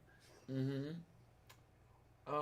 Yeah. Okay. Well, while I was living in Michigan, there wasn't anything else to do. So a lot of times, yeah, I was having like the equivalent of 6 or 8 shots a night, Yeesh. Yeah. Well, I don't But know. like I say, it was kind of, there was nothing to do. I felt trapped. I didn't want to be there. So just kind of hoping I would pass out was probably the best thing I could find to do with an evening most of the time. I guess I mean I don't actually know how far apart our ages are, but for me it was always instead of booze, I sort of lost myself in my computer. Yeah, I think I've got 10 years on you if I got the count right. I'm 45. Okay, I'll be 57 next month. All right. Actually, in about 3 weeks. Yeah, huh? Yeah, day before I turn 64. Well, So yeah, we can yeah. have some big So I birthday mean, party. We can go on for 48 hours with the Purple and Diana birthday party. Well, like I say, there's a couple other in the community because isn't Tornado the day after yours? Yeah, that's right. Um, So I'm. I think we could probably string it out for a full week if we get everybody together. I have to look at that. meanwhile, my own birthday gets way overshadowed by Christopher Hitchens, and Yeah. Cayo Corosto. anyway. Oh, let's look over here. If we Uh, did it oh, right, my birthday is on a Tuesday. So if we picked up Saturday the 17th and went on to Saturday the 24th, we could work them in there. Okay, I just saw Lone Wanderer said that I need to send her a sexy picture of me in the gift she sent. So Oh, okay hmm. then. All right. she But sent me one of the Snuggies, the blankets with arms. So yeah, I'm uh, not going to be able to use that until October, but Well, I'm not looking forward to October, so that's another story entirely. No matter how warm it well, gets, I'm really not looking forward to winter. one thing I was gonna say is that I will actually be probably I if the schedule is right, we'll probably actually be drinking online on Saturday night with Neil because there's this whole like booze and weed party thing going on. Oh my. So Neil the 604 atheist this Saturday, unless he's lying to me. Because I did ask him again. I was like, okay, I had to cancel last month, various reasons. This month I'm in. Just tell me the day. And he's like, I'm pretty sure it's Saturday. And I'm like, well, I need you to be a little more sure than that. But, okay. So likely Saturday. Also, there's someone naked in the chat. Oh no. Oh, what have we got going on here, yeah, huh? somebody new here. I don't know. I Mr. mean, Kamaki. Mr. I've Karnacki, heard the hi, word how you doing? Carnacki. I don't know who that is, though. Boy, that's the second new person that came by, because that's the second naked person that came. How you doing? Where'd Who you was the come first from? I'm one? always interested to know where new people come from. Who was the first naked person? There was I'm trying to remember what that person's name was. Something or other Winter, I think. Yeah, must have been Hmm. before I came in. Well, you can be a mod once I know that you're safe. I mean, sorry, but yeah, we are kind of hoping that we don't get any Darth Dawkins types around here to take over. Just Yeah, trying to that's be always a safe. bit of a problem. But stick around for a while, and you'll probably fit right in. You may be a mod before the day is over. Enjoy. Although I have to admit, I don't get this habit people have now of making everybody a moderator. I'm like, at that point, what if one of the moderators starts getting a little aggro? Well, actually, the moderators can block each other if one of them gets out of line. So what if one of them starts getting super out of line and starts blocking everybody till we realize what they're doing? Mm. No, the reason that I'm doing the everybody with a spanner is it's a holdover from movie night when Jeff was doing it. Um, Still, that doesn't mean I understand Jeff's Yeah. motivation. I mean, the Yeah, ultimate purpose of doing it, I don't understand. I don't automatically do it, unless somebody I know is going to vouch for them. yeah, Yeah, in my world, giving someone the wrench is really saying, "Okay, I'm deputizing you as my security force." Yep. yeah. And honestly, it's pointless for people to give one to me because I'm always too slow on the buttons anyway. Someone else always gets to it before I do. Yeah, Okay then. I have this like horrible habit where when I read something, I don't really absorb it unless I narrate it in my head. It's almost like the people who read out loud, except it's not out loud. Yeah, Like so when I'm reading, did someone just say this horribly offensive thing? Everyone else is like, yeah, they said a horribly offensive thing, click. And I'm still just like rereading it in my head slowly to make sure I got all the nuances. Yep. yeah. And by the time you finish reading, somebody else has yanked it off the side chat. Yeah. Oh man. Although you remember last, I forget who that was, but someone came in and like we timed them out for like ever. You remember that? Where like every moderator said, "Oh, screw this fucker," and Yes. gave them like 300 seconds in the Hooskow over and over and Yep. over. Wasn't that I've And I seen that wonder, wonderful? I happen. wonder whether that's cumulative or if it resets to 300 seconds every time someone does it. I don't know. I've never found out because I've wondered that thing myself. Because it would be great if you could have the 300-second timeouts done sequentially. Like Yeah, 50 I don't people. think it is. I think it's that 300 seconds is the maximum the timer goes to. Hmm.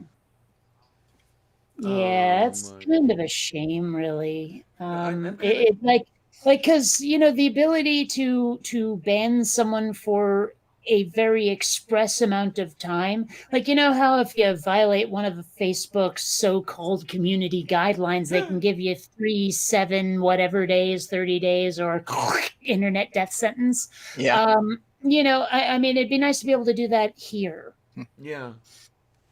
It's too bad that it's not that easy to ban someone from your side chat. I know it can be done, because Ken Ham has banned me from the Answers in Genesis side chats, for example, and he's Oh, banned a few we other we did people. that last week too. Like when we figured out that like the timing them out thing was something we'd have to keep repeating. Eventually, one of us, and I think it might have been me, figured out how to punt them completely. Okay, then. I don't know, or maybe I had to tell you to do it. Something happened where we were able to get rid of them on a more than 300 seconds basis. Yes, and I don't remember what that was because I'd like to remember so I can do it in case I have to on some other future thing. Ox, dear, hello. How are you, Hi, honey? how are you, there, Ox? Wow, I can't speak today. What's up? Oh, okay. Good night, Wanderer. Oh, Wanderer, night night, honey, and yeah, I'll get around to DMing you my digits, and we'll see what we can do and stuff and things. And God, I've got so many people's digits now. Sleep well and dream of large women. Oh yay! And you know what those women should be like, right? Moist. Oh, the women I dream about aren't all that large. No, they're about 5'9", 160. That is large, by the way. Have you, like, okay, when I walk into places that are, if not actually women only, at least primarily like frequented by women, and I'm looking at the top of everyone's head, Yes. Mm-hmm. that's a little bit strange. I'm like, I went from the world to the land of Oompa Loompas.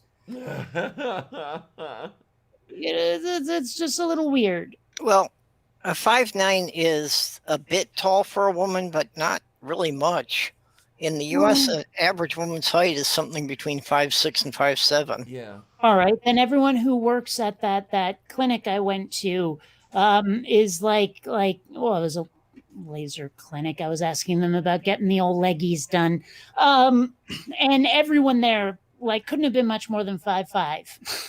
Mm-hmm. Yeah.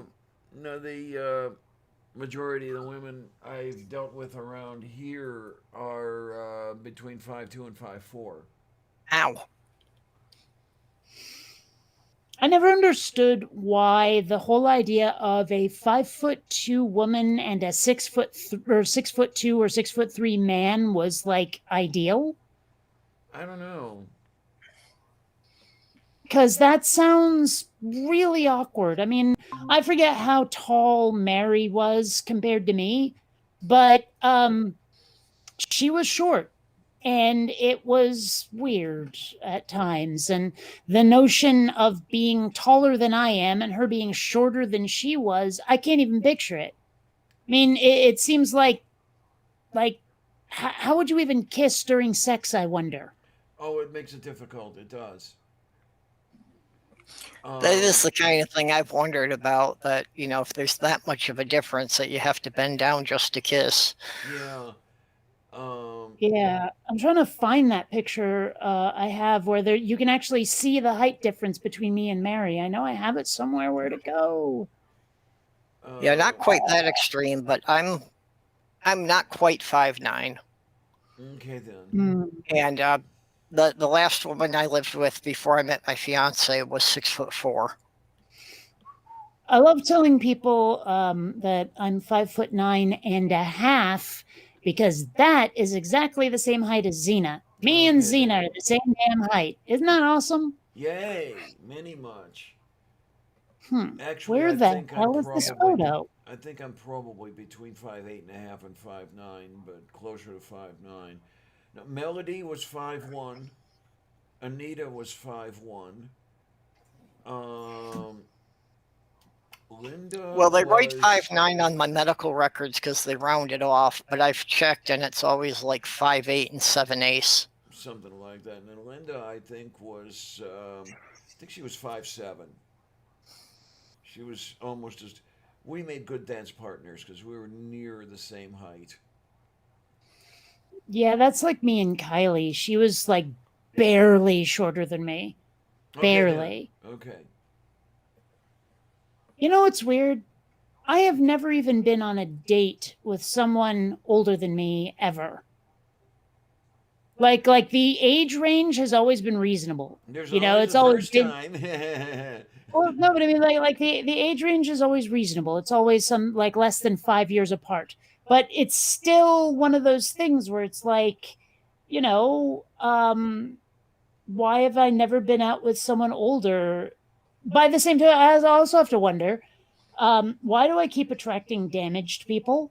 Like seriously, there's someone who keeps crushing on me on Twitter who's just really unbalanced. And I'm like, do I attract these people? Does everybody? Do I give off a stink? I mean, is it just because I'm willing to talk to them as a friend first? What's going on? Why do I keep attracting these people that are like either substance abusers or borderline suicidal or both or something? There's always some Yeah. reason why they should be locked up, these people that are attracted to me. I don't get it. Okay, different kind of damaged people. Yeah, well, Yeah. It seems everyone I get involved with has been through an abusive relationship before I met them. okay then. Well, okay, so here you can see the difference in height between me and Mary. Okay. Alrighty then. So So basically, you kiss her right on the forehead if you're not bending over. pretty much. Well, that was actually at Pride like a bunch of years ago. Yeah, there's always a goth Pride float. Okay then. Yeah. TV tube, that's quite a growth spurt.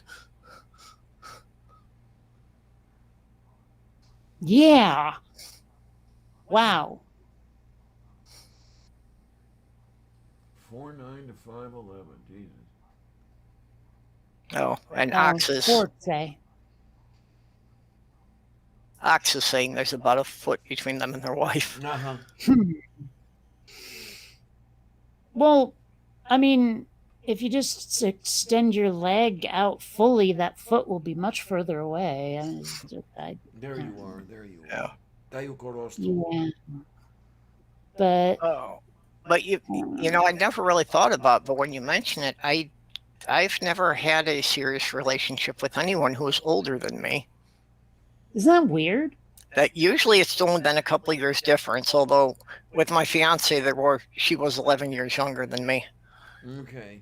Yeah, I've said it before. I've been on both sides of the age gap, and in my particular case, the age difference never figured into anything. I mean, if there were problems, they were not age related. Hmm. Sandra, the person I officially married, was 15 years older than I, and Melody, my most recent ex, was 13 years younger. Yeah, I've never had that wide a span either. Like I say, I don't think it's ever been more than 5 years difference. Okay, then. Yeah, I somehow don't seem. Well, I don't seem to be getting together with anybody anymore, but I didn't seem to get together with anybody my own age. Um, Linda and Anita were kind of aberrations, really. Um, and, I mean, they were both 3 years younger than I. I think either three or 3 and 4.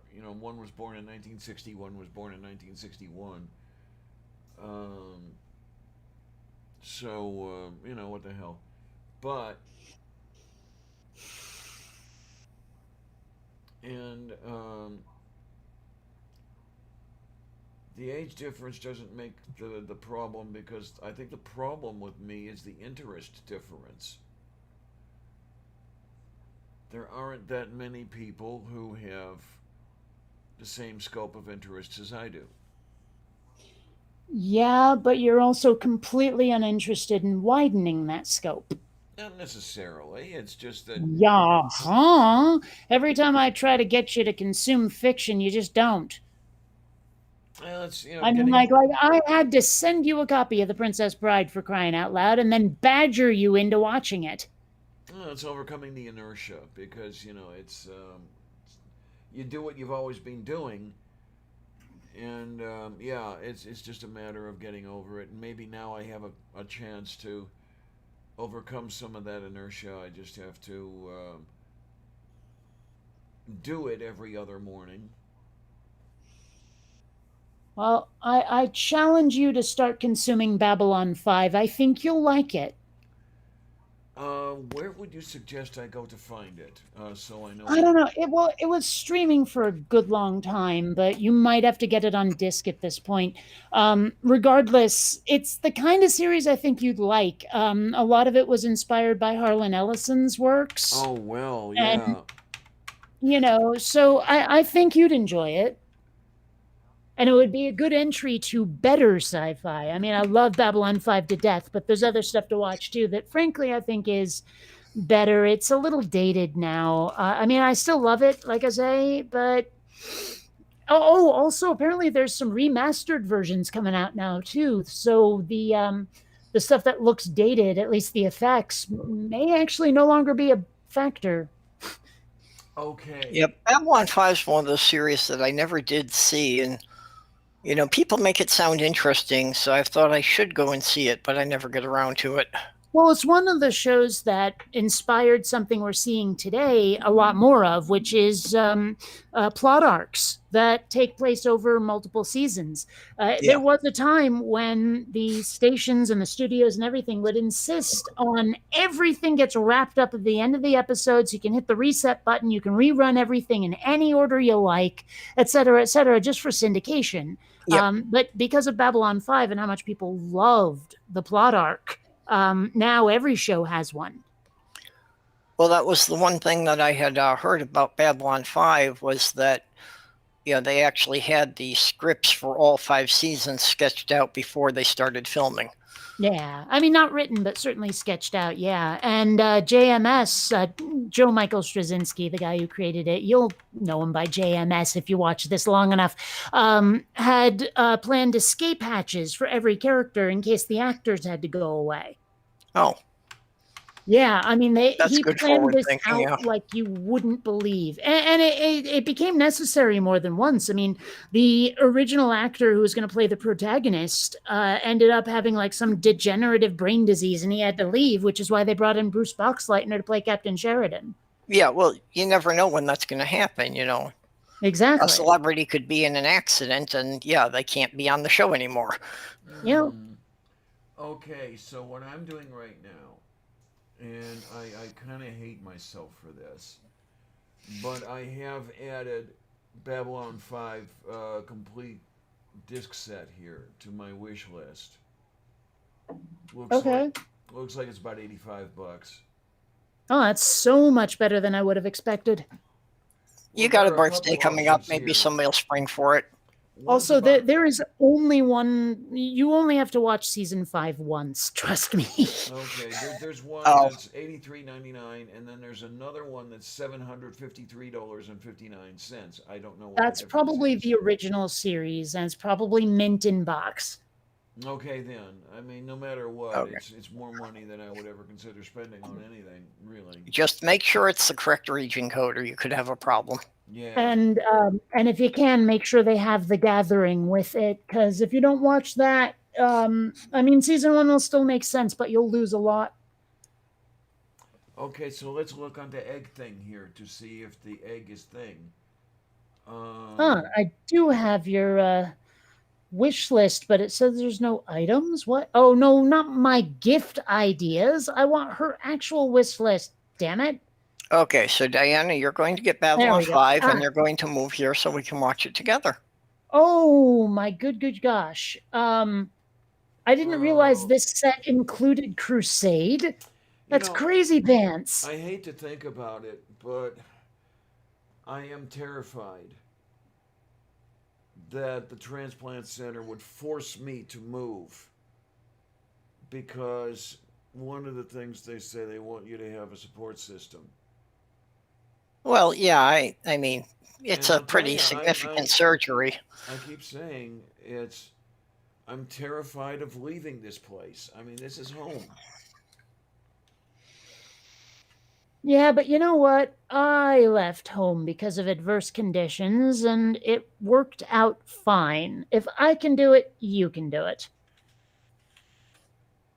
And that's what they all say. I don't know. Yeah, well, you don't have to know. You just have to do. But it's I may be forced to No, you don't have to know. You just have to do. I may be forced into that situation, and it's not you, it's not Donna, honey. It's just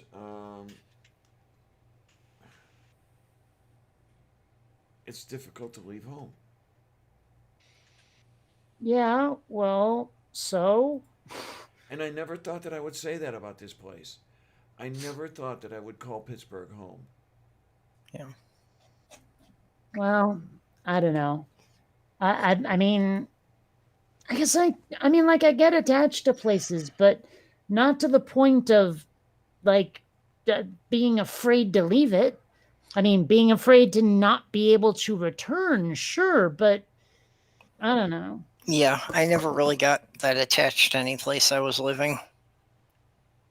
I mean, it was what's the word? Traumatic to leave the apartment I lived in Homestead. I had been there Yeah. 15 years. Well, The that's Well, landlord I was got that cool. from going back and watching your day of the life things from, the first few episodes there. Well, and also, I mean, 15 years is different. A lot of the places I'd left, I mean, there was one I'd been in for 5 years, I guess. And I mean, hell, me and Kylie moved at least once. Yeah. No, wait, I take that back, twice. So, I mean, I've never really stayed anywhere long enough to get attached other than the place in Vermont.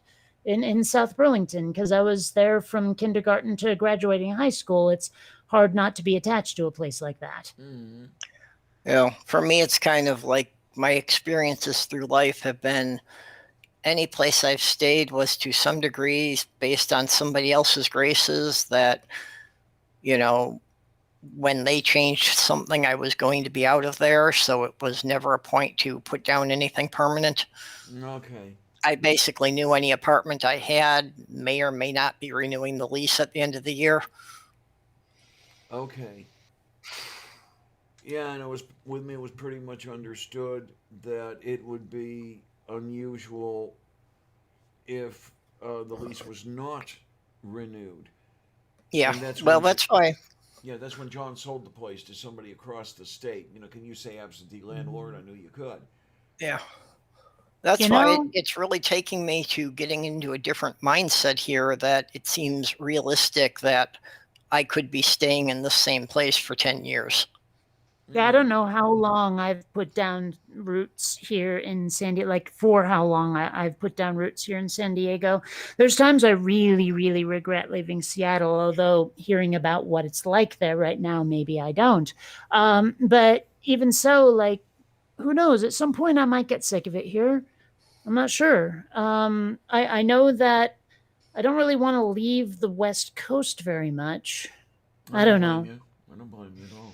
I'm tempted based on something that Will said, Godless Sewing said, that it might not be the worst idea to go to Pasadena because apparently Hollywood really wants people who have no ambitions to be stars, who are just willing to be in the backgrounds of like coffee shops or the Enterprise or some shit. You know, like they if you go to Hollywood and say, I just want to be an extra and that's all I want to be, put me in everything, apparently they will put you in everything. That would be kind of cool. Yeah. Oh, I'd Just love to have do a that. walkthrough in, dozens of different movies. Hell yeah. I mean, I would cheerfully walk down the hall of a Starfleet vessel with my back to the camera. Like no one even knows it's me, just to do it. And I mean, I also have another motive for it. I mean, what if Quinn Redshift really does take off? What if? Yep. And then at some point, I might want to direct something myself. I did go to film school, but I've never really seen what it's like on like a Hollywood movie set. Everything I've seen has been caricature. And so I'm not even 100% certain if I know everything a director has to do. You know what I mean? Like I know in general, and I've done it a fair bit, and I did go to film school, but that doesn't teach you everything. It's kind of like how when I went to the motorcycle safety course, they didn't teach us how to go on the highway kind of thing, or at least we never did anything faster than 30 miles an hour. It's just like I don't know that I'm fully prepared for all of the duties. Okay, then. Yeah, for those of you who want it, I don't know if this is going to get you there, but I put the link that gets me to my wish list. Well, if I was right now making videos more frequently, I would just buy this for you and send it to you, because that's how much I want you to fucking watch Babylon 5. Also, yes, that link will get you there. Okay, and I'd have a hard time with that because that's more than I think somebody should spend on me. Don't care. I would have my own motivations. This would be as much for me as for you because I want to spread Babylon 5 around. Okay. So, the point being is like seriously, I'm dead ass serious. I think it's worth it to get you to see the series. It's not even about you. It's I want you to see the series. You know what I mean? Like it's not about whether you're worth it or not. It's about whether or not Babylon 5's worth it. And it's worth sending to other people. Well, if you insist, I would not take you for granted. Yes, but as I say, I would have to be putting out videos more frequently right now than I have been. So yeah, you need because my income is a little low. I'm putting a lot of risk, a lot of thought, like a lot of my savings is going away simply because I'm spending all my time working on Quinn Redshift instead of putting out atheism videos anymore. Yeah. Yeah, huh?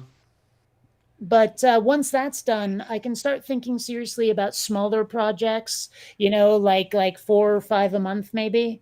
I don't know. Do you consider that you may or may not have to go back to making small projects before Quinn Redshift is finished in order to have peanut butter sandwiches?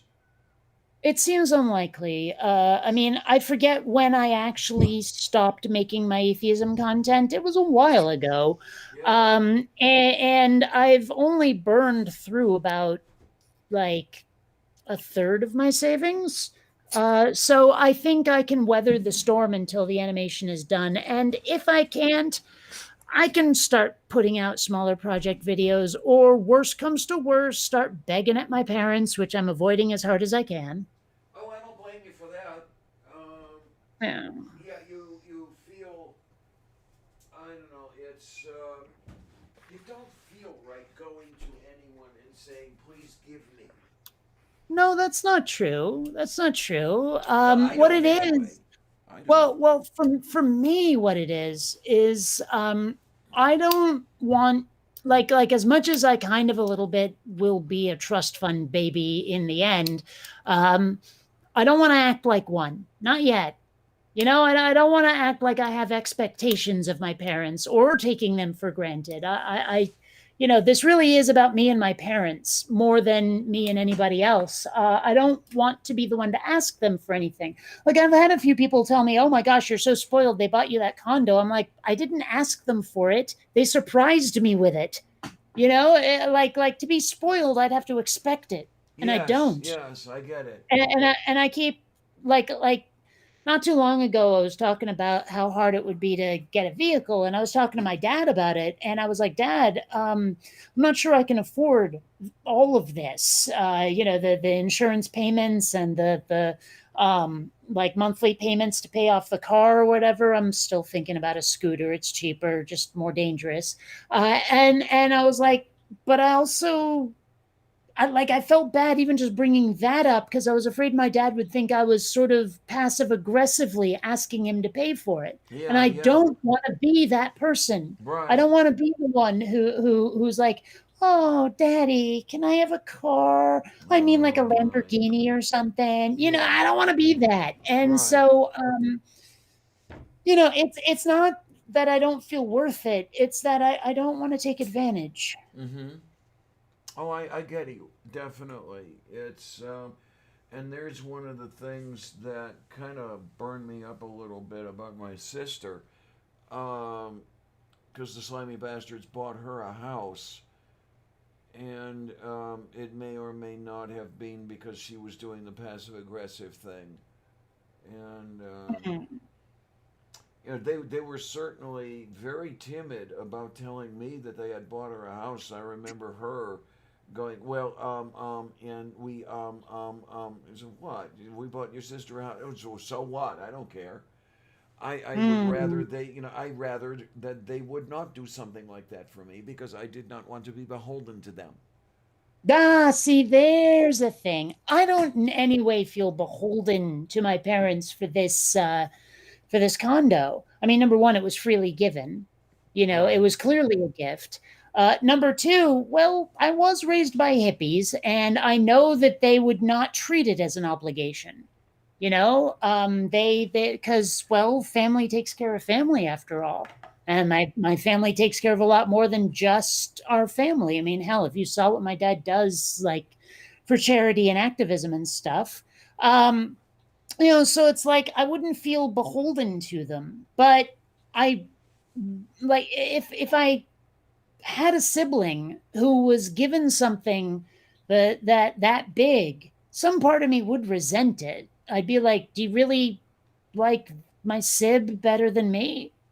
Kind of thing. Well, that's It would eat at me. But the fact that they just gave me this really nice condo is not something that makes me feel like I owe them anything.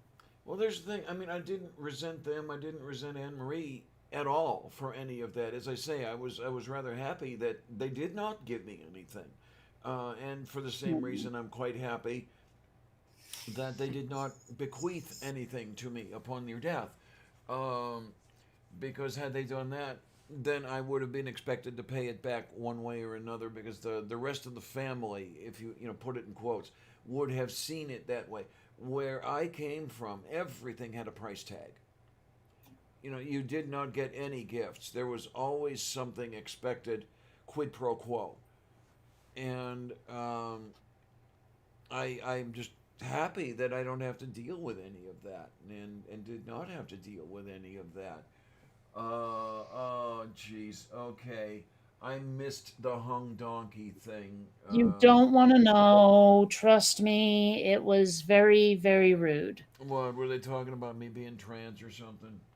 Well, it was implied, but there was pedophilia implied as well. Uh, it's Yeah. like no, I don't give a shit about that stuff. I mean, if you remember that video that people were talking about for a while, what was it? What is that or something? Where Oh, yeah, yeah. yeah, I laughed when I found out about it. I've never seen the video, by the way, But I laughed, and I sincerely laughed when I found out about its existence. It's like, does somebody actually Well, care that much to think they're well, gonna do see, these things to me? I never like that. The whole, does someone care that much? No, they saw that much opportunity to make someone else look like a dink.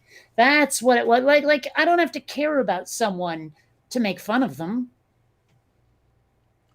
You Okay. know, it's like the whole idea of oh, did you really care that much, put in that much effort?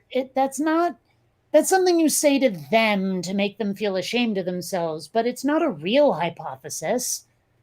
Well, I don't know. I could see the uh, the scenario where, I mean, you're not deeply invested in someone or something, but you're not totally disinterested either. Because were you totally disinterested, wouldn't necessarily take the time out to throw your barb. Well, no, I disagree again. I Okay. mean, throwing out an insult is a really easy thing to do. And you don't even have to see the person you're insulting as a person to do it. I mean, I've seen people insult others very, very casually, Excuse me, and please. that's the end of it. After the syllables leave their face, it's over. Well, and I think that's especially true on the internet, that you do have people who are just random trolls and probably only half aware of what room they're coming into, and they just start throwing insults. And if I remember right now, it has been quite some time since I saw that video, the what is that video that you're talking about. I did watch it. Hmm. And I seem to remember that while one person was being an asshole, others were being a lot more charitable. In fact, if I remember, it was a response video to something else where someone else had been insulting you, and the people watching that insult video were like, what's this guy about? I've What, heard what? that. Yes, I've heard somebody say that that was what they saw when they. So it's not that bad. I'm in the dark here. I don't even know the video you're referring to, so. It was like people watching one of Diana's videos and commenting, much the way I used to with atheism videos, except more of a panel than anything else. Mhm. And I mean, parts of it were definitely rude, but I remember getting the impression from some of the people that they were being like if not charitable to Diana, at least rude to the one insulting her. Or if not rude, at least they were boggled by the fact that they did it, that the insults were happening. Yeah, they were just kind of, why are you attacking this person? Yeah, more or Yeah. less. But I mean, again, it has been quite some time, and I remember not being 100% certain I'd read the situation correctly when I saw it, but that was the impression I had. Mm. Hmm. And if that is the case, I will thank the people who were being charitable. Well, at this point, they'll probably ask, "Who the hell are you?" Oh, right, that thing from years ago. Yeah. Uh So huh. I mean, I just leave it alone myself, but hey. Well, I went as far as I'm going to go. Just a quick thank you, and Hmm. because how do you want to put it? No evil deed should go unpunished. Hmm. I don't know. It's funny. I actually like similar expression, the one about like never attribute to evil what can be explained by stupidity. Actually, I think the words are like malice and incompetence, but Yeah, whatever. The Yeah. never point being, attribute. the point being that I actually had to say that to someone who was talking about like idiots in Washington and what the hell are they doing, and why are they so evil? Why are they so mean? Why are they doing all these terrible things? And I'm sitting there going, I think some of them did go in with the best of intentions. They're just that stupid or that bad at it or something. Like, I'm not even sure that they are doing this with evil intent. They might just be incompetent. Well, Yeah, my I ex would always always. prefer to start with the assumption that people are clueless until they prove that they're being intentionally deceitful. Yeah, Hmm. my ex I would don't know. always I put. find I like to prepare for them being intentionally deceitful, but give them enough rope to hang themselves before I activate the defense grid. Yeah, my ex would always quote that one at me. Do not attribute to malice, and I don't know. She probably had a point. I do tend to attribute to malice, maybe more than I should. Definitely more than you should. Do you know how many times I have to tell you to stop being so goddamn cynical? Well, yeah. I mean, that's pretty much a trademark anymore on these shows. Yeah. Um, Well, I especially had to come to the realization with my father that there was no malice intended, no matter how badly he fucked me up. He was Mm, doing what he thought was the right thing at the time, but his upbringing was so fucked up that he didn't understand how to raise kids. uh huh. yeah. And that's My something. my I had an opposite situation kind of. My parents had a lot of really idealistic ideas about how to raise a kid, inspired by a lot of like hippie philosophy or whatever, and some of it was good. Some of it, on the other hand, deeply misguided. Mhm. And some of it even like may have destroyed some of my social life. Like that time when my parents thought, oh, you're going to a classmate's birthday party? Well, instead of going out to the toy store and buying a present, why don't you just wrap up one of your own toys? And believe me, when you're in elementary school, giving someone a secondhand toy kind No. of gets you a little Yeah. ostracized. Yes. So, but to my parents, that was like such a great idea. It's sharing. It's being together in unity kind of thing. Hey, what's mine is yours, and all of that. And I just they didn't realize, like, do parents forget what it's like to be a kid? Yes, I think they do. I do. I Ugh. truly believe that they do. And this I will say is probably not malicious. It's probably some sort of senility. Really. I mean, to some extent, I forget a little bit of what it was like to be a kid. I have to constantly remind myself that I wasn't exactly happy with the situation. Well, but I mean, like, I wonder sometimes whether those parents that forget what it's like to be a kid, it's just they get worn down through infancy and toddlerhood, that by the time the kid is able to have a coherent conversation, the parents are already in go to your room mode, if you see what I mean, where Yes, it's like yeah. they've got parent brain going on Hmm. when it's just too late to not. Yeah. I don't know.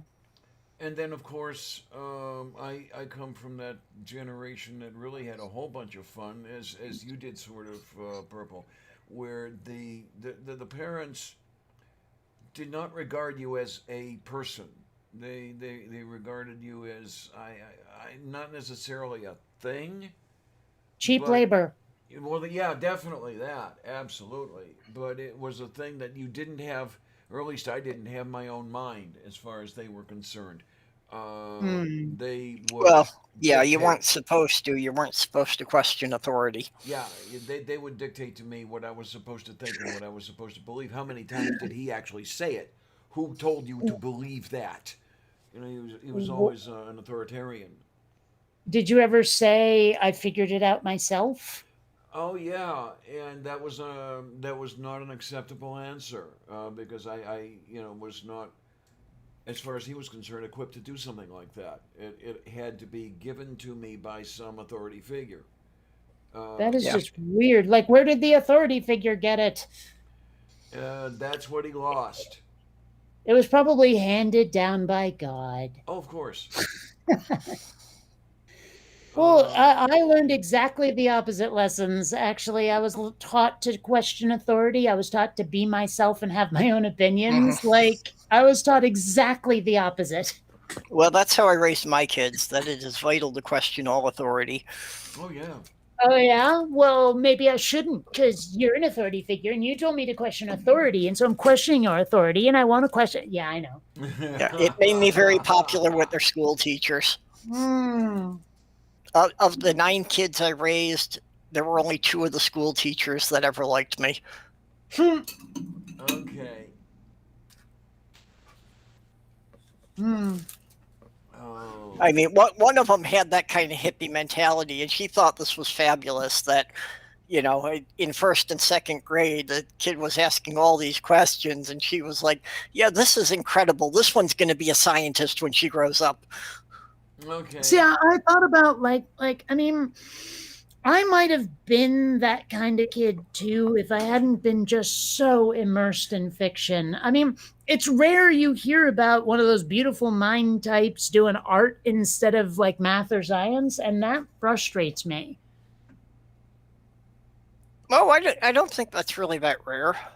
Well, I don't hear about them. I'm always hearing about scientists and crap. It's pretty rare that I hear about some idiot savant artist. Oh, I've seen the idiots of on harvest stuff. Okay, but I'm talking proportions here. I think that may kind of be a function of our society that, you know, the last several decades we haven't really put much emphasis on art. It's been a lot more on the science. So I really would love the whole like concept of the starving artist to go away because we have UBI. I think oh that yeah, more than any single factor, that's the one that really grabbed me. I mean, very close second is, food, houses, all of that. Mm-hmm. But just the one that made me passionate was the idea of people who get to pursue their art and perfect it and turn it into a proper trade where before they didn't have the opportunity simply because they had to go through the motions of living, yeah. of paying for living. I think that would be the major part that society would flourish from, is just the artists and inventors who could spend time doing what they want to do if they didn't have to worry about, are they going to be able to pay rent this month? Yeah. Yeah. And I mean, I know I'll be able to pay rent this month, but it sure would be nice to have a bigger weed budget. Yeah, there you go. I wish I knew where to find it. When you're talking about the starving artist thing, I remember Beethoven writing about that, something to the effect of, I wish there were something where the artist could bring his work and take away what he needs. Um, To each according to their need, from each according to their ability, that kind of thing. kind of, yeah. Where What's that from? that is, is it the Communist Manifesto? Or Yeah. it is. Okay. I'm not sure exactly, but yeah, it's definitely from one of the, socialist writings. Yeah, I remember Ayn Rand deriding it, so it could easily So have been from, yeah. I'm thinking it might be from Marx, but I'm not sure. I'm looking at the Wikipedia entry, and yeah, it No. says it's a slogan popularized by Karl Marx in his 1875 Yes. critique of the Gotha program. Is that what that says? Yeah, Gotha program, whatever the fuck that is. Hey, I actually got that one right. Yay! Oh, hey, Dai here we Prosto. go. Let's see. Origin of the phrase. Apparently, there's something. No, I guess it just comes from Marx. I would have thought it'd be something he quoted if they were saying original. Oh, wait. Popularly thought, but it says here, okay, it was common to the socialist movement. So a lot of people were saying it before he put it in his book. All right. Oh, okay. Okay. Apparently, let's see, the French socialist name I'm not pronouncing of the 1820s and 30s used slightly different slogans, such as from each according to his ability to each ability according to his work, or from each according to his capacity to each according to his works. Oh, Which okay. sounds more like not needs so much as how much you did to get paid. It sounds a little capitalist in a weird way. Oh my. Okay, so Maybe I'm misunderstanding. yeah, there we go. Now I'm just looking at the side chat, getting some interesting people coming in here tonight. Mm. We've got good-looking honky says, Lavender, hi honey, Peter North here, old adult film star. Wifey and I are enjoying your stream tonight, guys. Thanks, Peter. What the hell? I must be thinking of someone else because I swear that name Peter North sounds funny, but I don't consume adult film, much less old adult film. Well, maybe Peter North. maybe I'm thinking of Jay North. Yeah.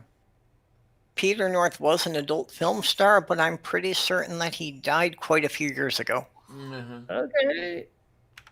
Now, also, it has been a very long time since I've heard anyone use the word honky. In fact, I'm not sure I've ever heard it said in meat space. I think I've only heard it in movies and TV and shit. Well, with my fiance, it was a running joke with some of her friends, but yeah, nobody took it seriously. It was just ribbing at me. Well, according to the Wikipedia over here, um, Alban Joseph Brown, known professionally as Peter North, is a Canadian American retired pornographic actor, director, and producer. He has 2,588 credits as an actor, plus 13 as a director, and allegedly he's still around. Now, of course, the person in the side chat Okay. is not this person. Okay, there's very little question that it is not. Well, it could be. Surprised. I mean, I've interacted with a fair number of celebrities on a one-on-one basis. Yep. It could very well be him. I was off, but it's also not like I've been keeping track of adult film stars, so I'm probably just getting them confused with somebody else that I read something about. Like if someone asked me to name an adult film star, it'd be quite some time before I could name anyone other than Ron Jeremy. Okay. Oh wait, no, John Holmes, but I can't think of any female names. Like it seems like female porn stars. Well, wait a minute. Was Jenna Jameson doing porn, or was she just like a model? I don't remember. I don't remember either. No, the really the only name I remember, female name in porn, is Linda Lovelace. Oh, I'd forgotten that one. You say Jenna Jameson, and Jenna Jameson was in porn. Yep. Yeah, you say Jenna Jameson, and I'm just thinking that is that the daughter of Spider-Man's boss? Ah, okay. Jonah Jameson Jr. Probably not.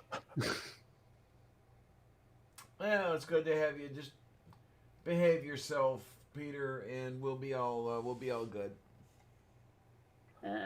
Yeah. But wow, Jenna Jameson is like a year and a half-ish older than me. Only that surprises me. Oh, kid. Okay. Well, I mean, it's hard to think of anyone my age who was like doing porn. Oh my. I mean, like shit. She did her like 1995 appears to be. Oh no, those are awards, not films. Like 1995, she would have been what, like 24? I don't know. I'd have to do the math, but that's I don't know. For some reason, that feels young to me. Okay. But well, I don't know. Anything less than 50 feels young to me, so.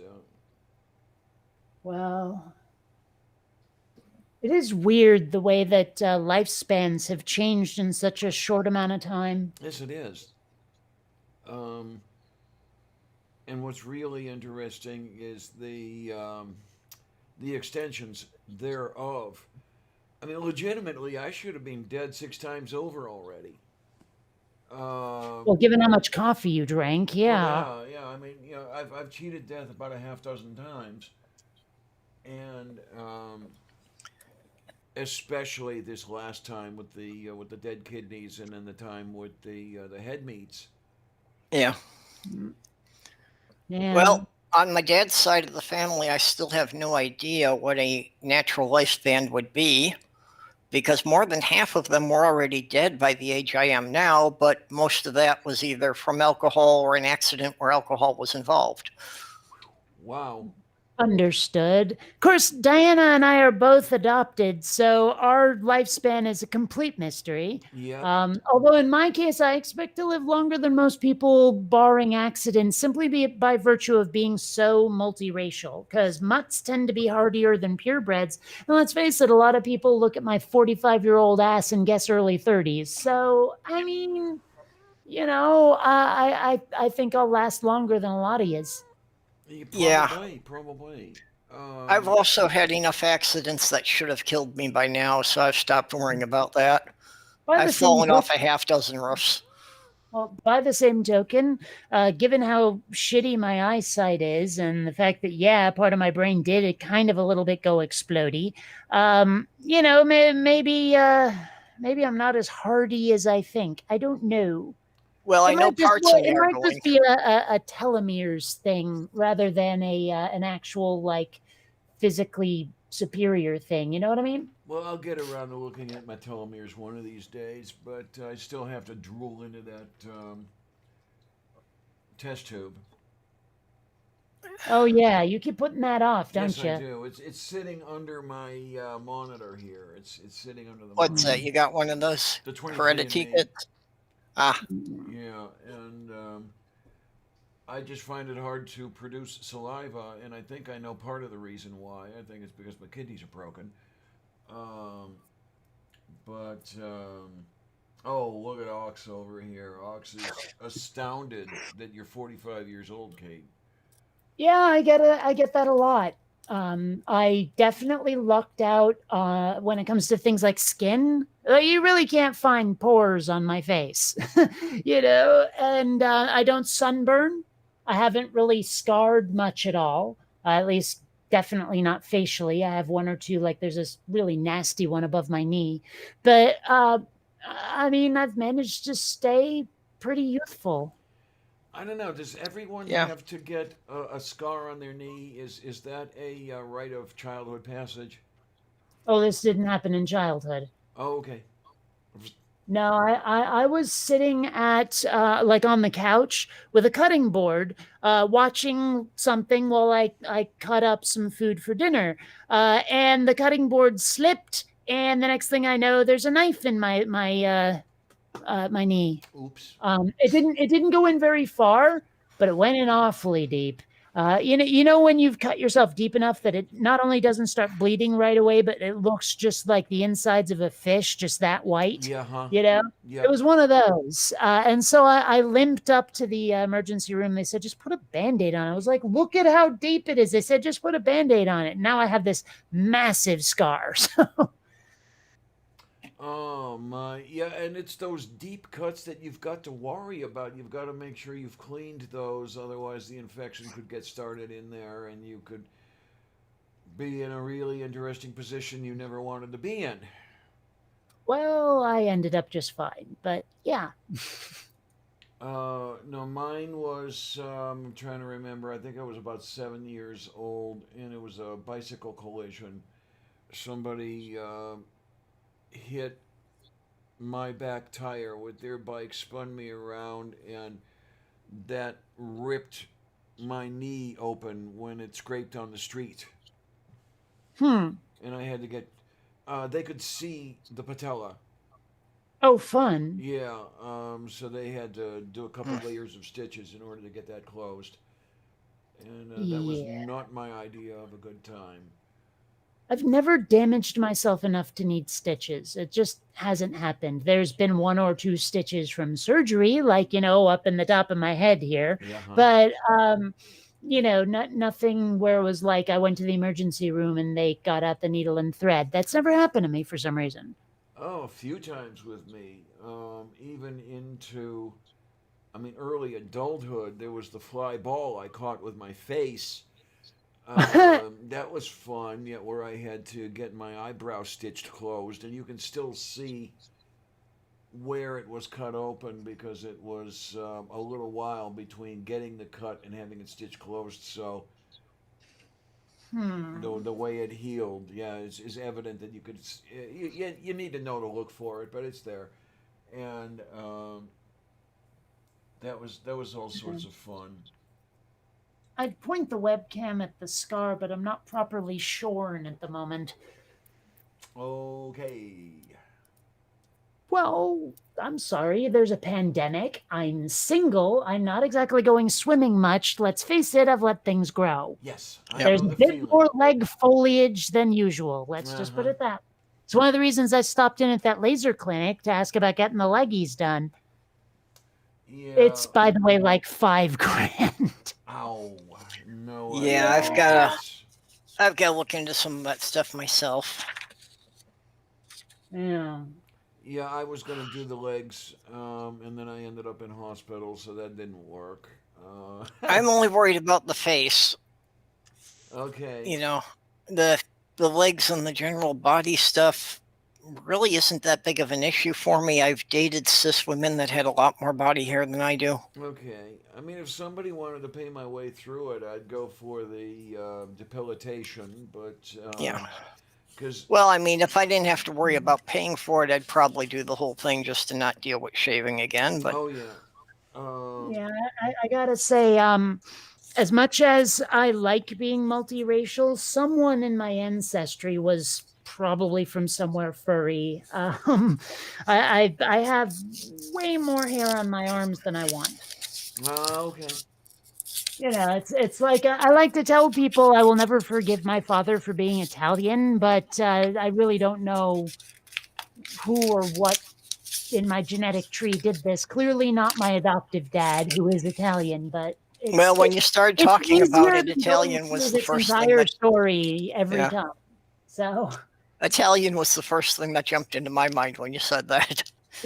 Just yeah, they do have that reputation. yeah, yeah. It's unfortunate, but what can you do? Well, but also, it's our cultural values. They don't really care. What, Yeah, the yeah. Italians? Yeah, Oh, Italian men really don't care if they're dating a woman who's got more fur than an ape. But well, I mean, I've like looked into some of that stuff only briefly. I didn't see a lot about shaving, but I saw a lot about like clothing and perfumes and stuff that people would use way back then, and all the reasons they do it. And also, there was something about the like gendered clothing didn't used to be as far apart, didn't used to be as separate until some people, like, I think it was either the 1850s or the 1950s or something like that. Some point way back then, someone said, okay, you know what, we got to use these colors for boys and these colors for girls, and we got to make the clothing more distinct. And I I think that like was this was this. this was done deliberately. I think that was the last century. I think that might have been the 20th yeah, century when that happened. yeah, I think that most of that didn't come in until basically after World War II. Because there Well, I are, mean, actually, we were having this discussion. You were talking about pictures of the slimy bastard in a yeah, dress. yes, I was just Yep. about to say that again. I have pictures where he Well, is photographed wearing a dress, and I think some of that may have been he was the baby and got a lot of his sister's hand-me-downs because he had three sisters. That is one good thing about being an only child. No hand-me-downs. Mm. yeah. Unless my asshole parents decided that they needed to get hand-me-downs from like friends or something, Oh, our friends that had that kid, like the kid outgrew everything and they gave it to us. After a while, my parents gave up on that shit though, because they knew about my absolute horror of like buttons, for example. I would not like I didn't remember this, but my mom recently told me about like some of the tantrums I would throw if they tried to put me in something that had buttons. Oh my word. Okay. Yeah. Oh my. Yeah, that would not have gone over well with me. I got a lot of hand-me-downs from the older cousins. I had three cousins older, three male cousins older than I, and I got all their stuff, and it was horribly dated by the time I got it, and it was not one of those things that the kids would let go unnoticed. Hmm. But Yeah. oh well, what are you gonna do? And the damn thing is that they really didn't even need to do that. They weren't all that bad off. Uh, Hmm. they were quite comfortable. I mean, they bought a house in, okay, let's say 1960, and they paid it off in 8 years instead of the 25-year mortgage that they were given. So it gives you an idea of where they were. And Hmm. there was the other thing with that, which is kind of funny. And she let it slip, and I should have picked it up and run with it, but I didn't. They would always give me a hard time about that the fact that I had credit cards.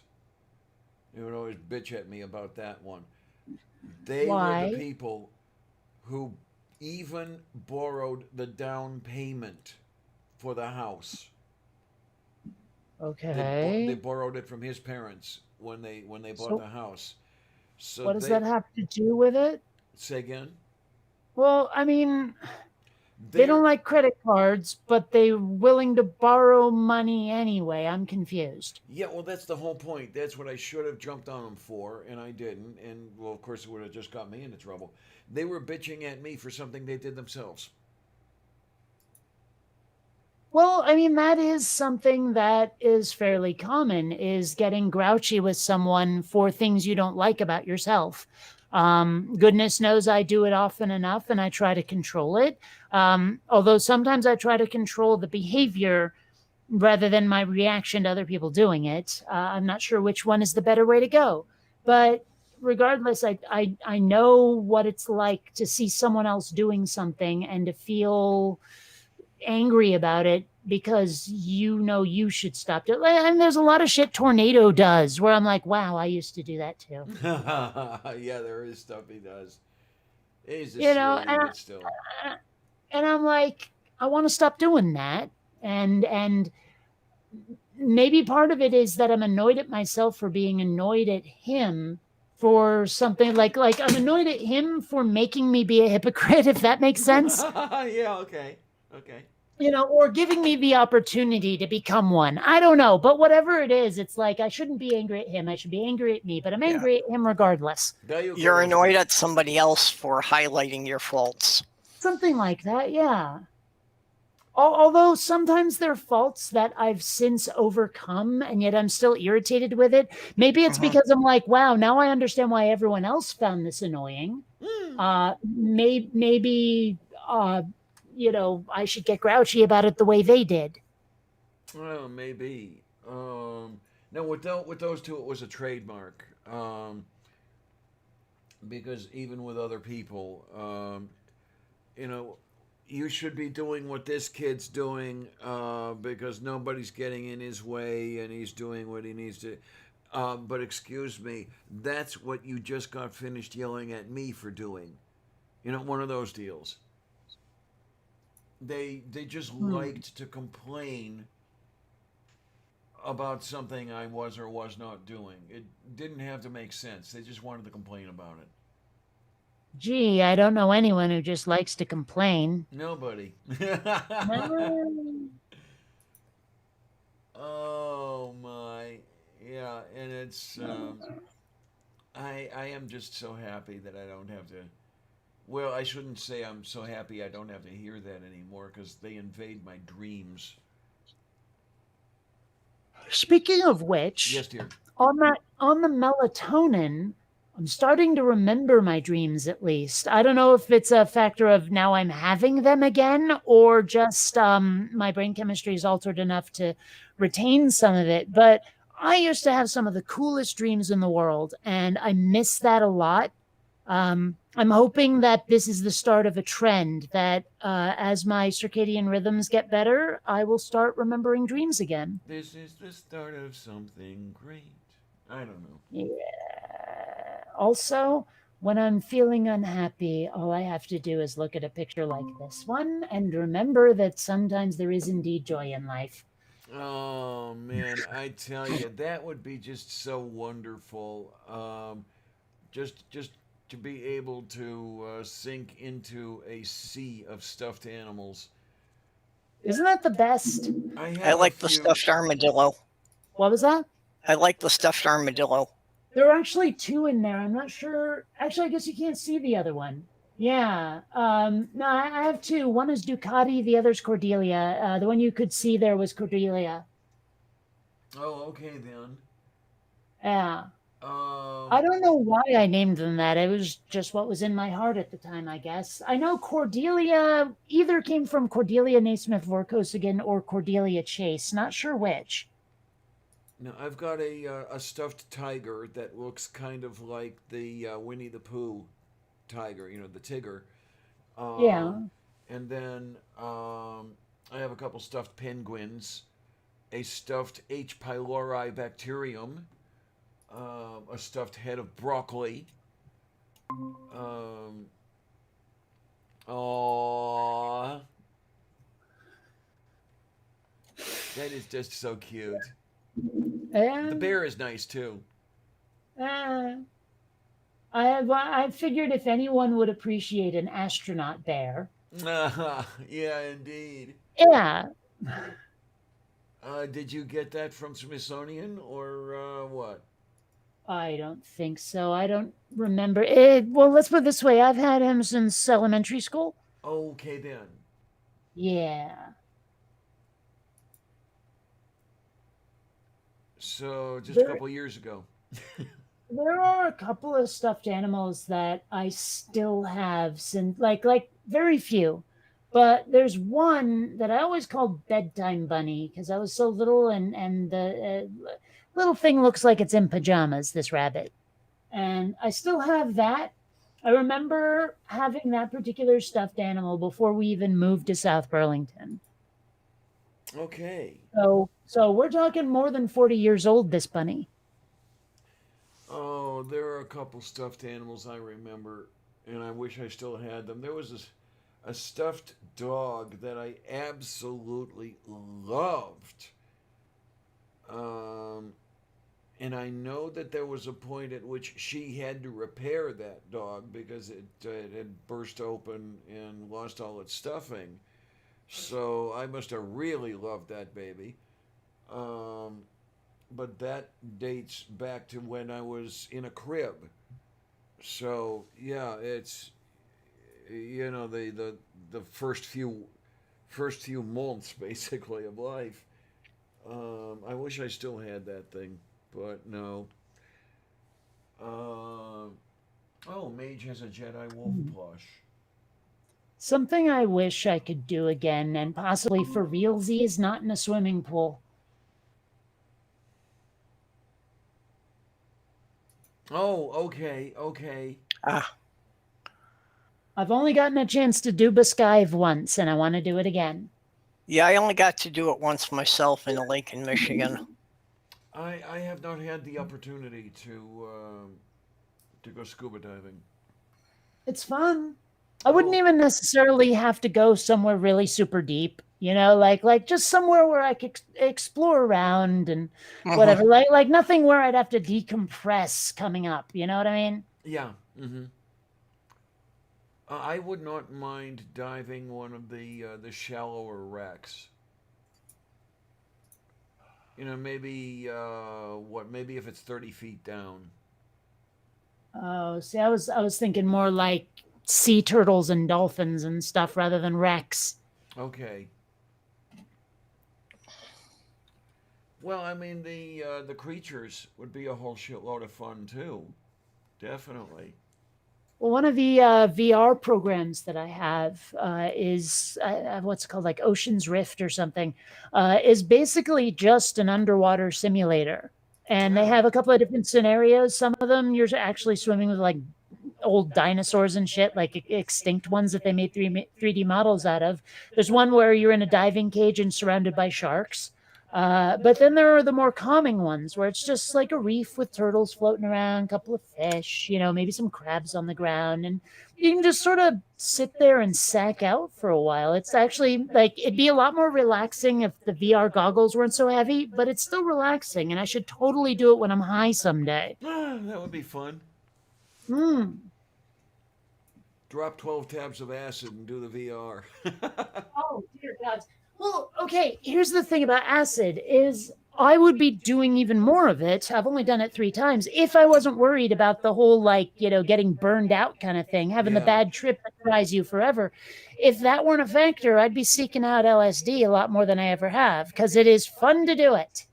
Well, that's my whole thing is that I really don't need a bad trip right about now. And I have a feeling that I'm kind of prone to one. I mean, just with all the shit that's been going down lately. I've never tried any hard drugs. I never had any real hallucinogenic thing. Well, except the salvia that one time. Ah, yeah. That was the only time I've had a hallucinogenic trip. I tried crack. I didn't see the point to it. And everybody tells me I didn't do it right. And I'm thinking, okay, and that's a good thing I didn't do it right then. Yeah, part of it for me has been that I know I have the personality traits that are commonly associated with people who get addicted to things. Mm. So I actually was quite surprised that I've made it this long without becoming an alcoholic. Yeah, actually. Yeah, from the way you describe Because, it. yeah. And it is quite common in my family line, so. But, at least that's never developed into something that it felt like I needed. It's like, yeah, I can forget about it for a couple of weeks at a time. And there were a couple, what's the word I'm looking for? Therapists that suggested to me that I should be careful about learned alcoholism because that so-called family of mine was full of drunks. Well, and I think that the main reason that I'm not is because I've seen it mess up several people in my family. So I've just, even from a young age, been aware of it. Yeah, these people that I'm thinking of didn't get obviously messed. Aw. Yay. And there's the astronaut bear.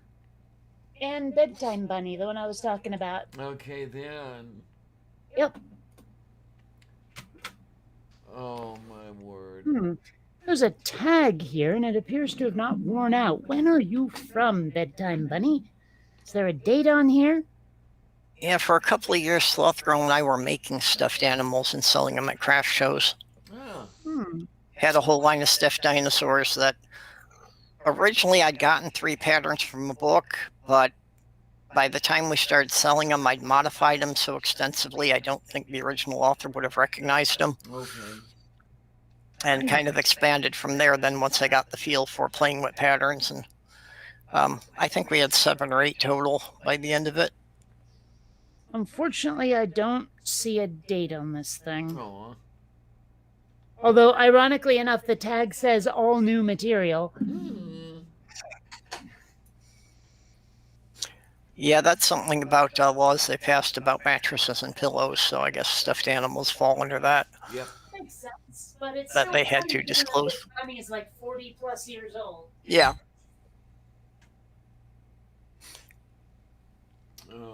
Oh. Hey there, Xander. Come here, buddy. Oh, hey, buddy. Oh, is somebody being a kitty? Yeah, I'm not sure you can help it. And it's Although, kind of built into DNA. If there is one thing I could change about cats, and this seems to be universal, is that if I'm picking up one of their cat chaser toys, they don't lunge at my hand, claws extended, until I've picked it up, and then they can chase the actual part that doesn't hurt. You know what I mean? Like, if there's anything I could change about cat nature, it'd be that. Okay, then. Yeah. Well, I did have a dog who identified as a cat. Yeah?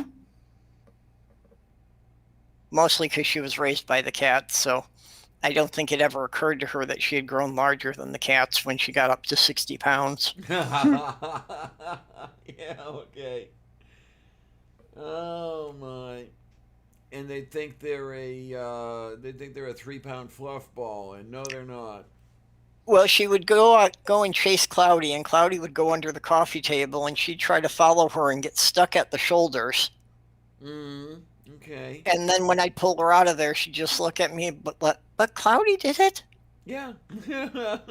It's like it never occurred to her that there was something different about her. Oh my! When we had a multi-species house, we had Miji, the puppy. She was border collie beagle, and then we acquired Jezebel, the kitten, when the tenants we had, she got pregnant, and then she got rid of the cat because she was pregnant, and it's like, oh Lord. get rid of the kid before you get rid of the cat, but that's another story entirely. um, so Jezebel ran the house. She would sit on the kitchen chair doing that Snoopy vulture thing. How Schultz would draw the vulture, waiting for Miji to walk by, and then when Miji finally walked by, she'd pounce, and that poor puppy Yeah. got so scared. Yeah, I think it Xander's shortened pulling her that life. crap. Say again? Xander's pulling that crap. Like, Ah, there'll be times, I wake up and usually he's there and sometimes Columbia is, not sure.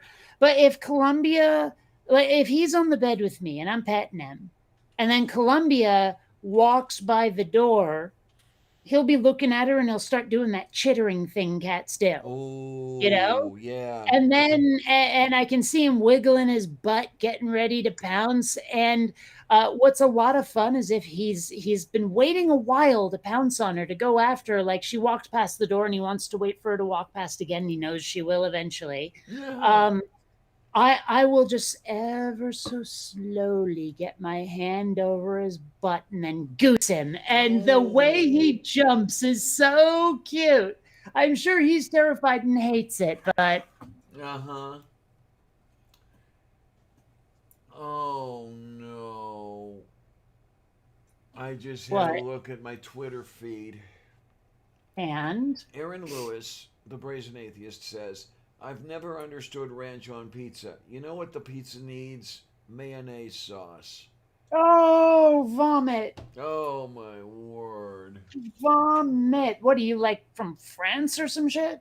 Oh man. I don't know. Is that what you would get from the strip bars or something? Yeah, she's the former stripper. Well, well, it's just like when I think of the French, I think of people who eat way too much mayonnaise. Okay, okay. So if someone's putting it on pizza, I expect it's happening there. Oh my, but that's one of the things I need to do. I will tell you, quite honestly, that I do make a very good mayonnaise. Um, I've never been made into a condiment myself, but all right. okay. Yeah, it's very egg yolky. It's not the white stuff that you get in the jar from the grocery store.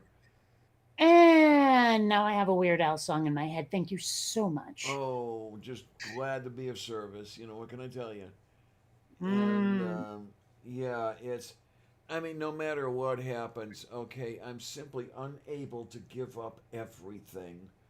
So I have a feeling that I'm going to be having the occasional Reuben sandwich.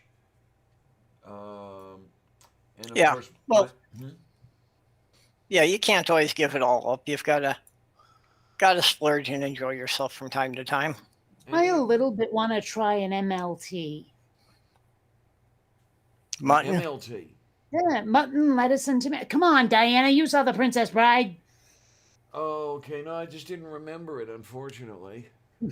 A nice MLT, a mutton, lettuce, and tomato sandwich, and the mutton is nice and lean. You know that scene with Billy Oh, Crystal okay. and There. Carol Kane. You know, that's one thing you don't get here in the U.S. is mutton.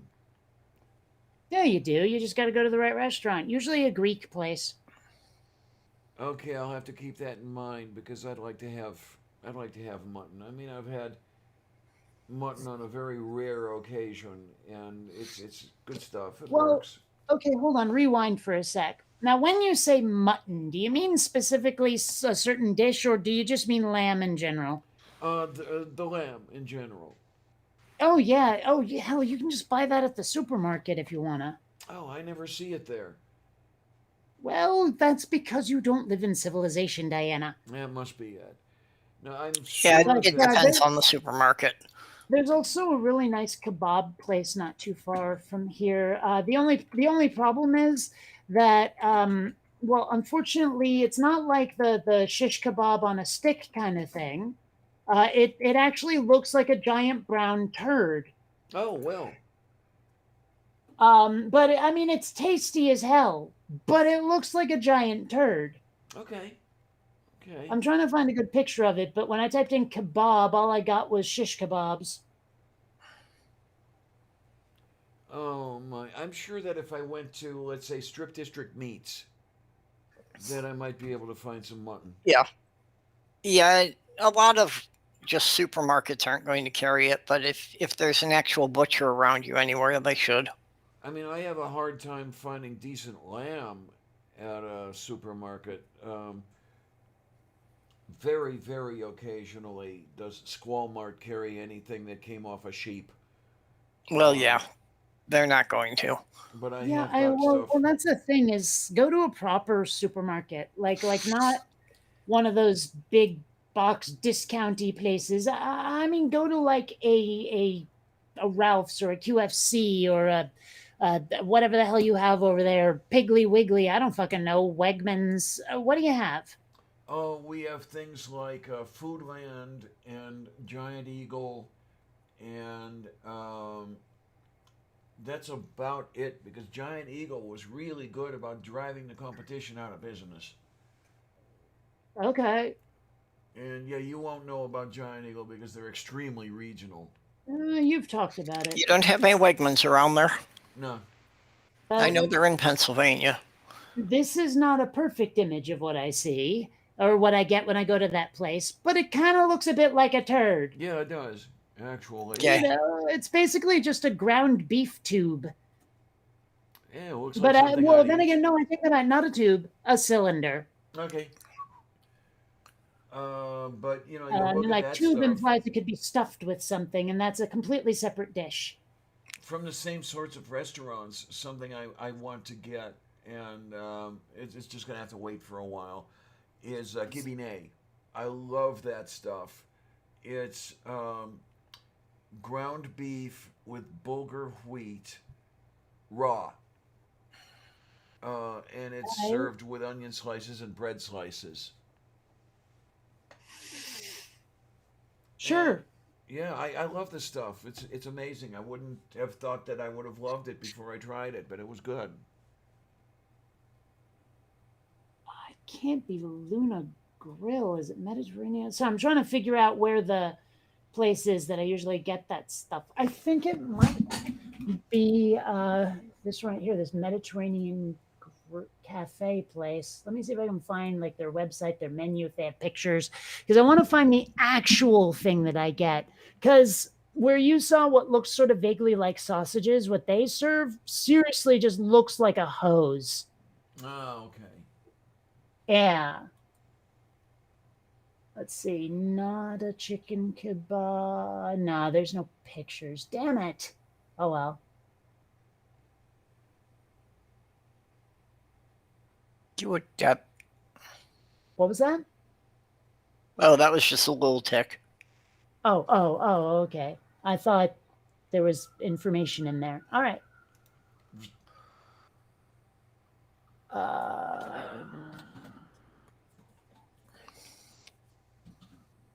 Yeah, it really would be nice to. Oh, plate. Maybe that's what I need. If I hit plate instead. Ah, yes. Okay, now I've got a picture of what I'm looking for. Oh, yay.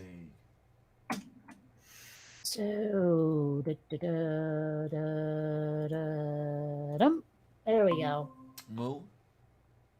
See, it's basically the entire width of the plate. All right, so let's see what we've got over there. We've got rice and we've got pita. And what's that in the lower left? I'm not sure. It might be hummus. It might be mashed potatoes. I can't tell. Hummus would make more sense. It would. And then you've got the salad, you know. Yeah, But the I mean, salad on the right point there. being, but the real point was that they serve you something that looks like it needs flushing. It tastes amazing, but it's not an appetizing look. Is that I don't Or know. maybe I'm I'd just say it or looks. maybe I'm just a complete child. maybe? I don't know. I'd say it looks not unlike an oversized McRib patty. Ah, okay. Well, maybe it's easier to tell in person. I don't know. I have not been to a decent Greek restaurant in ages. Oh, Lord. It's funny, like I enjoy the food, but there's something about it that I can't define that's unusual and makes me surprised I enjoy it. I don't know if it's the spices or what. It's one of those things like, you ever have food that smells like armpit but tastes like ambrosia? Yes, absolutely, and it's usually Well, from that neighborhood. Yeah, it's usually well, from I the mean, Mediterranean area. so what I'm saying is like, imagine that, but significantly less, like 10% of that. And you've got what this dish was sort of like. Hey, Okay, Amanda. then. Oh, Amanda's here. Hey, hi. And yeah, it's only 11 my time. These other two, I can't tell you. Actually, speaking of which, I should take that melatonin now. Oh, Amanda, yay! This rounds everything out. We're in some good shape now. Yeah, I really should be getting off the computer because I have a doctor's appointment in 8 hours, which means I have to wake up before then. Oh my, oh my, oh my. And generally, after I stop talking to people, it takes me at least 2 hours to wind down before I can have any hope of falling asleep. Okay, wait a minute. No, that's the wrong thingy. It's the wrong thingy do. That's the other thingy do, not that thingy do. What thingy were you trying to do? Well, I was trying to thingy the stuff that would get Amanda over here. Oh, okay. You obviously did something wrong because I can see the flashing red light your computer is swearing at you. I don't know. Oh, and There Tria. you go. In case you want to come over, Amanda, we can make some room for you. Yep. And now we got Yeah. Tria too. Oh, yeah, I haven't seen Tria in ages. Tria, honey, yay! Well, I know Oh, Tria had said she was going to be kind of taking time off through June. Oh, well, there are only hours left in June, so she'd better get ready to be back. wow. There's at least 24 of them left over here. Uh huh. Yeah, Well, there's just about under 20. 25, in fact. There are about 22 hours left in June Yep. here in good old Pittsburgh. I should probably do like a just a video for this month so I have a little extra cash. I was thinking about like, and tell me people if you think this would be a good idea. Of course, I I already did a video about like just the making of a single shot, 3 seconds of video, and it was like a 2 hour long video. You know, Okay, then, and yeah. I was wondering, but one thing that didn't contain was lip sync. And I was wondering, do you think anyone would enjoy watching the process of animating lip sync? I would. Well, maybe I'll put out a video then. I mean, I'm always thinking, you know this, about whether or not I'm about to rip off my Patreon Oh, yeah. patrons. Yeah, I know. And so I like to take the temperature every now and then and find out if people will pay for this shit or if I just shouldn't. Yeah, I mean, I've really got to get the gears turning here, which is why I really felt bad when I slept through the show today. The people out there are being so damn generous to me. I've got to make sure that I'm not ripping them off now. Well, that's one of the reasons why I really like keeping my Patreon on the like per video thing instead of per month thing.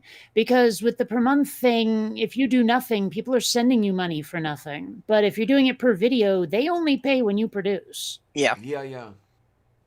So I like that. It leaves me obligation free. Mm-hmm. I know it may even be worthwhile to do something like that, but we'll see how it all goes. Because I hate to say it, but right now I'm in a situation where I'm starting to depend upon that money coming in. Well, think of it as income, though. Don't think of it as generosity. You're being paid for a service. Well, yeah, and then if I'm going to be paid for the service, I'd better provide the damn service. Well, yes, but I'm just saying is like, you don't necessarily have to think of it as an obligation. Especially, are you on per video or did you do it per month? I began it per month, and I'm on per month. Yeah. Okay, well, I don't know. I like the way I did it, although I know that I suspect Patreon wants to phase that out in favor of monthly only, but I'm glad they haven't. Okay. I cannot remember if I've heard anything to that effect or not. Actually, while we're on the topic, I do have another temperature check I want to take to find out what people would be into. When Quinn Redshift is done, the animation, I do plan to continue it in comic form, but Yep. I've been like torn on this one whether I should put it out in like a page every couple of days like I was doing with Kanira Baxter, or the way I'm leaning toward is make an entire graphic novel and put it all out at once and put it out for purchase. Ooh. Amanda, I'm going to make my characters lip sync things for the actual animation, but don't tempt me, is what I'm saying. There's something that sounds appealing about putting out the entire graphic novel for purchase. Yeah. But it also means that no one will see what I've done until it's done. And that's one of the things that's kind of killing me with Quinn Redshift right now, is that I have to finish all of it before I can really show any of it. Uh-huh. Okay. Yep. Yep.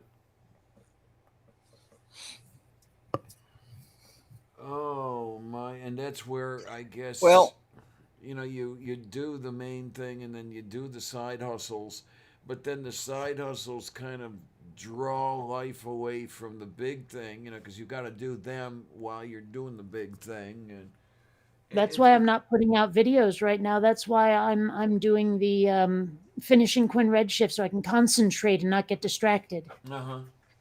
one of the channels that I follow, he has a graphic novel he did available on Amazon, and just something he does on his channel from time to time is just like doing a character profile.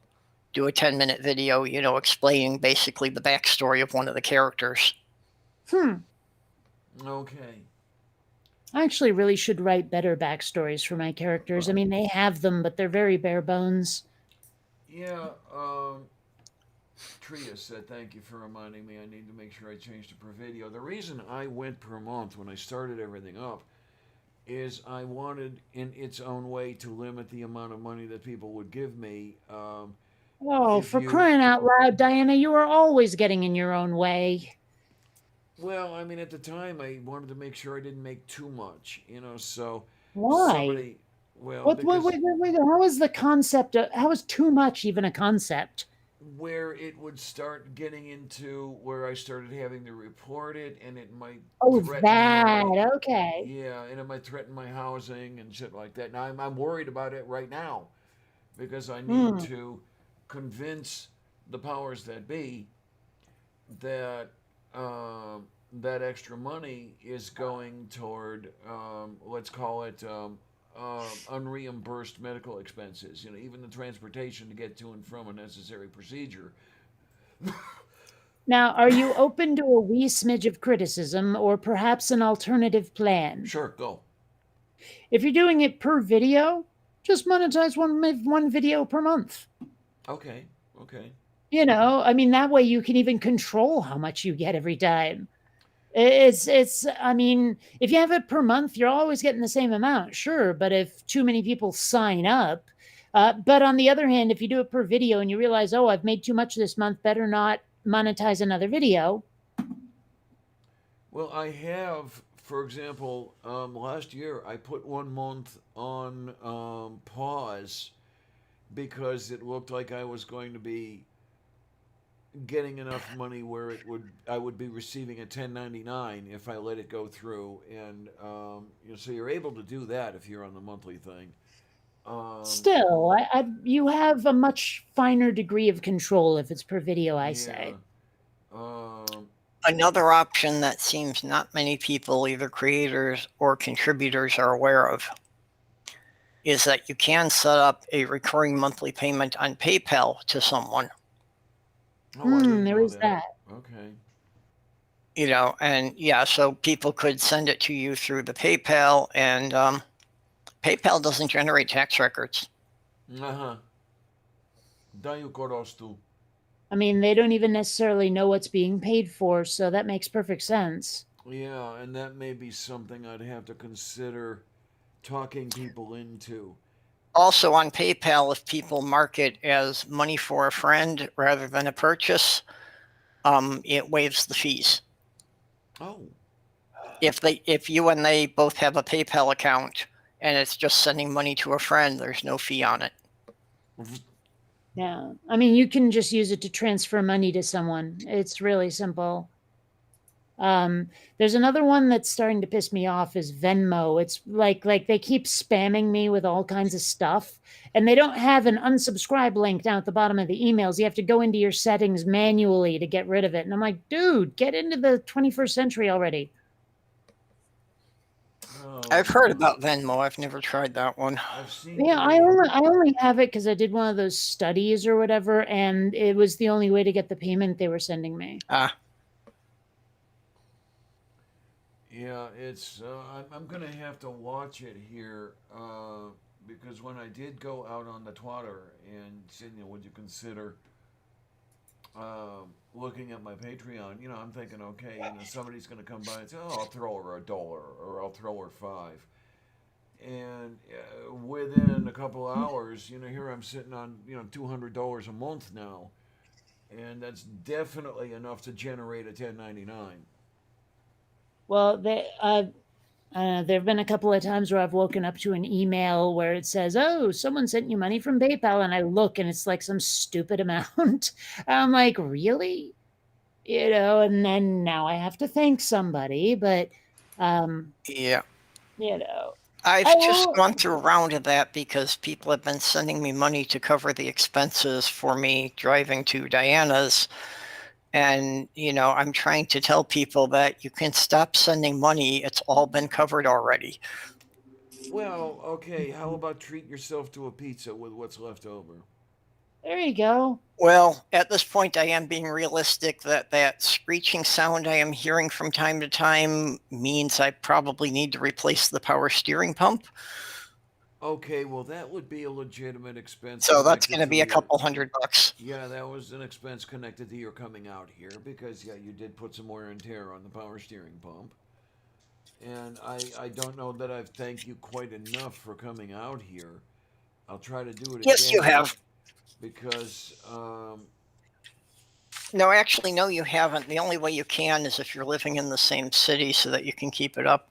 There you go. oh man, you guys are gonna force me into that one way or another. I know. Well, no, I'm not going to force you into it, but I think it's a really good practical idea. And I know this is something that we're not going to see eye to eye on because I'm seeing what's practical. And I know you're staying there for emotional Yes, reasons it is that I don't emotional. get. Yeah, Yeah. absolutely. And Well, I've get never over formed it. that kind of emotional attachment to a place. So I know I'm never going to get that. I have to accept it's important to you, but I don't understand it. I don't have to accept it's important to her. In fact, I'm going to berate her until she stops making it important and starts doing the right thing. Well, I am going to have to, if I get a chance to talk to anybody, a person, and sit at a table and talk to this person concerning transplantation. It may be that they won't let me get a kidney unless I move close to somebody, and in that case, Yeah, if they want you to have a support network of somebody to get you to the hospital if something goes wrong. yeah, in that case, my hand is forced. One of those deals. So, well, okay, but here's part of the problem with that Okay. is you waited a really long time for dialysis until your hand was forced, and I'm sure dialysis is now worse because you waited so long. Quit procrastinating, damn you. Oh, I don't know. Nightox. Say again. I said nightox. Oh, Ox. Good night, You Ox. take care, honey. Thank you for all. The pledge, your presence, everything. You're a big sweetie. Presents. Sorry. Yeah, because I'm gonna have to look and see what the damages are tomorrow. Tomorrow being the 1st of July. Well, It's funny. And go on. no, I'm still not quite sure of what the final expenses for the trip were because Illinois, because of COVID, implemented a new thing on the tollways that they didn't have toll booths anymore. They just had cameras that took pictures of your license plates. But when I go on the website for it and I create an account and everything, they haven't yet told me how much I have to pay them for going through Chicago. Alrighty then. So I Alright. don't have an exact total, but I'm guessing. But yeah, considering what it cost me in the other states, I'm thinking that the tolls cost about $60 each direction for the 4 states. Jeepers. Wow. That's a lot in tolls. Yeah, So, but even that, people have sent enough that I'm sure it's going to be covered. I just don't know what the final total is yet. Yeah, I had forgotten how much the tolls were because I took more or less the same route you took when I was going from Chicago to Pittsburgh or Pittsburgh to Chicago. Yeah, just take 294 and then 90. Yeah, and I think that they have increased something like 20% over when I made the same trip in 2019. Okay, then. so I just realized something kind of stupid. Yes, dear. Well, you know that picture I showed of me and Mary at Pride, right? Uh-huh. I was looking at it and I suddenly realized that she kind of a little bit looks like Howard Wolowitz from The Big Bang Theory, even down to the hair. You know, you got a point. Yeah, when the picture was in closer, I could see it. I'm like, okay, I guess that's a little strange. But Oh, boy. yeah. Oh well, what you gonna do, I guess. There are all that things to do and to into and stuff and things and yeah. I've got a picture here that I like to show people, but I don't know if I can. It's something you could probably show on late night television. There's nothing there to actually get dinged for, but someone might report it anyway. No. I know, right? It's a What cool is it, like picture. partial nudity or something? Yes. Let's put it this way. I mean, nipples are covered with tape, but otherwise, you know. Then there's it's probably okay. YouTube's big hang-up seems to be nipples. All right. Well, let's see then. The worst they can do is throw us off, right? right. Yeah, One of the Okay, well, shill streams I was on, YouTube canceled because nipples showed, and they had to go back and point out that it was a man. Okay then. Yeah, I Yeah, can't no, see any I think that will be reason. fine. that was one of my best nights at the club, I have to say. Unfortunately, I found out years later that chick, yet another junkie. Oh, And when she got off of it, she turned into a sofa. But you know, I mean, and I'm not one for fat shaming, but I mean like gigantic. You know, like I'm surprised you're not bedridden, gigantic. Oh, Yeah, but Unfortunately, getting off the drugs, that's not uncommon. and also like I'm not sure how much she remembers because we were both really hammered that night. You know, so but whatever. Yeah. Yeah, I miss going to the club like that. I really do. I should find another one. I know there's a place here. It's a fairly nice looking dyke bar, but it turns into a club at night in a different way. It's one of those, you know, elbow room, ha ha, as if kind of places. You know what I mean? Lots of EDM music, people shifting back and forth because that's as far as they can go. Long ass Yeah. line to get in, long lines at the bathroom. You know, maybe I should go at like happy hour or something. You know what I mean? okay, got ya. Because it's not so much a club as it is a bar, but it turns into a club at night. Does that make sense? Yeah, Yeah. it does. Yeah. So maybe I should start going there. I've been wanting like a Cheers-esque place to go. Then again, now is a bad time because I'm starting to get worried about the Delta variant and I'm wearing my mask again. Yeah, I've been reading mixed things about how dangerous the Delta variant is to people who are already vaccinated. And it's like until I can see more agreement on whether or not that's a real risk, I'm not sure what I want to do. saw an article that said there were people, I want to say India, but I don't remember exactly, who were fully vaccinated and got the Delta variant. Oh, I That's think I saw that that. goes along with what I was reading earlier today. Yeah. Yeah. Um, So, I know I I saw mean, one where Israel was indicted for that happening. it was nice to have like a week or two off from the mask, but Mm. Well, I'd rather not die. Well, I never um, had any time off from the mask because even after I was fully vaccinated, then Sloth Girl was having the surgery. So with her recovering from surgery, I wasn't taking any chances. Makes sense. yeah, and I'm in a mask half a day, every other day. You know, in dialysis, they do require that. So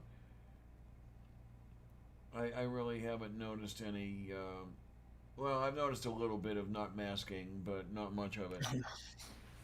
Well, right now, people seem to have thrown caution completely to the wind in San Diego, and I'm a little worried about it.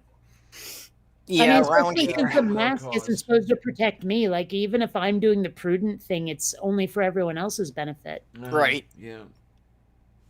And that's really the biggest thing, that even if you're fully vaccinated, it's probably not going to make you terribly sick, but you could still be a carrier and still be spreading it to other people. Yeah. It was funny. I was having an argument with a Trumpetite the other, like, I don't know, a month or two ago, I guess, where I was trying to explain to them that masks are not for you. They don't protect you, they protect other people from you. And he was like, no, that doesn't make any sense. And no amount of, well, where does your breath go when you exhale, dummy, Yeah. would sway him. It wouldn't, it was like having that argument with someone who insists that a ton of bricks is heavier than a ton of feathers. Yes. Hmm. Well, Density be damned. Podoller 54 made that comment that what's his name, Ted Nugent, was going on about, what is this thing going to do for me and whatever. And he said, asshole, it's not for you, it's for everybody else. Um, Mm. and the vaccination and the mask and all that stuff that Nugent doesn't like. And Okay, well, wait, which weighs more, a gallon of water or a gallon of butane? I don't know the relative densities. the water, I believe, weighs a good bit more. Well, of course the water does. Butane's a lighter fluid. Uh huh.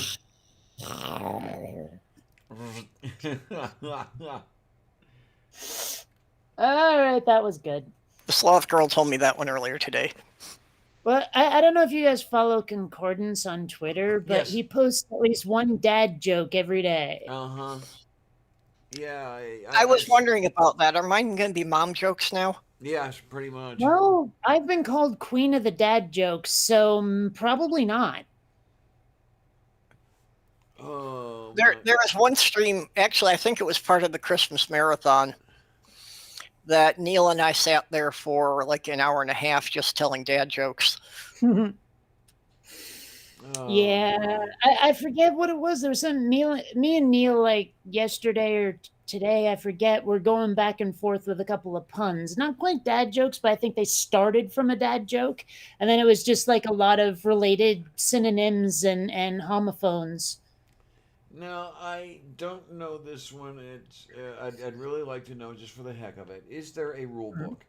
Is there a guide that specifies the points you need to hit to have a good dad joke?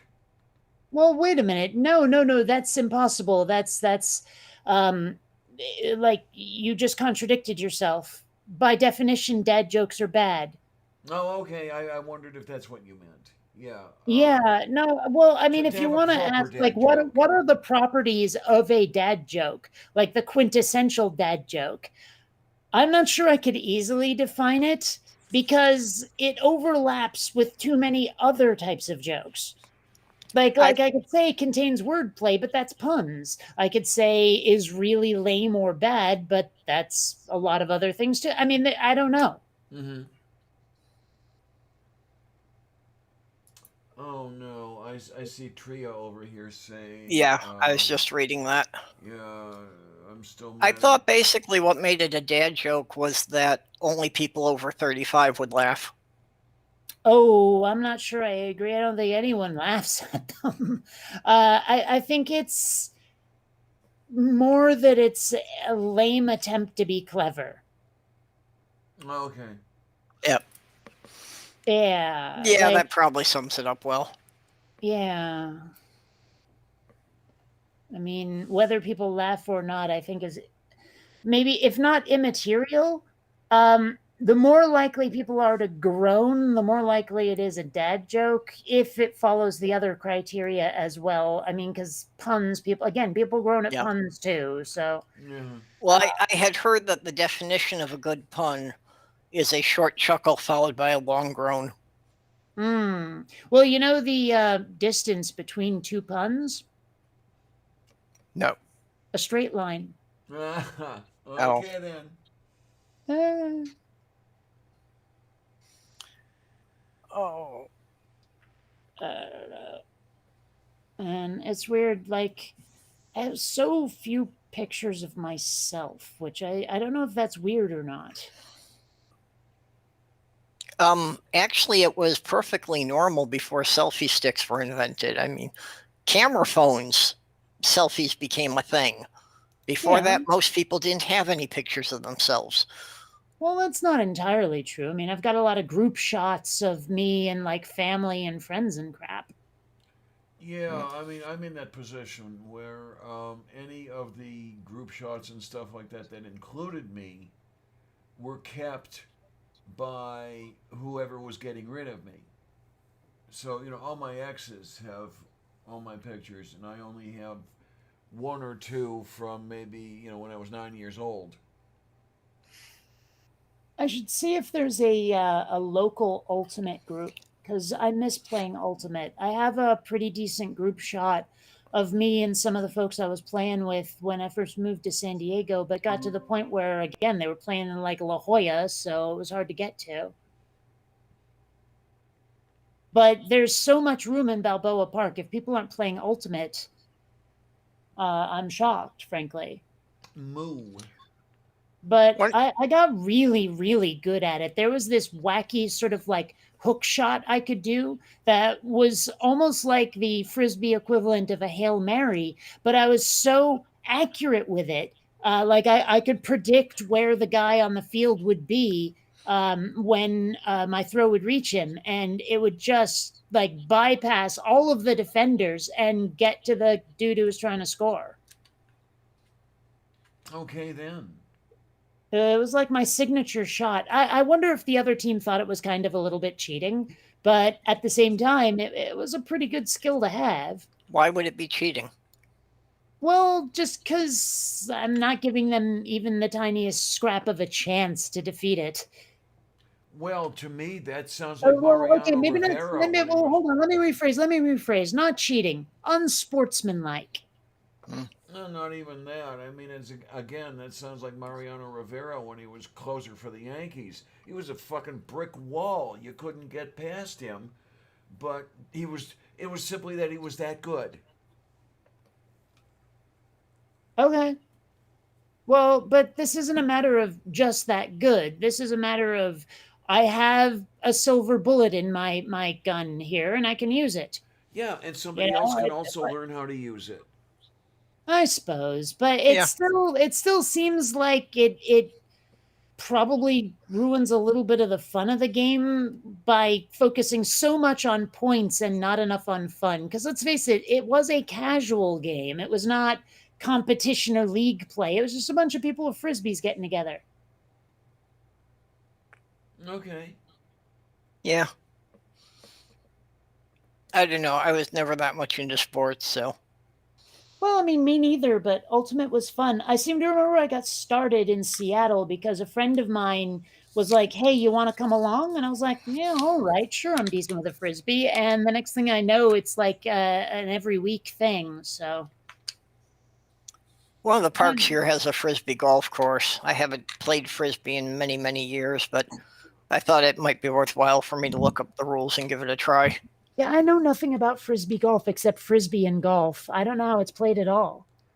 Yeah, I always wanted to learn how to do that because Shenley Park has a Yeah. frisbee golf course, and anytime I'd go there, I'd always see the pins, and it was just I never did go ahead and learn the rules. Mm.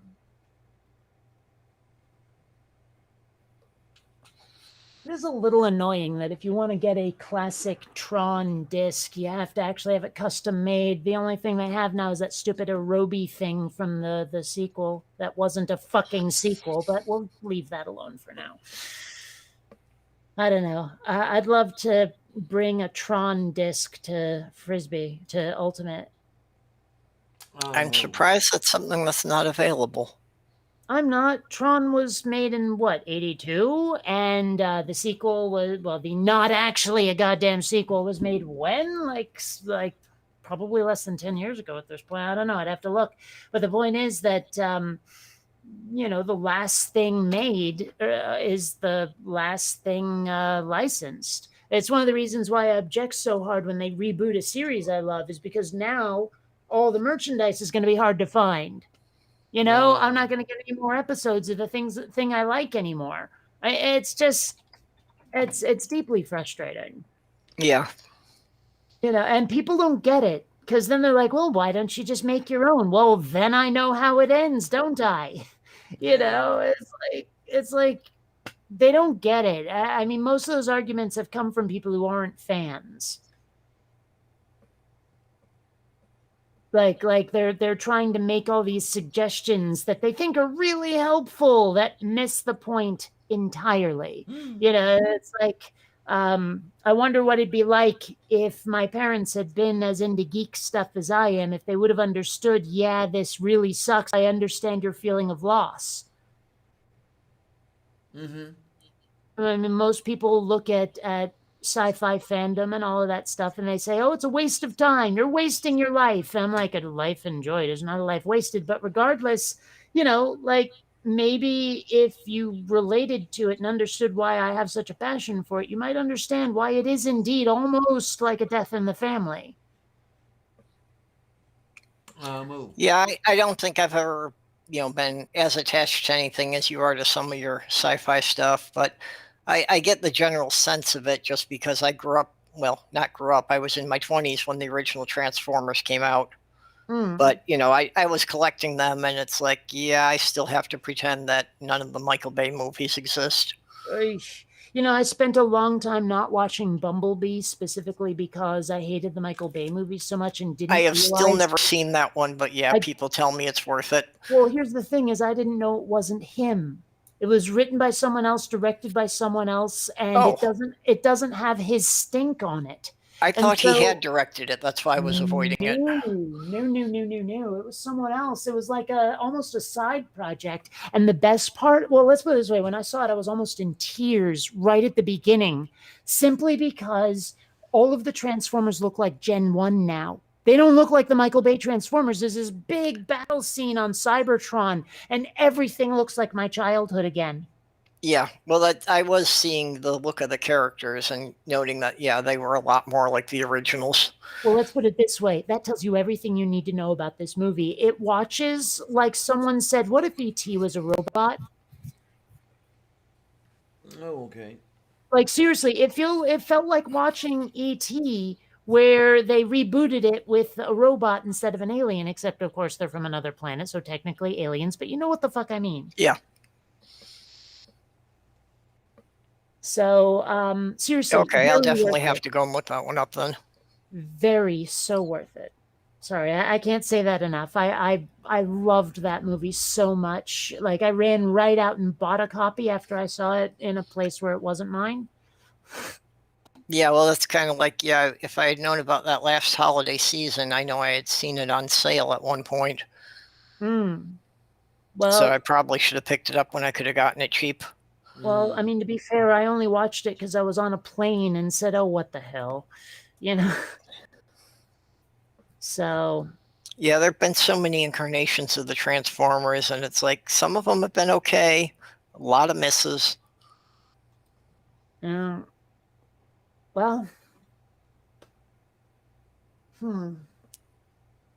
It took me a long time to warm up to Beast Wars. I eventually did because of the character development.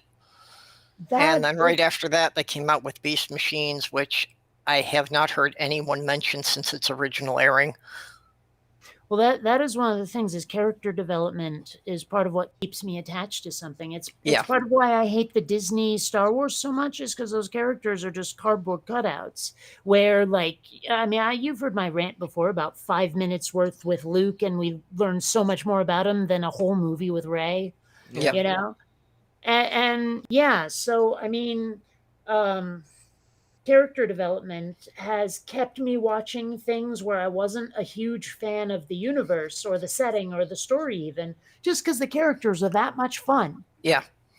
Yeah. For me, it's, if it's got a good script and it shows some character development, I can overlook almost everything else. If there are people I wish I could hang out with in real life, I'll never stop watching. Yeah. Well, just if they seem like they could be real people. Actually, if their motivations seem consistent enough that I can believe this would be a real person. Oh, well, okay. I mean, there's aspects of characters I absolutely adore where I'm like, this would never exist in real life. So I wasn't sure when you get into aliens, but now when you clarified, I get it. So, yeah. When you have a character who just does something out of the blue that is like against everything they've done up to that point, it just completely yanks me out of it. Unless there's a damn good reason for it. Like once in a while, they can pull it off. Well, like take for example, Buffy the Vampire Slayer, when Willow becomes evil. Like there was a good in-universe reason for why it happened, but it was wildly out of character for her. Yeah, but there was an explanation for it. Exactly. Yeah. Yeah. Oh, I see. Actually, it's funny, Mage. I have one of those that you just linked. It's on my wall as a decoration. I would need one that I'm willing to get dirty. Okay, then. And yes, that's all Xena's chakram up above it.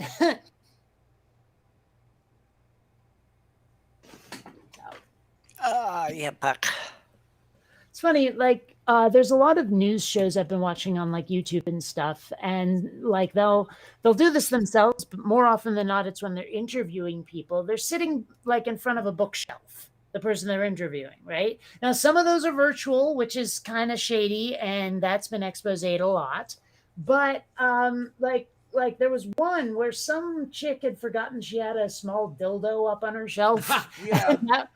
that one went viral. But it turns out there's actually people who will design your bookshelf background for you to make you look like extra intellectual or something. And I get to wondering, like, what would I have on my bookshelf? Obviously, it'd probably be more of a DVD shelf or a geek shelf. But if I had to limit myself to books, it'd probably be almost entirely science fiction and fantasy. Almost. But what specific titles would I put up on that bookshelf to impress people? I don't know. Or just to let people know who the hell I am and maybe they can relate to me, you know? Like, oh my gosh, Kate likes that. I like that. We could be friends, kind of thing, you know? I think that would be more the point of your background, is just to, have things back there that other people might relate to. Yeah. For you having just, rather than books, just paraphernalia from different 80s movies. Well, that's why I said, but if I limit myself to books before. Yeah. Yeah, I don't know. I mean, like it really does seem just so shady to have someone design that for you. If you hadn't read those books, but it's weird because their bookshelves, the books are always pristine. Have you ever noticed that? Like, there's never a really well-loved book on those shelves. Oh, I mean, I'm looking at some of the books on my shelf, and they're really beat up. Yeah, come onto my bookshelf and you'll find some definitely well-read books there. And you'll find some that they've been open once, but then there are the others that pages are falling out, and I'm working to keep the whole thing together. I had to replace my fiance's copy of Ogre 3 times because pages kept falling out. Okay. I don't even know if I could replace some of these That was her books. favorite bedtime story. Okay. Yes, some But of them. she treated books like teddy bears too. She couldn't sleep unless there were 4 or 5 books on the bed. Okay. I mean, I always read myself to sleep, but and I mean, even prior to Kindle, it would only be one book at a time. Oh no, she would always be reading at least 3 different books at a time. Where the hell is my limited edition copy of Hitchhiker's Guide? Yeah, well, I've got two of RJ's books going. Oh, there it is. Sorry, go on. Something about RJ? Yeah, I'm in the process of reading two of his books. Can you be more specific? Give us a last name. RJ Downard. Movie Oh, night. okay, that doesn't help. The movie night. Oh, Yep. okay. Yeah, he's got Evolution Slam Dunk, which I'm about halfway through, and then The Rocks Were There, the one he wrote with Jackson Wheat that Sloth Girl and Purple gave me. Oh Lord, yes. I mean, you want to talk about a well-loved book, eh? Yep. I saw Heinlein. You said Yeah. Troopers? Okay, yeah. Yeah, and then here's the more than complete Hitchhiker's Guide, and you know what? It's freaking gilded, even. Uh huh. Right? Yep. So, yeah. Is that the one with all five, or It's Hitchhikers and Restaurant of the Universe, Life, the Universe, and Everything. So long and thanks for all the fish, and young Zaphod plays it safe. It does not have Mostly Harmless. oh, that's what I was wondering. Okay, Dayo Korostu. Yeah. You know, I never read Young Zephod Plays It Safe. I've missed that one. Yeah, I don't remember it. I'm reasonably sure I read it, but I don't remember. Yeah, it's not a full book. It's just one story. Yeah. And then there's this kitty. What are you doing, honey? Please do not shred everything. Okay, honey. How has Kitty been since I left? Is she still screeching at you? I haven't heard her. Oh, she's calmed Or down. was that only for my benefit? She's calmed down quite a bit. Well, number one, she's calmed down, and number two, she's dropped out of heat. I was just wondering if all that squawking was for my benefit and if she quit when I left. No, she was still doing some of the squawking once you left, but it took her a little while to quit, but she's finally out of it now. And was it on Sunday she was still howling? I don't remember. Eesh. Might have been howling Yeah. somewhat. Yeah, that. Oh. Yeah, what do you think, huh? She's looking at me. Where's the Cheeky? Yeah, I do have Cheeky. I suppose I could get some for you. I've got Chicky, see? Okay. See, she wants to live in Minnesota because there's Chicky here. Okay, then. Is that the way that works? Oh, Well, here she just as long comes. as it's Chick-E and not Chick-fil-A. No, thanks. My ex had a fetish for them, and I don't understand it really. It wasn't all that good, or it wasn't all that great. Yeah, but your taste in food is fucked up and you know it. Well, yeah. So, I mean, I have to admit to being curious. Not curious enough to spend money. I mean, one thing I would love to do is to be able to record memories like in the movie Strange Days, which you really got to watch if you haven't, and actually like eat there once and record it. So if I ever feel the need to have the experience again, I can just slip on the trodes and feel what I ate again. Because let's Okay. face it, that's the main reason I go to like a restaurant to eat is just to have the sensation of eating the food, the taste, the feel of it, all of that. It's not like the experience of being at the restaurant. It's not even necessarily the nourishment. I just like if I ever go get a fast food burger, it's because I want a fast food burger, not because I'm hungry. You know what I mean? Yeah. So if I ever get that craving, I can just replay the tape of me, consuming whatever it is. I hadn't actually thought of that application for the memory helmet. Yeah, well, there's a lot of, I don't know. I like imagine all those extraordinarily obese people, like the can't get out of bed types, who might not be so chunky if they could eat virtually. Oh, okay. Yeah. You know, I mean, because I get the impression a lot of overeating is habit, and a lot of it is just I need the pleasure of this particular meal or whatever. And it seems to me that if you satisfied the craving without putting anything in the belly, I mean, who knows? It might cause another disorder, or it might just make you thin. I'm not sure. I know you might have to wire up some extra electrodes to provide the stimulation, as if the stomach were stretched full of food, or Well, as if. okay, if it's anything like the device in Strange Days, that's taken care of. Oh, okay, fine. Okay, I like it. And then there's you over here. Yeah. Well, I think any kind of virtual reality thing definitely would have the potential for being addictive to some people. Oh yeah. Probably. Well, anything is Or addictive. if not literally addictive, at least habit forming. Yeah. Oh, look at this cat. If you don't watch it, honey, you're gonna fall off that thing. She's on the pull-out writing thing on the side of this desk,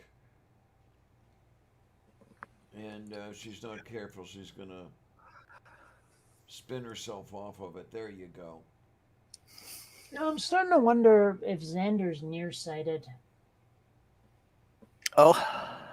Well, I mean, maybe not. Maybe I'm reading too much into it. But sometimes when I serve the kitty food, I mean, Columbia just zips over to her bowl and munch, munch, munch. I have to encourage Xander to go eat.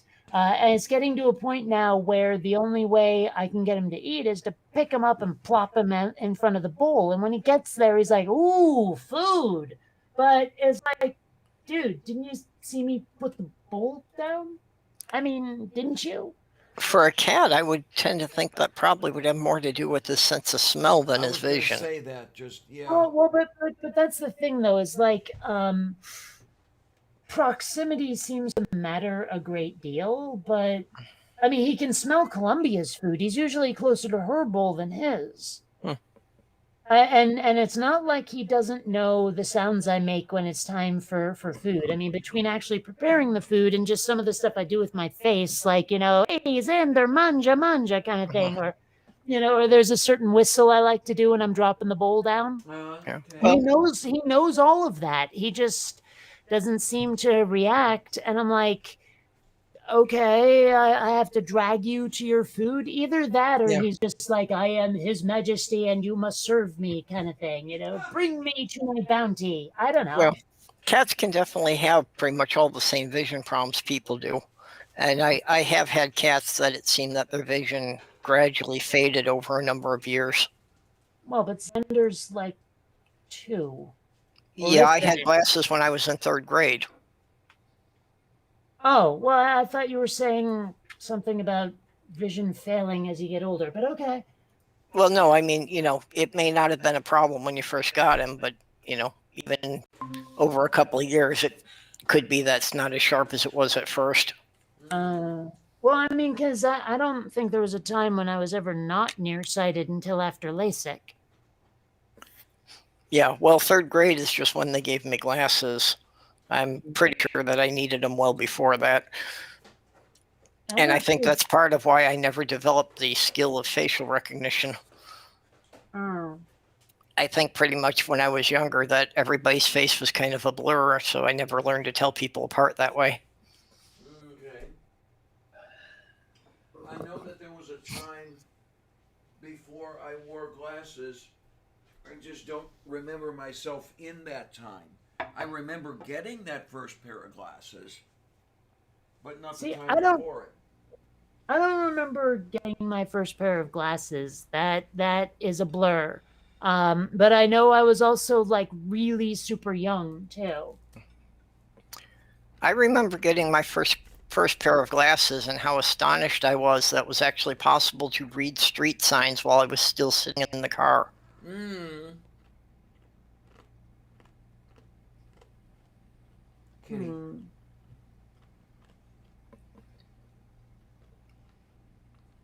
So it wasn't until like much later in life that I found some glasses I actually thought looked good on me. For a very long time, like I just couldn't find glasses that worked with my own personal face bone, but Mm. I Yep. did find some eventually, and in a way, I almost missed them because I was totally rocking the geek chic. Ah, okay. Yeah, I've got to look for some.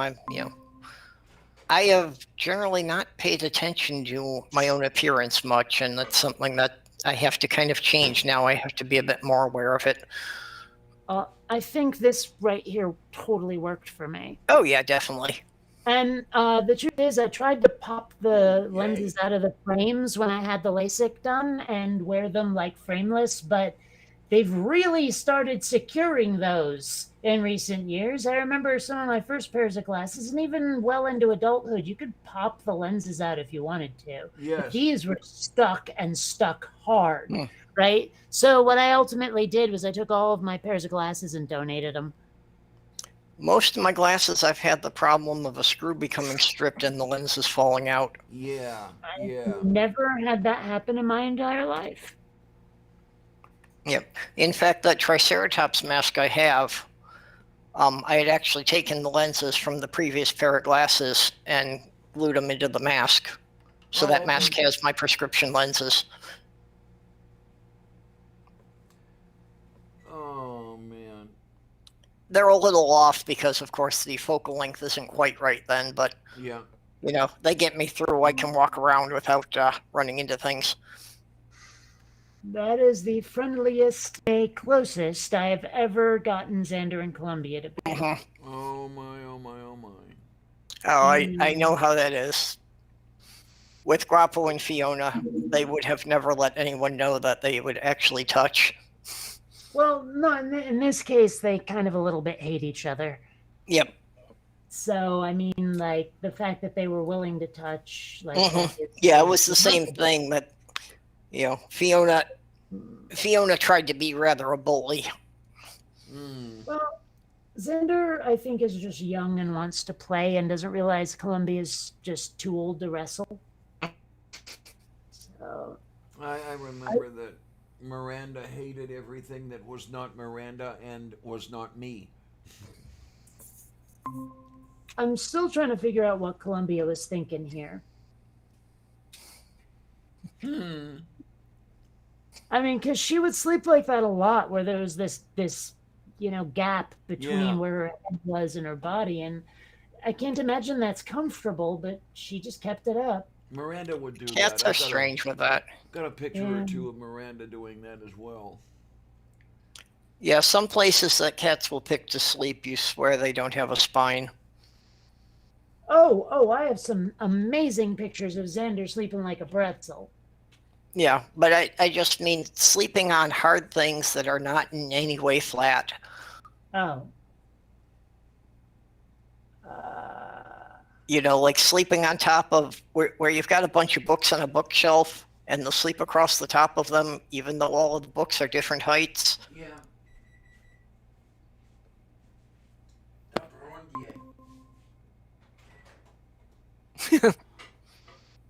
Yeah, Xander likes to be a bit of a pretzel. Oh, let's see what we can do here.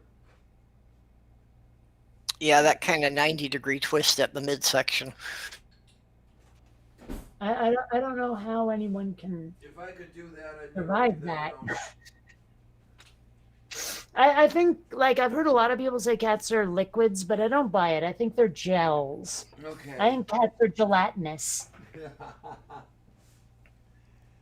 Oh my! Oh, look at that. I think it goes with my subspace pocket theory. Nothing quite in the world like a cat just going blah. Well, you know, when a one of cat's on your lap and they don't want to move, Mm-hmm. they feel like they're 100 times heavier than they are. See, that's the other side of the Transformers.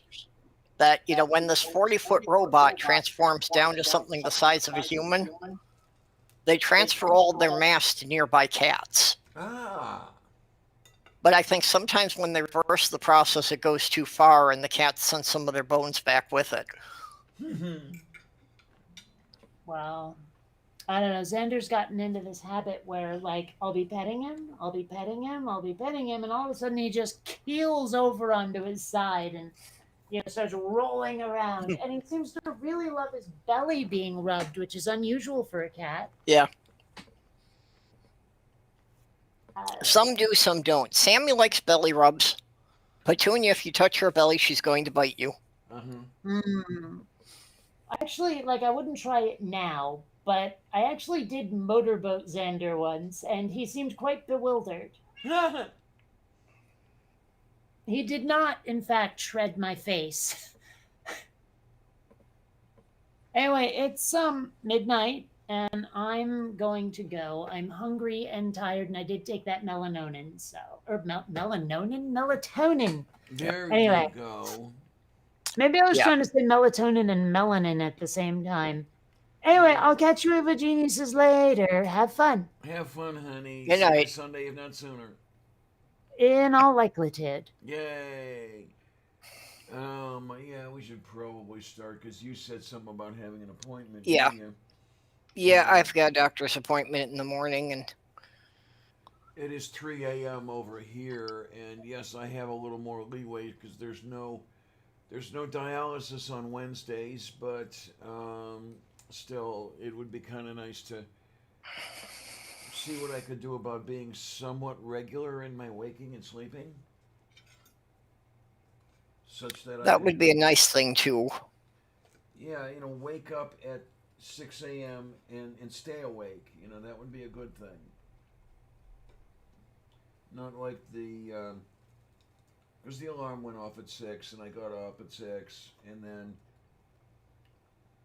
I wasn't really out of bed until about 7. That's not good. Because I need to be out of here at 8:30 in order to get to dialysis. Yeah. Well, if I were to fall asleep in the next 2 minutes, I could have 6 hours in bed before my alarm goes off. Okay, let's see what you can do about doing that. Yeah, well, for me, yeah, more like about 2 hours before I'll be asleep here. Eek. Now, like I say, after I'm done socializing, it always takes me a while to wind down. So yeah, I gotta try to get myself down, and yeah, I'm going to be talking to another doctor about the sleep soon. Okay then. Oh man, Tree is cooking at 3 a.m. I guess that's the best time to cook because it isn't quite as hot as it is at noon. That's true. Mostly I got used to doing things between midnight and sunrise because there aren't people around to disturb me.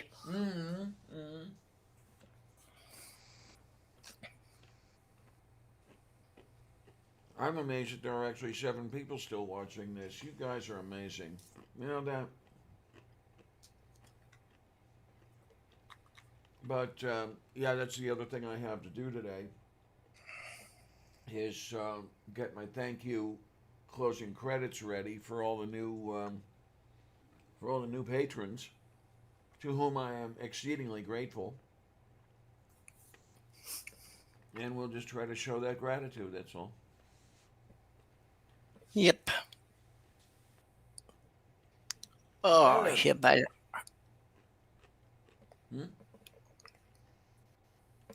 oh, just random noises. Okay. Nothing important. Okay then. So, tell you what. I want to thank everybody who's here. I want to thank everybody who's not here. You're some amazing people. You are really and truly just absolutely amazing.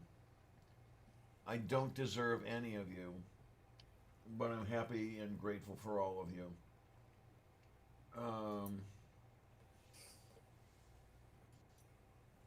Part of the reason I actually made it through the last couple weeks is you. A very large part of it. And Yep, for that, I'm we got a extremely. bunch of good people out there. Yeah, we absolutely do. And maybe I'm starting to appreciate what it is you see in me. I don't know. But I just want to make sure that I deserve it. I just want to make sure that I am. That I don't take you guys for granted. That's the important thing to me. Because you're a great gift. And I always want to remember that, and I want to keep that in my head, and I always want to be thankful and grateful to you guys. So, what can I tell you? So, here from the Lavender Studios in good old Lavender, Pittsburgh, Pennsylvania, I want to go over here, and then I want to say